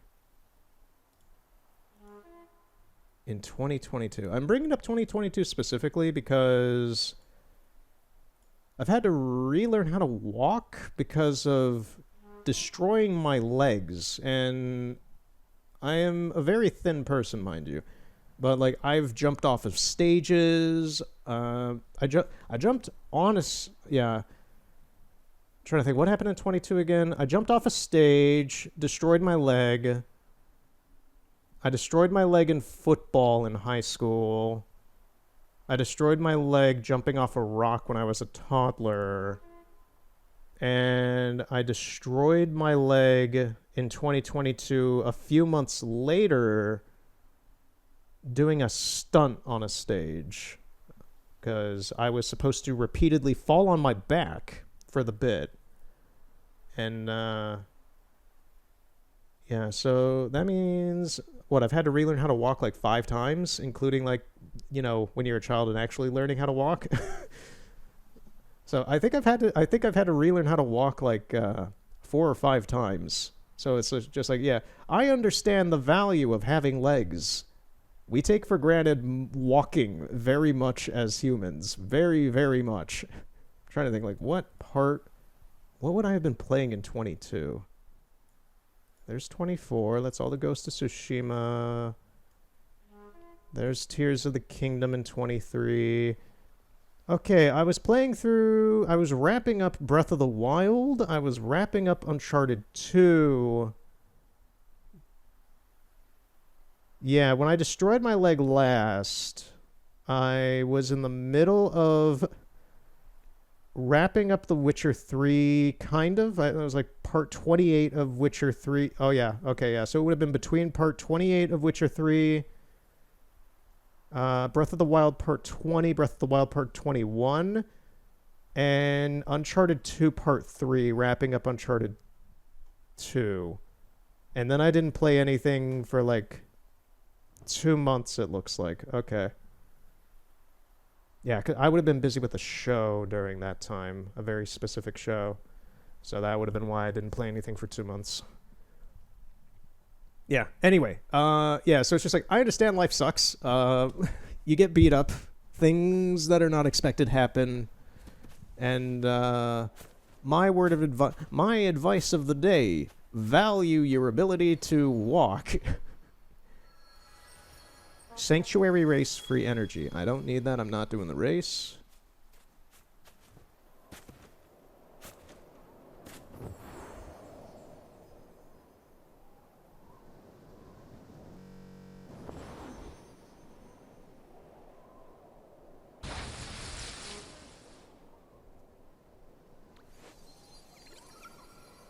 Yeah, that's the weird part for me is I'm a very generally fit person. I do a lot of hiking and walking around for my work. I do a lot of lifting. I try my best not to run. That is something that was kind of taken from me in high school, is generally feeling like I am able to run. I can run, but I am risking a shit ton doing that. Like, I would have to be getting chased by like a zombie or a moose or something for me to feel like I should be running, because I think I talked about this before in the past, but my right leg has its meniscus kind of screwed up. One of the tendons is destroyed from a football injury in high school. And because of that, and it didn't really heal, if I start running, picture it like a piston inside of a vehicle or a machine that then just comes loose. I can dislocate this leg just by trying to run. Because part of the tendon, well, the tendon's gone. It's just gone. So the tendon's destroyed itself from a football injury. So if I try to run, I'm essentially running with, like, part of the knee missing that keeps it in place. So that runs the risk of, if I land on my foot wrong while I'm running specifically and shift the weight of my body in such a way, my leg will literally, inside of my skin, snap in half. So then I have to spend like another 3 months learning how to walk again. It sounds gross. I'm very aware of the pain of doing that. What is going on here?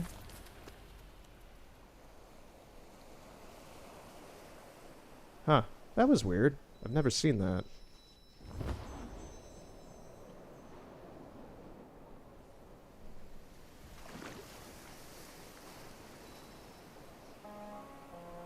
I don't know what this is, but there's a shell in here. I'm pretty sure this is the,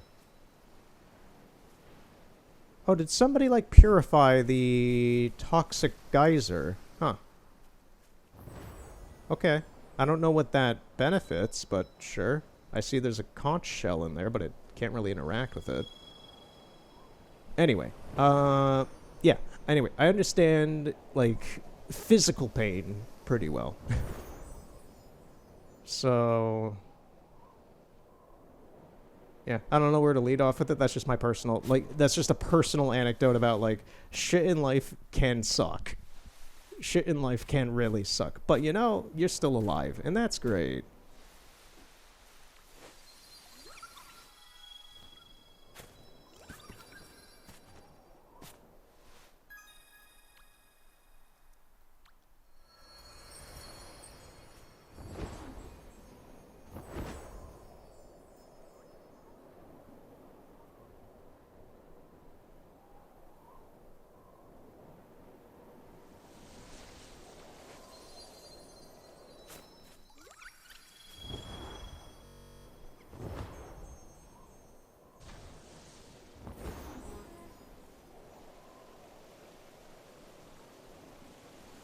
I'm gonna go down here into the cave system real quick and see if anybody's left anything weird down here.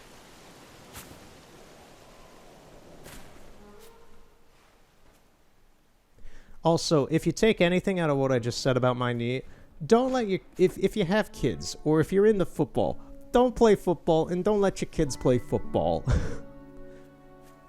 Take it from me. Not that what happened to me will happen to you, or people you know, but... that's still a risk. Getting hurt like that is still a risk. And, I'm a very adaptable person, but... it does kind of suck for me that I can't really run, given my lifestyle and that I'm very active.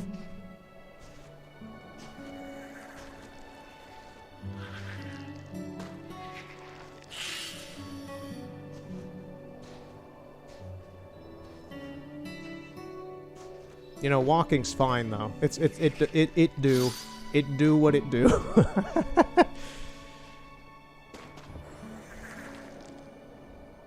Man, I cannot wait to go hiking when things get very nice out. I've been doing a little bit, like when I was in Chicago, I did a lot of walking around in Chicago while I was there. Really nice to be around the city. City's a great place right now. It's very cold though.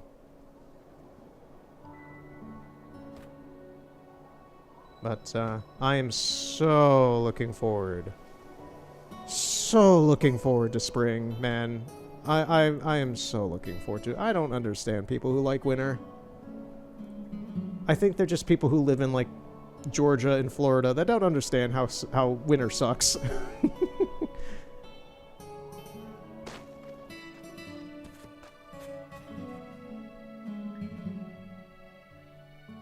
I'm not really seeing any messages now, so I think we're gonna leave. What time is it? Yeah, we're kind of wrapping up on this. First off, it's already 2 hours of a recording, so that tells me I'm gonna have to snip down the part I did before this to some extent. And I think I got maybe like one more attempt. Twinkle, twinkle, little star.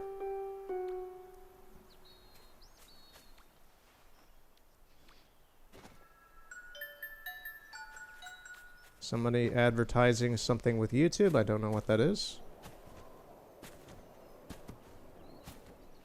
Yeah, the messages have kind of sucked a bit today, which is really unfortunate. It's a lot of people playing music, which is fine, but it's not what I'm looking for, man. I'm gonna go in here in a last-ditch effort because I have seen some really unhinged stuff in here again. Nothing. There is one more place in Daylight Prairie I think I'm going to look at before I wrap this. Try to wrap this up. After I take a look around here real quick. The vault. The 8-person vault in Daylight Prairie. Okay, we saw this one. The server seems to also be kind of glitching out a bit.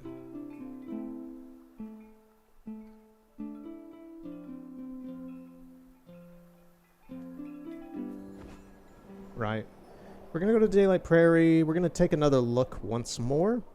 And I will probably be calling it after that. For this monster of a video...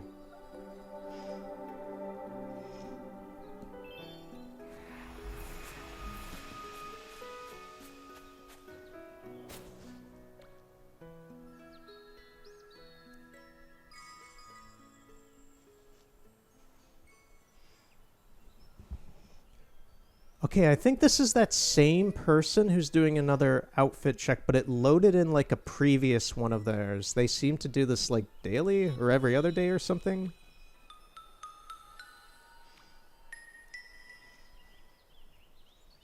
Okay, that's fine.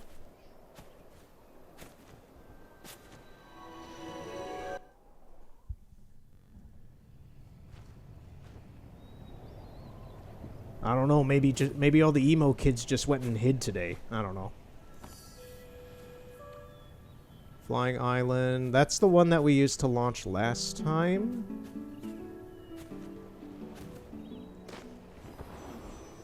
I'm gonna light this real quick. I don't think we got that. If we can stop moving, thank you. Thank you, Audio Glitch. I was missing your presence. You really showed up right there at the peak moment when we needed you. Alright, we're gonna go through here.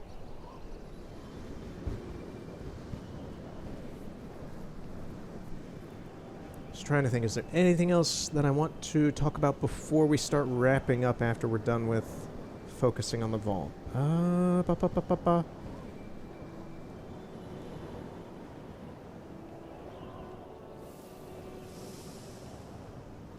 Listen, I would normally have plenty to talk about the Chicago trip, but it was really uneventful. It was just everything that I went there to do happened, and it was a nice time. So I don't have a whole lot to talk about with it. I'm not going to talk details about what I was doing there because that's personal. That's work-related stuff.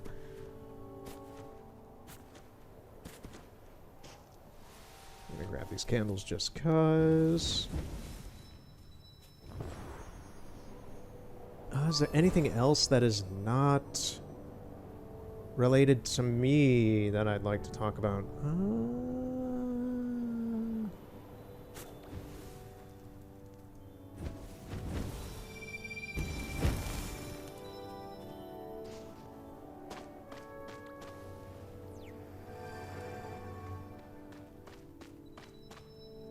Oh, there's some messages in here. Outer Wilds request from Mana.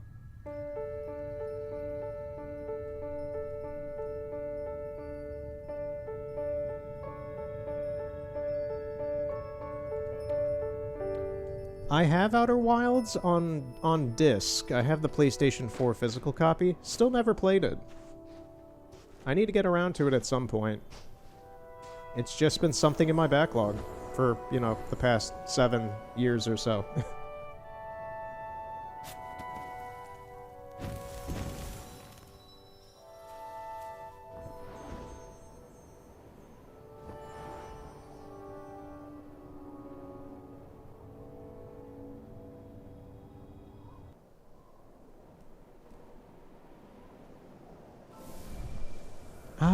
I mean, I may as well talk a little bit about the film I got at Central Camera in Chicago. So, if you know me, which none of you do, but if you know me, you know I'm very much into photography. I'm a regionally known. I'm regionally known, so I do a lot of weird stuff with photography, and I do a ton of research. And for some reason, Central Camera, which is a camera shop downtown in Chicago, they had a lot of interesting stuff this time. They have not had interesting stuff since the store caught fire, really, which happened back in 2021. And yeah, they had a little bit of stuff and then it kind of sold out. This is the first time, my point being, this is the first time in 4 or so years that I've seen them have interesting stuff. And I'm talking like the weird stuff, the cool, interesting, weird stuff. Once again, it's like I like interesting and weird shit. And that goes from down to the materials of my art as well. And they had some, and I was talking with them about it because they don't they are photographers there, but they don't know this shit as much as I do, weirdly enough, and that's kind of annoying because like I was talking with them about the Santacolor film. There's a film called Santacolor from Finland. It's really Kodak Aerocolor 4 stuff, and it's also the same as the Carmier stuff from like wherever the hell it's made, and it's also the same as the newer Optic brand stuff from wherever the hell that's like the brand is itself. They're all the same stuff. It's all Kodak Aerocolor 4. They all have different ratings on them so that they look different, but it's all the same film base and the same material. It's all really ISO 100 stuff, even if the Carmier stuff says it's like 160 and the Optic does whatever it does. They're all the same. They were annoyed at me for knowing this because all of them are priced differently, and they're trying to sell this shit. And I'm talking to them openly in the store about how all this stuff, like I am an academic, and I'm talking about this stuff like, oh, this is this, and this is that, this is this, and how like weird it is how it's all branded differently by these different organizations trying to make money off this shit, and they're all pricing it differently, even though inherently it's all the same product. Because the film industry is dumb. And people who don't know what stuff is are getting kind of screwed over in that way. But they had some interesting stuff. They had some old FK R21, which is KB21 in the 35 format. I've shot plenty of that from the 80s and 90s, and I like it. It's a really old formula. Really good stuff. It lasts a long time. And they had it in 127 format. That is like the weird in-between roll between 120 and being smaller than that, if you know what a 120 roll looks like. I'm going to try and not be too nerdy here because I'm trying to play this game as well. A few nodules have showed up, but I'll click on those in a second because I'm talking. This is lecture time. Anyway, so I bought some of those. They were brand new old stock. Crazy stuff. They even have, I'm holding it right now. There's your paper ASMR. They even had the old instructions and data sheets for these films inside of the roll boxes, and they look brand new, and that is insane to me, which tells me nobody opened these in 30, actually almost 40 years at this point. So I'm very happy about that. And I also picked up a weird roll of AGFA. AGFA Avifot 80, which is normally like military industrial film sold in bulk rolls, like big tins, if you know what those look like. Tins of film. And they were selling them in individual rolls. I want to say the store clerk said that one of the staff people hand-rolled them into this to sell them. That is impossible from my research after the fact, because the exact branding on these AGFA rolls, I'm talking exact, down to the length of the film itself. Can this, like, not happen? I'm trying to click this to stop, and I don't care about the birds, but okay.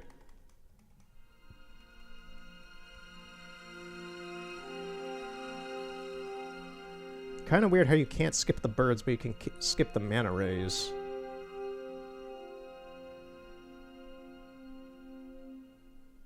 Anyway, this roll of AGFA film they said was rolled by one of the store staff or something like that. I was kind of half listening to them because by that point with the whole Arrow Color stuff, I was like, okay, these people, they work around film. They may be photographers and such, but they don't really. They're not like actually researching anything. They're just kind of parroting what the brands want them to say that stuff is, so they can sell it, which is fine. I get it. That's their job.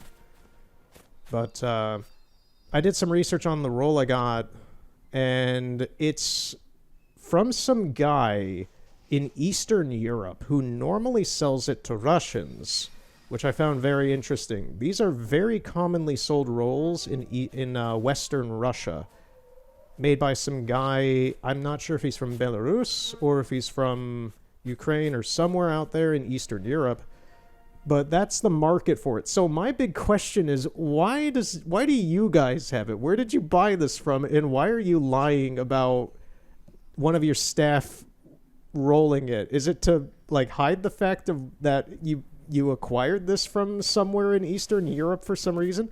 I wouldn't care if you got it from Eastern Europe. I've gotten stuff from Eastern Europe and Russia plenty. But I'm just like, why is there a story that isn't real behind this? So I don't know. I don't know what's going on there. I'm glad I have the role. I'm glad I did the research because I find it fascinating. It's just this weird thing about like, you guys in Chicago somehow got this? Who sold it to you? Who in Europe or somewhere else I don't know where this where this is sourced from. I know where it originates from and where it's normally sold. I don't know how it's here in America though. I see plenty of that when I do my research on this stuff. I'm just like, this is some material that like some dude out in Hungary like found a tin of it. He hand rolls it himself. He makes his own little boutique brand. He tries to sell it online on like eBay or some weird, really sketch personal site or something. That happens plenty. I'm just like, did you guys like buy this in bulk from? Because I looked up like, can you get this from anywhere? And you kind of had to get it from the guy himself. So I'm like, okay, where's your distribution routes? I want to know the business aspect of this, but I'm never going to, and I could care less, to be honest, at this point. I have the film, I have the info. Just a weird story, it for me, because I'm a fucking art nerd. I'm sorry. This is the stuff that I don't care to talk about when I make these videos because I'm just like, it's fascinating. It's really fascinating to me, but I don't expect anyone else to find it fascinating. Ooh, we found one! The key to true personal growth is to avoid acting like you know or possess everything. So don't be an egomaniac.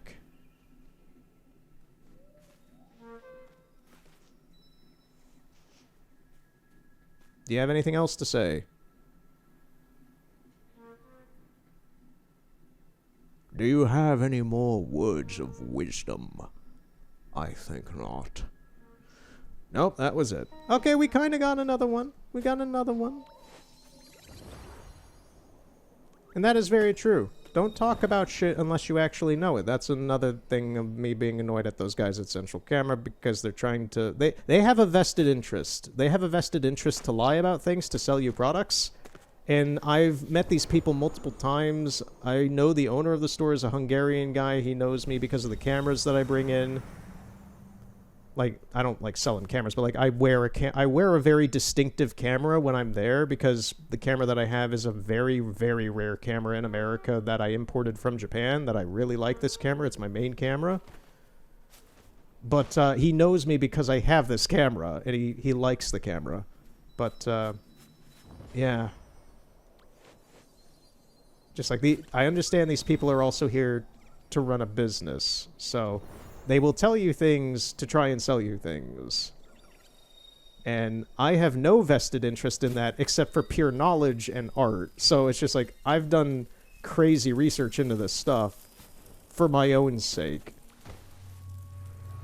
I'm not trying to sell people stuff.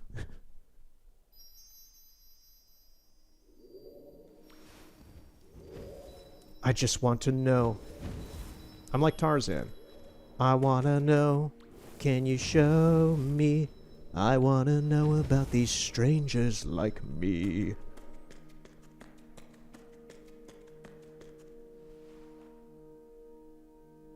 Oh, we got some messages here.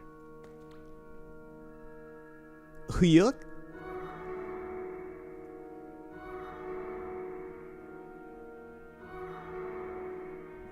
you doing?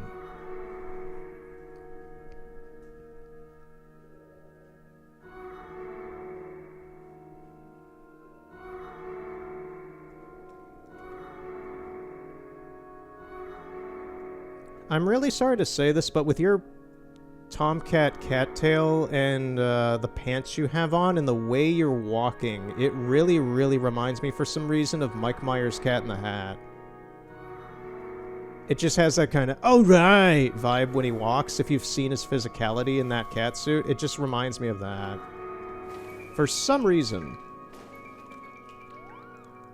Honk honk.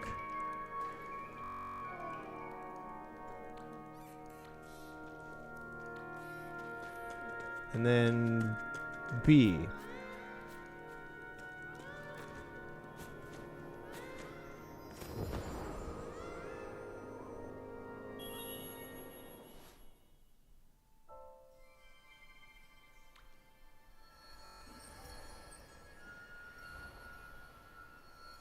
Once again, it keeps like trying to force me to look in a very specific position. It's trying to make me look at the spirit over there for some reason.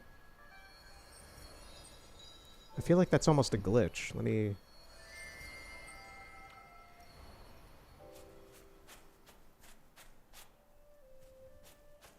Okay. No. Yeah, it keeps like loading them in and out.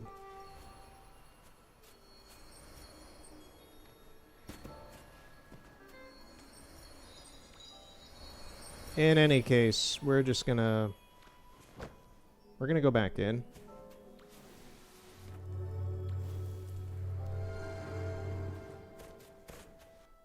I have a feeling we're not gonna see anything more interesting there. There's some new messages here, it seems. Recharge and recall, don't care. It's a boring one. Useful, but boring. Called...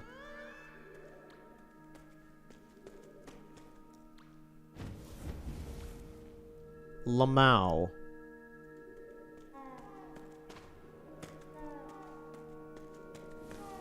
Yeah, I don't get why people...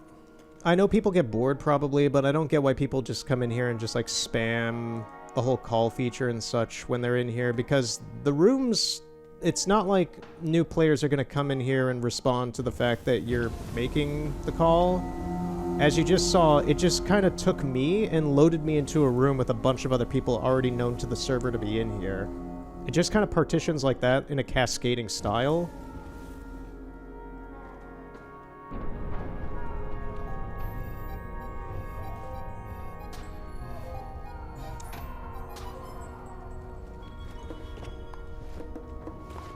So, like, futzing around and, like, being, you know, kind of annoying is kind of pointless in this room.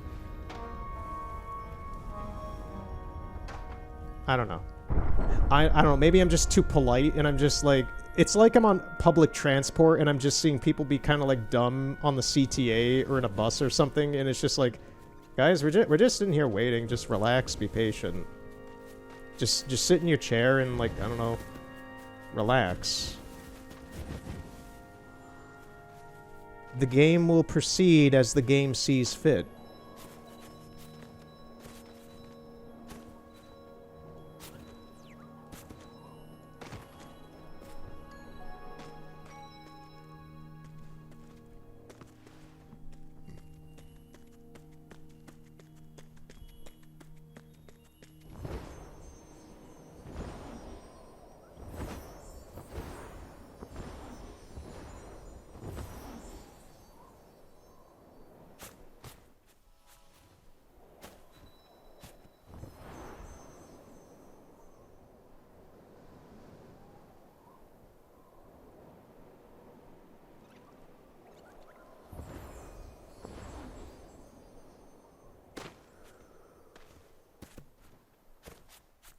There's some stuff up here, so I'm kind of curious if anybody's left a message near the map stone.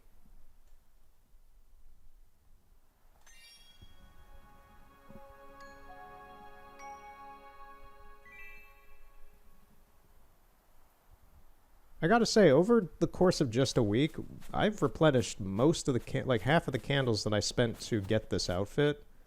So I don't know why, but getting like around 150 candles seemed like it took forever, when just getting those candles back after spending most of it was really, I don't know. I've been busy this past week, so maybe my brain is just kind of glossing over it, but yeah. It feels like getting those candles back has just been a lot easier than initially getting them the first time.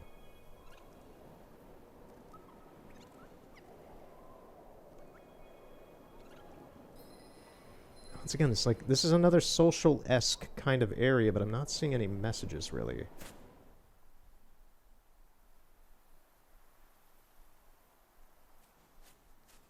What time is it?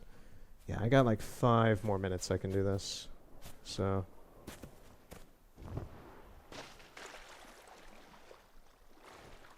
Nothing by the pool? I got some dye containers here.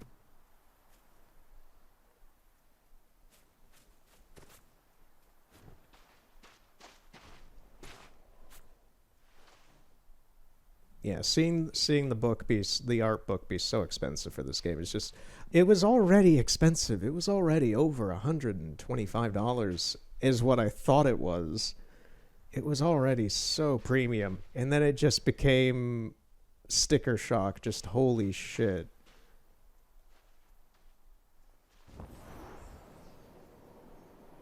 Oh, there's a message here. It's just so disappointing, man. The floating island teleport. What do you mean? Place the shared space, press this shared memory, and try to balance or stand and sit. We're sitting?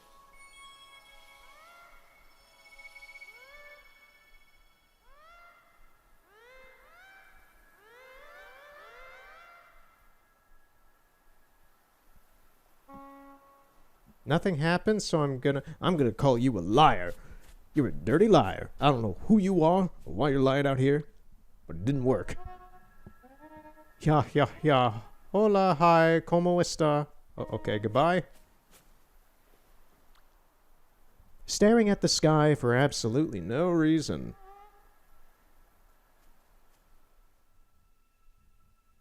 What the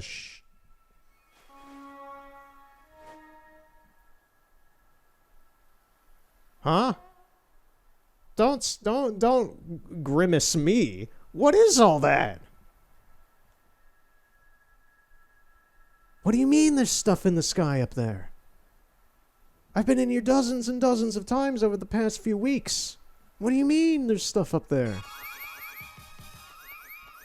Yeah, thank you for informing me on this, whoever you are. See, that's also a useful thing of these things, is just, you know, information as well spread among people.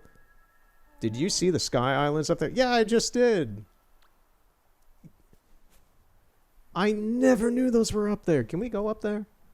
Is that possible? I'm trying to think. I don't have the wings to get up there, even if I went to the top of this hill. Those are really high up there. They're not impossible, but that feels like somewhere... that's the thing, there's land masses up there. That's nuts. Oh, man, I was about to rap. Sorry about the mic. That's what the new pop filter's supposed to help with, hopefully. I was about to wrap up, and you drop an information bomb like this on me? Man, come on.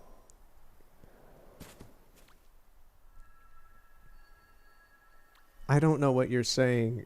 We have been given new lore. New lore has been given. I'm gonna recharge. I'm gonna try to climb to the top of this without using any wings, any light. And I'm gonna give a try at it, but I don't think I have anything to get. Like, look how far up that is. I'm looking at the verticality of that. I don't know if you can get up there or not. And if you can, you probably need like a really, really maxed out wing ability. Like, you would have had to have gone through the Eye of Eden many times, probably. Okay, so this mountain is a little bit closer to it. That's nuts. I didn't know this was up here.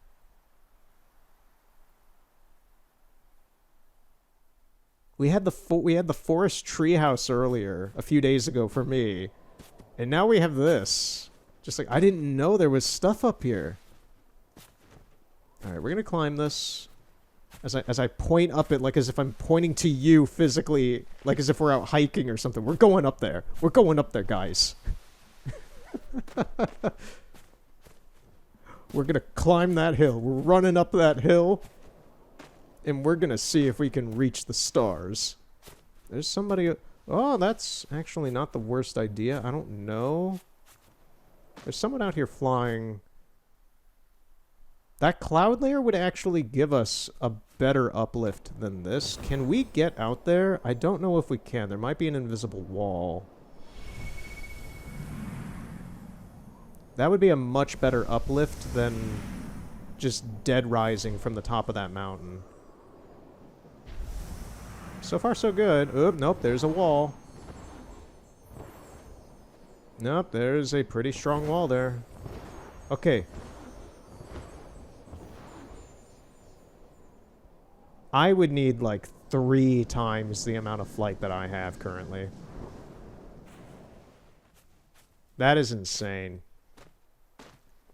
So, I'm gonna go out on a limb, and I'm not even sure if that's accessible. Oh, hold on. Let me be a good neighbor and give this random person... Oh, they got the cool... Wait, nope. It's not the cool pants. They don't have the bell bottoms. They have some other pants. Alright. What do we got?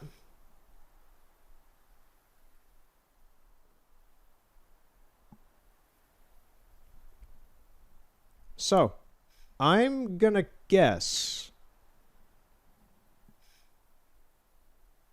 There's a waterfall coming off of that. That's why I'm just like, is this stuff or not?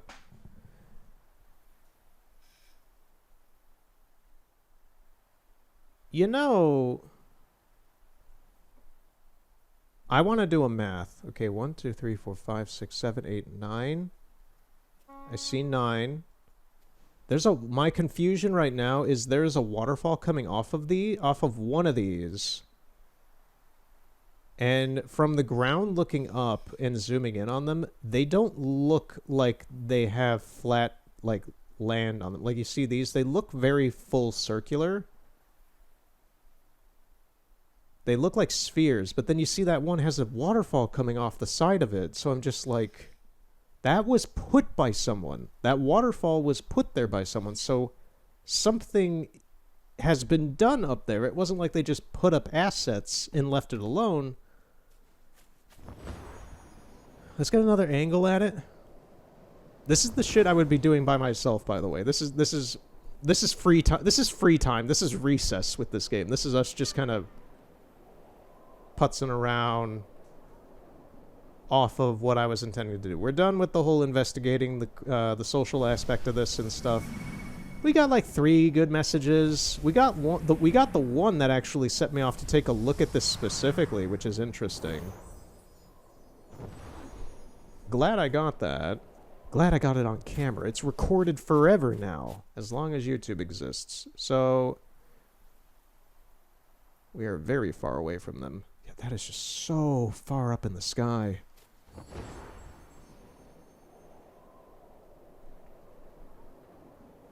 Let's take a look by the pool. I just want to count how many there are, and then we might be taking a sidetrack to the other... I forget what it's called. I haven't been there in a while. To the wind paths. We might. I want to count these, and I'm not sure if this is supposed to be like a visual representation of the wind paths from far below, or if these are their own thing. 1, 2, 3, 4, 5, 6, 7, 8. And we know that there are 9 at least, so... 1, 2, 3, 4... Yeah, I see the 9 up there in the corner. So there's 9 of these.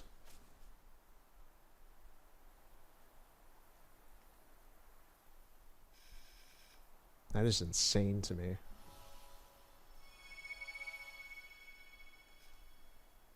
I see some grass texturing on that one. I look at this one and it just looks like a meteorite in like early No Man's Sky or something. Ooh, what's that? What are those? Those little blips I'm seeing kind of come off the side of the rock over here. You see that? Are those flowers or butterflies or what? There is stuff up there. There is... Somebody has probably gotten up there at some point. I am now convinced that there is stuff up here.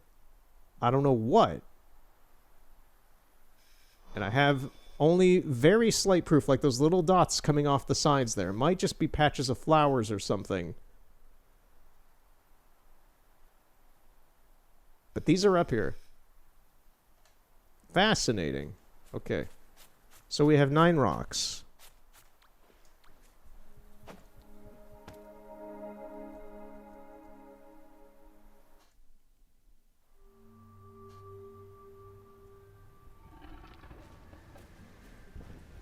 So we're going to go to the forest. We are going to go to the wind paths.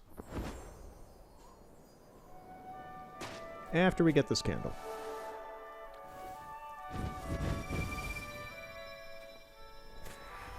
And after we see what these messages are. Nope. Nope. Once again, there's people wanting to show off their instruments. That's totally fine. That is not what we're here to see.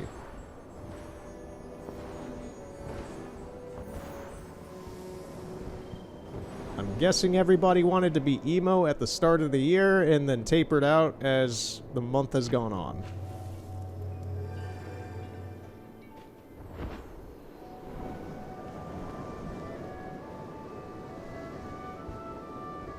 Or, you know, just like have something interesting to say, like weird deep lore, or that's the other thing. It's just like the weird, like, interpersonal lore I've seen some people make about this game and their character and stuff like that has been charmingly weird. Okay, 1, 2, 3, 4, 5. You could kind of count the entryway as a 6, 7. Oh no, bad. That's the bad meme. Don't say that word combination. We got 7. Would you count that little thing in the corner there an 8? I don't think so, really. In my opinion. There's at least like 9 of them, so I don't think that this is supposed to represent that.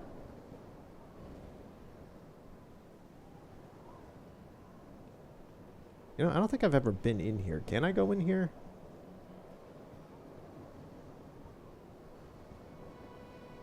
I'm hitting an invisible wall, so no.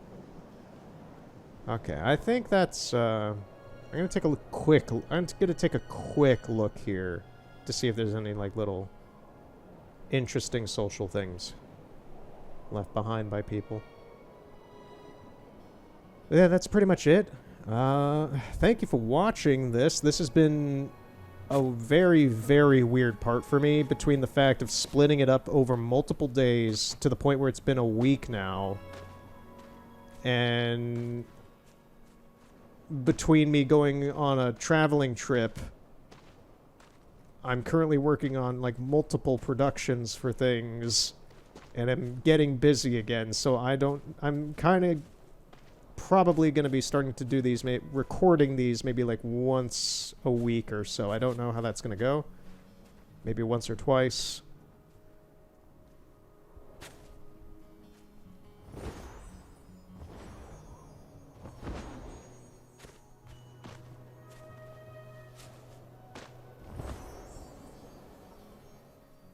But yeah, I'm still really enjoying this game.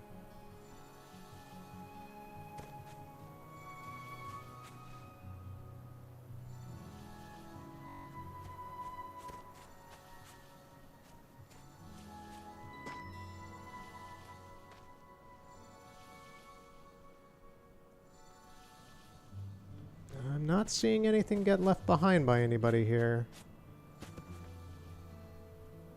These flowers, specifically the orange ones here, they just remind me of the last day of June. Another... I've probably recommended this a couple times. It's a good art game. It's visually based off of a music video from Steven Wilson. Drive Home, specifically. The music for the game is a lot of renditions of his music as well. It's my favorite artist, so I do recommend.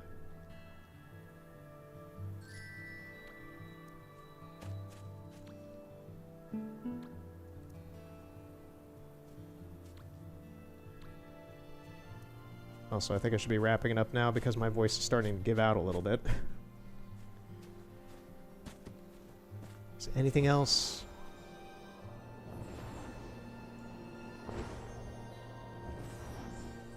Oh, something right up here on the top. What the?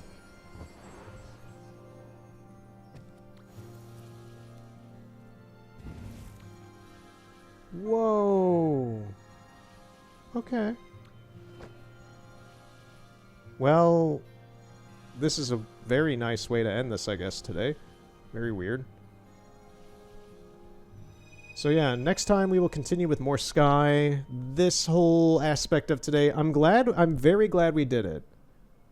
I'm a little disappointed in that we didn't get more from it. I was really hoping we'd see some unhinged stuff. We didn't really get anything unhinged. That's why I'm just like, man, I should probably just be recording, but that's the thing, is like I don't want to waste all that data space and then like have to like remember whether or not like I don't want to dump videos onto my new hard drive and just use up more energy and like worth out of the hard drive and such. I don't want to keep it running constantly to like, you know, keep recording like 4 hours shit, 5 hours shit constantly. Just for the chance of like one of these little weird anecdotes or something that I've seen to like throw it into the next video or something. That's not how I want to do this. I want to do this. We're doing it live, man. That's kind of my thing. But yeah, it's just like, oh man, so many times in the past month have I encountered like really unhinged or funny or weird or interesting little social nodes. Little messages and bottles people leave behind over time that then get erased eventually. And we saw maybe 3 of them today, in my opinion. Nothing super unhinged, but still just kind of fascinating to me. In like a weird, anonymous social sense. In any case, we may or may not do this again in some way. But, yeah, thank you for watching. Thank you for watching this whole thing. This is very good. This is going to be so weird to edit.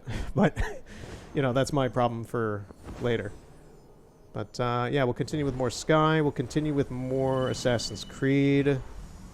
And, yeah, just... yeah, I still recommend this game. I think it's good. Just have my... I'm very good at having fun by myself with a lot of stuff, so... yeah, if you're someone who... which is ironic because this is an MMO and there are other people here, but it's like a lot of the time you are kind of alone in this game. So... I don't know. Look!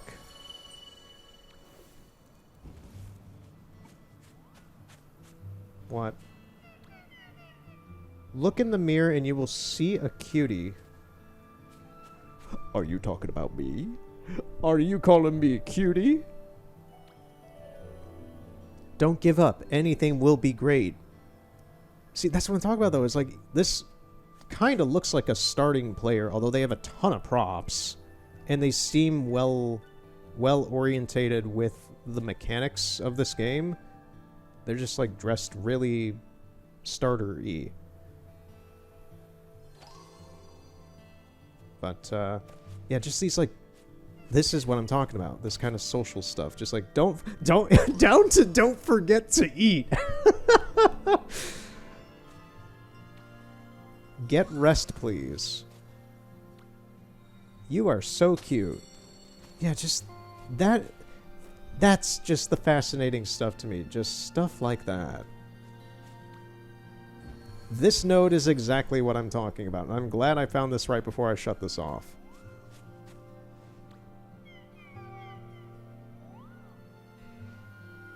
Just the aspect of random people giving you messages in bottles of everything is fine, we don't know each other, but you're awesome, and that's great.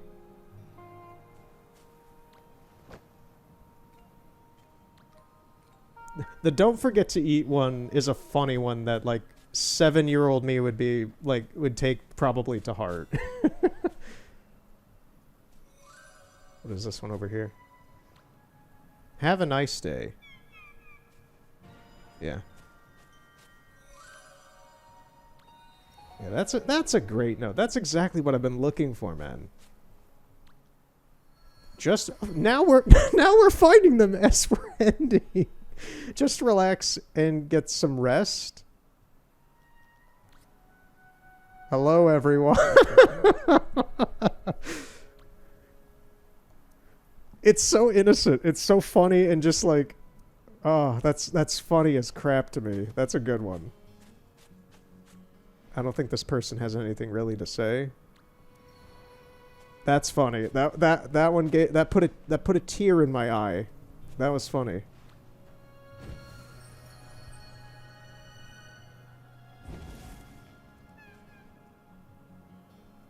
What does that message say? I cannot read it. Okay.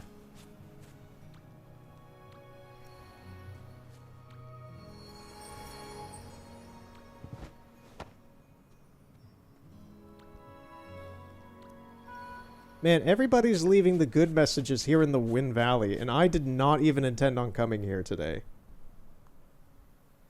Just this really random corner in the Wind Valley, huh?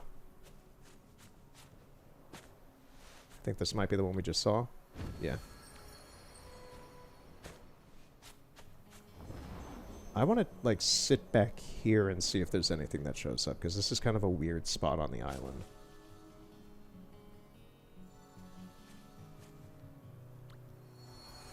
Bird?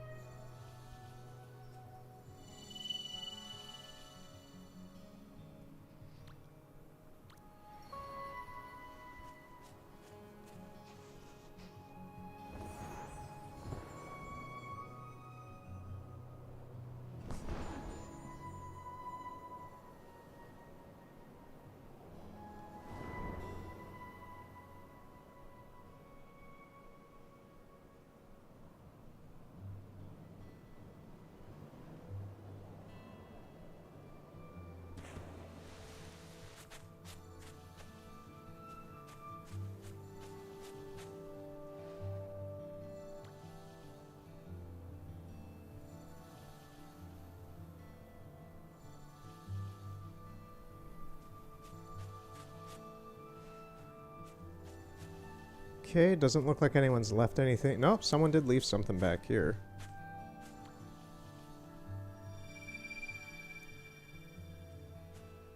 You find a secret?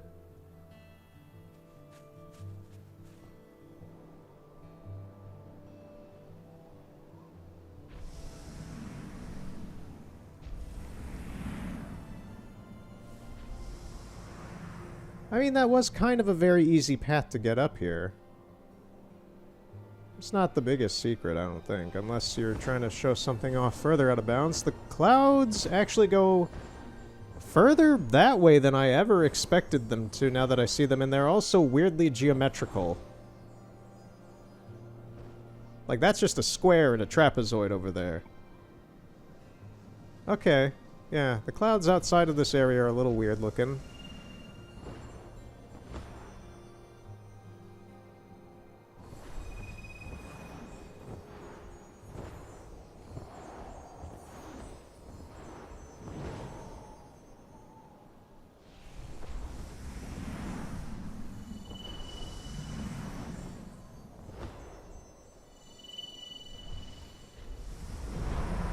Just kind of trying to see if I can squeeze anywhere else out here, see if there's anything weird out of bounds. I don't think so. Not that I see.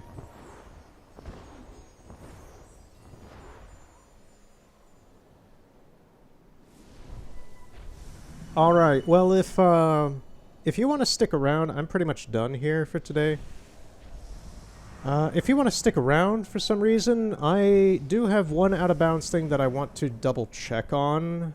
So I'll just kind of keep the footage rolling, the gameplay recorded, and the mic on, I guess, while I do so. Not specifically here, it's in Avery. I've seen it once, and I just want to double check that it's in the regular map again, because I found it like 2 weeks ago. And I'm forgetting if it's in the weird liminal Avery area. I don't think it is. I think it's just in the regular Avery map. Ooh, they don't want me getting on top of this cloud formation. Yeah, they do not want me getting up on top of this one for some reason. I get it's the highest one in the area so you can see more, but... See more? Yeah, the clouds outside of this area back towards, like... What? Woo! Woo! Woo! Woo! Okay. Making weird noises. That is a manta ray. Out of bounds. Okay! Never seen one do that. I was more fascinated with the cloud formations back there, because they're like weird little pillars, but also geometrical. There is a manta ray just sitting out of bounds over here. Okay. Yeah, so if you want to stick around, I have something I want to check in Avery in a bit. Does this guy... I'm assuming this guy gets called in here at some point. But yeah, he's just out there in the darkness. That's weird. Notably, that's actually kind of a weird thing as well. Why it's so dark, it's a shadow. We're kind of facing the sun at the moment, so I'm not sure if that's just like a weird rendering thing or what. Yeah, just like the clouds over there, just weirdly geometrical. I kind of want to try to get up on top of this so I can get a clean view of that whole thing. But yeah, pretty much right now, I'm just going to be messing around in the clouds. The clouds are getting ruffled. They don't like me being up here. It is actively pushing me away now. Wow. I never see that. They really don't want anybody looking at what's behind this. They really don't. Oh, man. That's funny. Alright, I think that's the best I'm gonna get with that, actually. Well, we found a manta ray out of bounds, which is really weird to see. Can I see it even from gliding down this way? Probably. He might be a bit lower. Yeah, I don't see him. Alright. So, I'm going to be trying to get to the highest point in Avery. I have circled the whole radius of Avery before, so I know where generally where the invisible walls are for this place. This is kind of just a random thing that I'm doing right now. You can stick around if you want to see it, because this is mostly just going to be me kind of climbing through a lot of clouds. And when I say a lot of clouds, I mean a lot of clouds.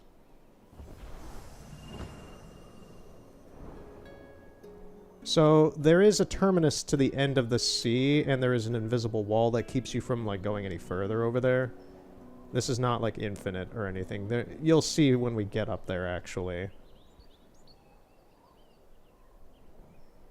I would like to note, though, that we have been to Liminal Avery probably a few times on part with the series, and this whole cloud formation is a bit different. It's a bit different than what is in Liminal Avery, so it noticeably is just like two different cloud walls, quote unquote.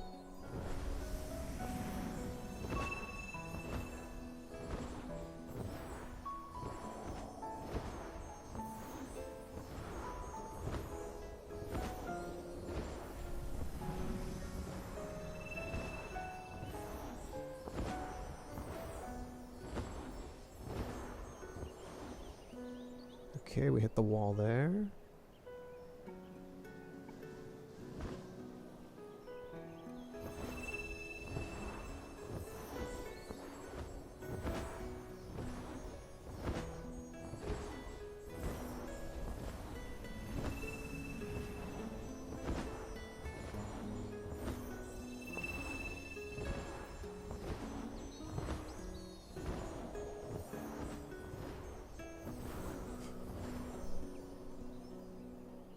I would love to get over there on the other side, but that is not accessible due to an invisible wall.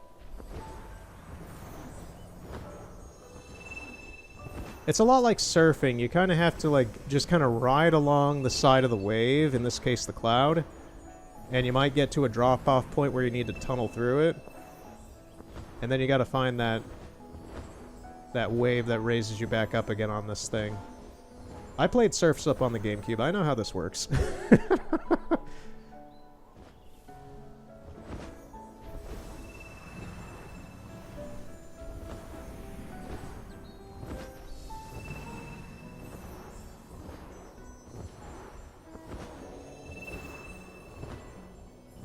I could not imagine doing this on mobile. That's what I'm at. I'm just like, I tried playing the game regularly, just going through the game, like going into the forest and such and collecting stuff and kind of doing a normal run on the phone while I was in Chicago. That was just unbearable playing that thing on my phone. I'm impressed it does work, but oh boy.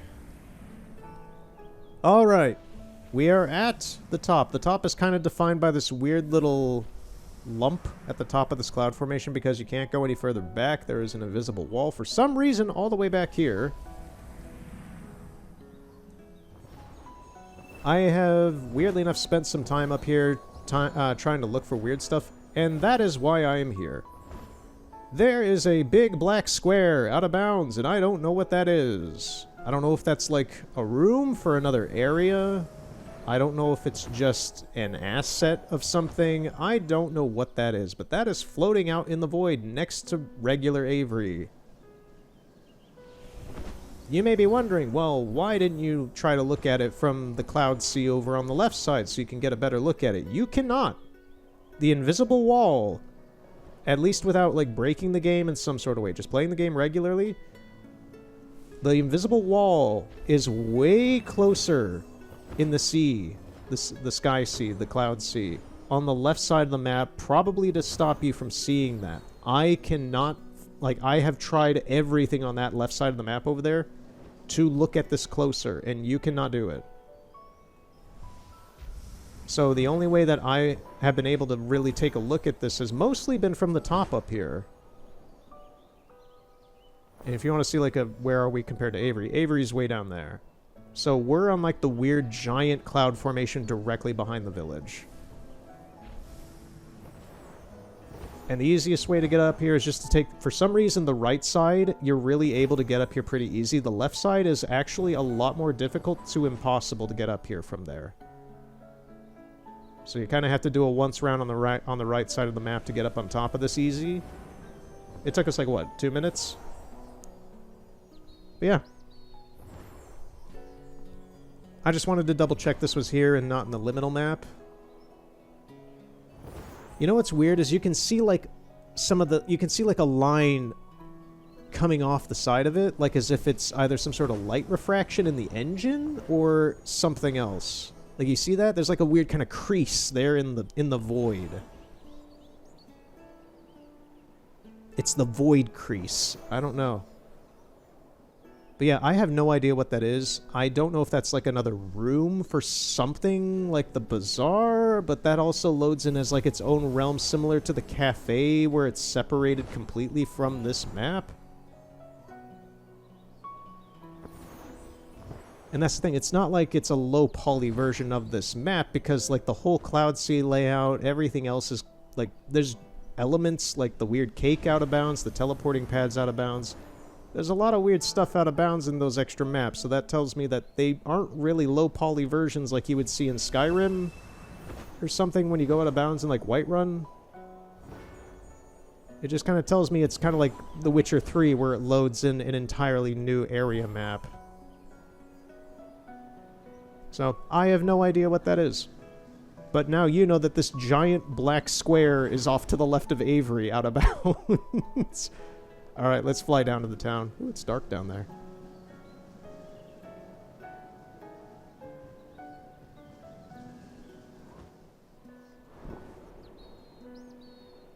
Can we get onto the top of the tower? Oh, no, we were so close. We were so close. We'll get on one of the meteorites, I guess. One of the rocks. Anyway, if you wanted to stick around and see this, there's your bonus. There's your bonus before I shut this off and have some food, go to bed. Probably. What time is it? Yeah, I'm probably gonna throw this into Sony Vegas to let it like render the audio and video, because that takes some time as well before I even start editing. And I'll probably work on this tomorrow. So, thank you for watching. This has been a mess this has been a mess for me to put together a 3-part video over a week while I'm busy with other stuff. So, I thank you for watching.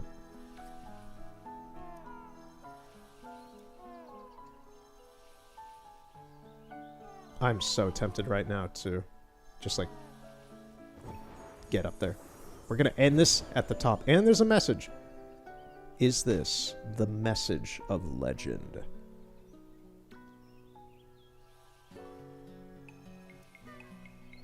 Happy birthday, Cinna.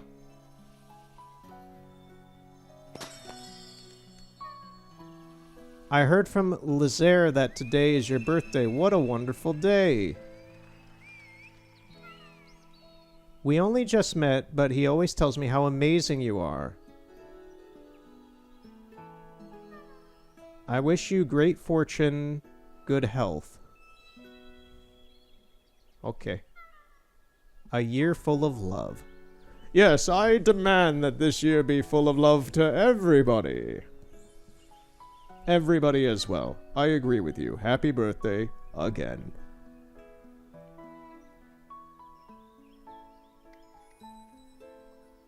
I don't want to touch the node because it's floating off the side and it'll make me fall off.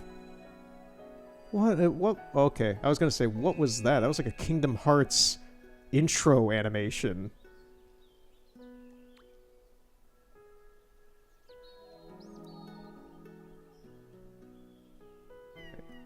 How wondrous it is. How wondrous is our true nature, originally pure, originally without birth or death, originally perfect, originally indestructible. How wondrous is our true nature.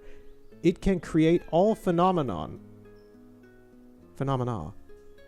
Okay, and now you're...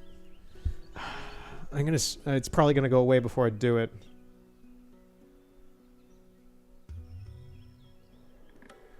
No. Okay, translate real quick, Google. Do your thing. It's having difficulty with the 4K screen. It doesn't like it.